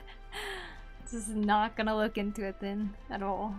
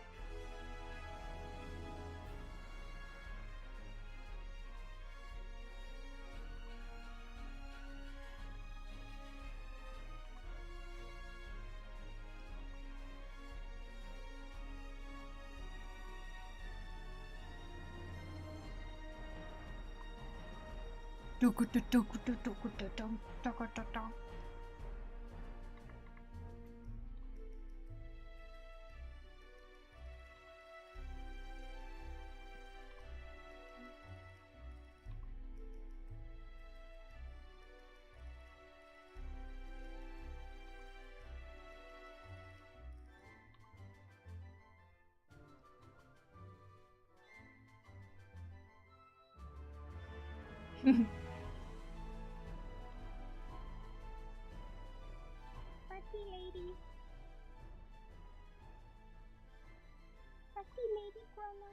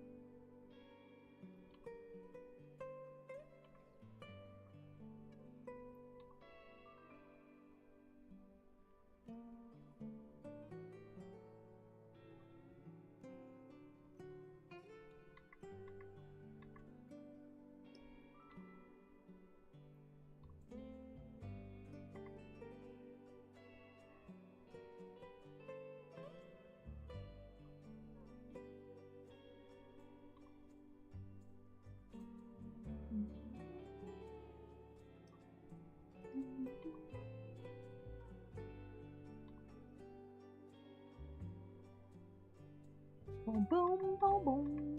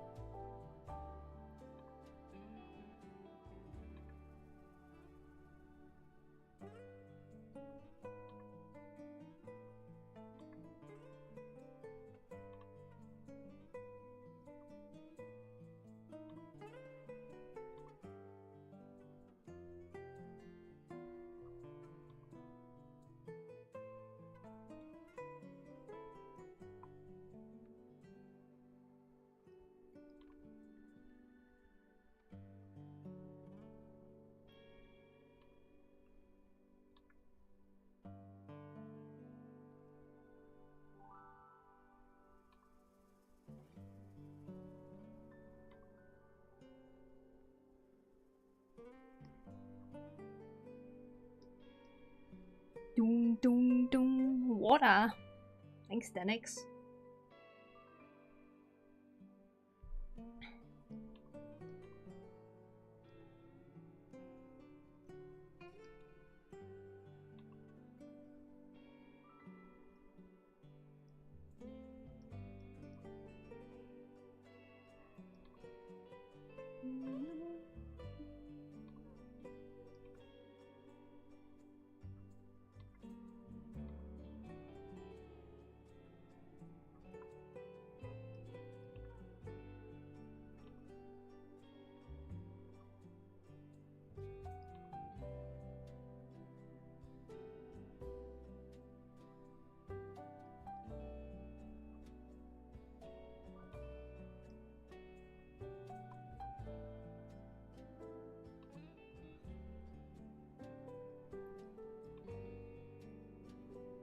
Gotta stay hydrated, mm-hmm.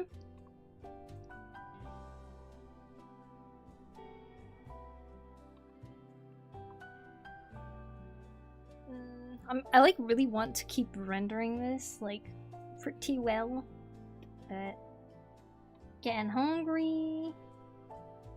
Kinda need a good bathroom.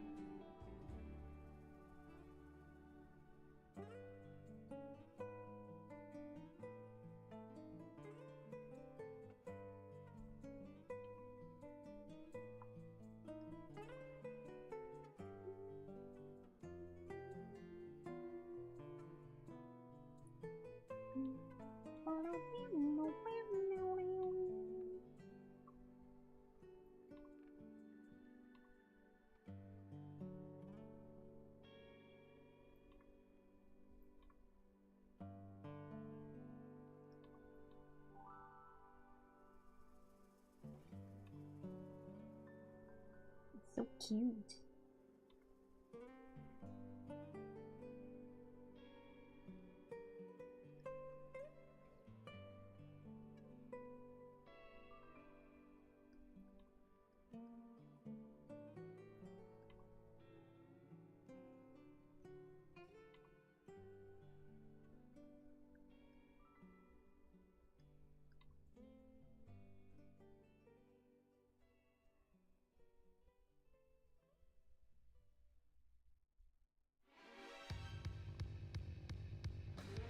Ding ding ding ding ding ding ding.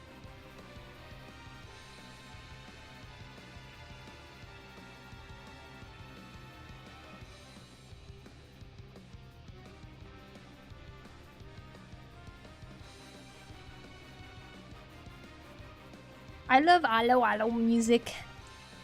Wish I could spell. It's such a chill music for a dungeon.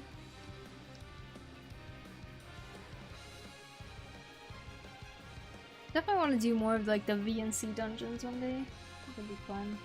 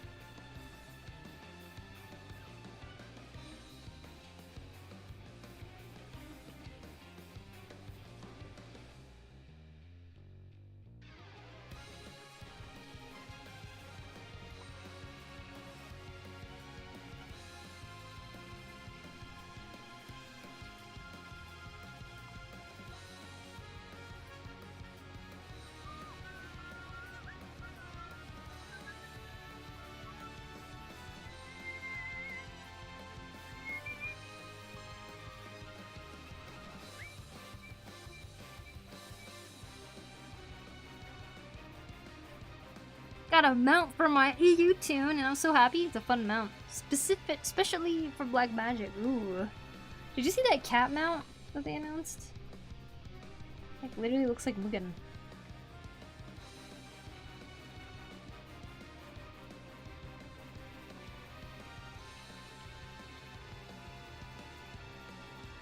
Hey, Flying Frog, kind of disappeared for a bit because I was quite busy. That's all right.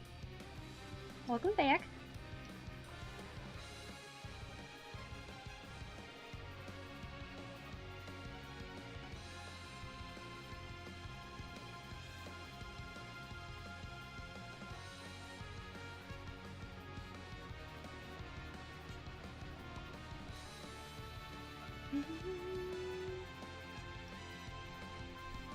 I got it. Oh, you got it? Nice. It's really cute. I didn't know it was out already. There's this adorable little gremlin. What do you think? Is this a real animal or fake? Flying Frog, what do you think?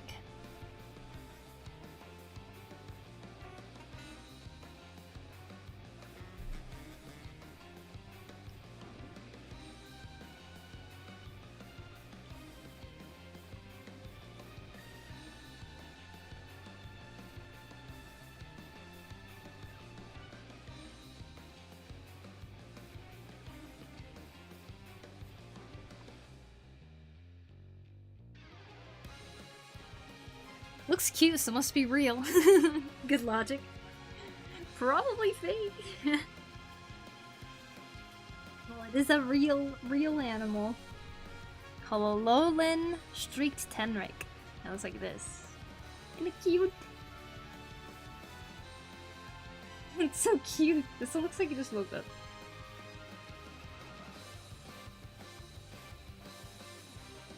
Now his legs look so long right here. They probably look like this when they're not in defense mode, though. They're probably like this in defense mode, though. They must be related to Porcupine, huh? Okay, let's read some info on this guy. For one, let's see what its conservation status is. Least concern, which means it's not endangered or anything. Not even under a threat. It's in Madagascar? It's from Madagascar.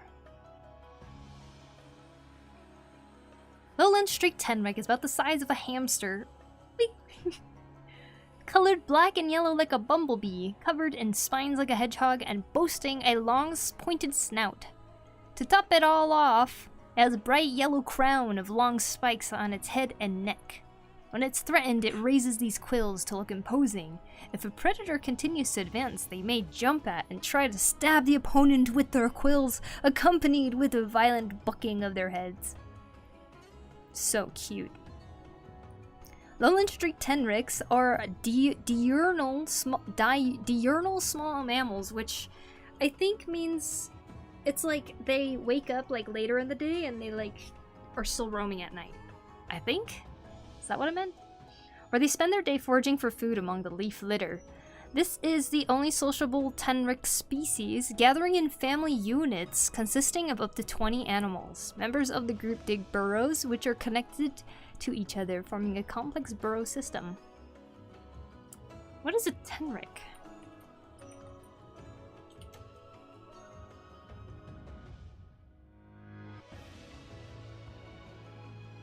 Never seen the little guy? Mm-hmm. Oh, there's white ones too. Some look like A little hedgehog. Hedgehogs are tenrics? Look. It says greater hedgehog tenric. So it's a type of hedgehog, huh? Lesser hedgehog tenric. Yeah! Hedgehogs are tenrics? AI. This is the one in Madagascar. Oh, I love it. Got it right again. They're up during the day like us. That's what diurnal means? Okay. Yeah, there's like multiple wake up terms for like whether the animal is awake or not.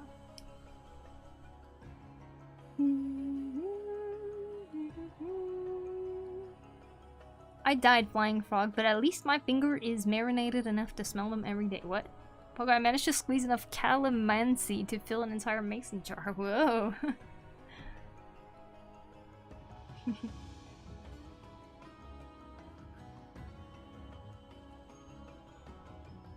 That's really cute. You know, honestly, this tenric looks a little bit like a possum. Its face.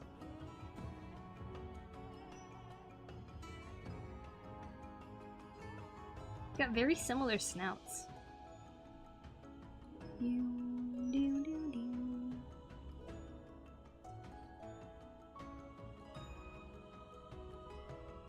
Uh-oh, there's a Sonic character that's a tenric.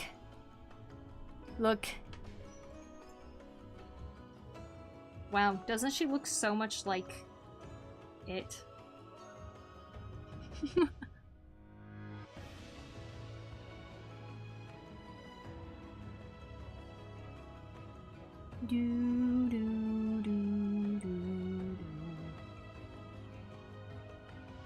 Finally joined the Discord today. I saw your art, Flying Frog. It was awesome. Nice. Alright, guys. I'll probably clean this up a little bit more later, but let me show you guys the 5 animals I colored today. Number 1.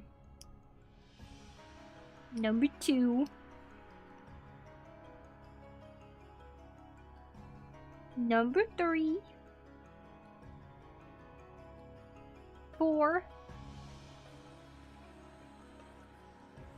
And 5. Good work. Good man work.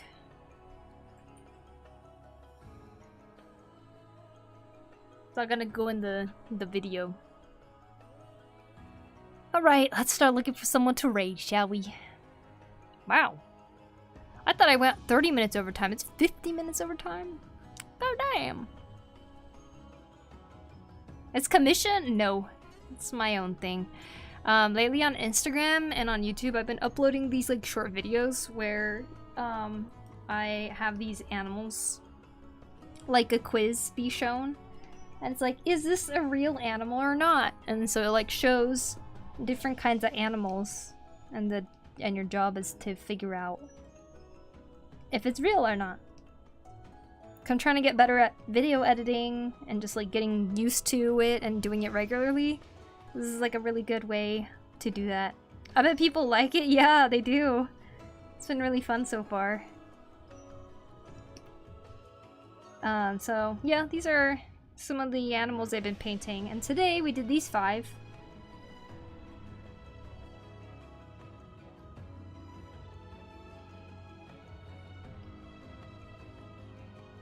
Yay. Slip my socks and call me a philosophical pineapple. May your shadow get a book deal. And your shoelaces gain sentience. Just in the time for the school dance. Carry on, majestic chaos gremlin. Wow. What a sentence. Thank you for the stream. It was fun chilling here for almost the entire stream. Thank you, Blade. You really did. Thank you, thank you. Dang, stream ending. Yeah. We looked at art challenges today. Everyone did a great job. Good job, everybody. The new art challenge theme is fusion. So if you guys would like to join that, you now have 2 weeks to work on it. Let's see. Who to raid? Who to raid?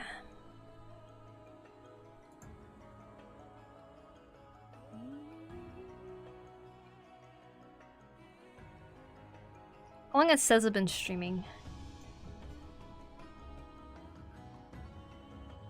Ooh. Ooh, she's an hour in? Okay, let's go say hi. Stream ending? Yep. Hi, Kelly. Welcome back. Thanks for the stream. It was fun chilling. Wait, I already read that part, but thank you again for hanging out, Blade. Fusion, Thank you, Loki. Thanks for hanging out. We shall go and raid Seza today. She is doing a charity stream. She has been for the last couple days, and we should go and support her. Thank you all for hanging out. I shall see you guys again soon. I don't know if we'll keep doing animal stuff on stream. Maybe. I do want to make some more. I think doing it in bulk would probably help me with keeping more consistent with it, so we shall see. Thank you everyone for hanging out. I hope you all have a great rest of the day. Oh, I just got back. Oh, sorry, Duke.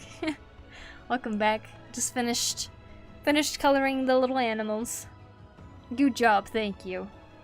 Well, the VOD will be up on YouTube, you guys. If you watch it, that would be helpful because I have 70 more hours left to reach for the first milestone of unlocking memberships on YouTube.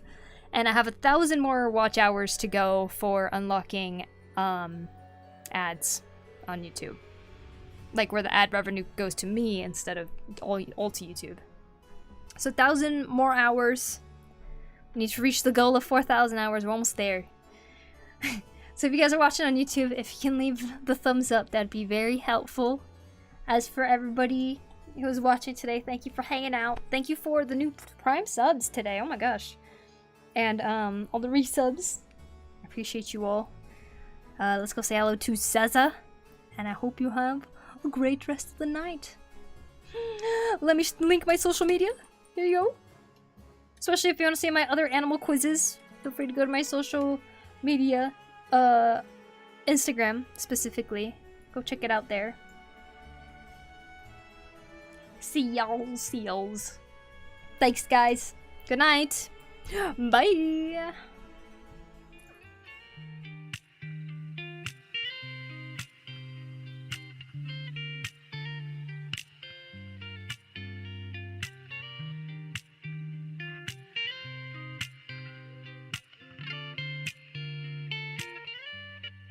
My first girlfriend turned into the moon.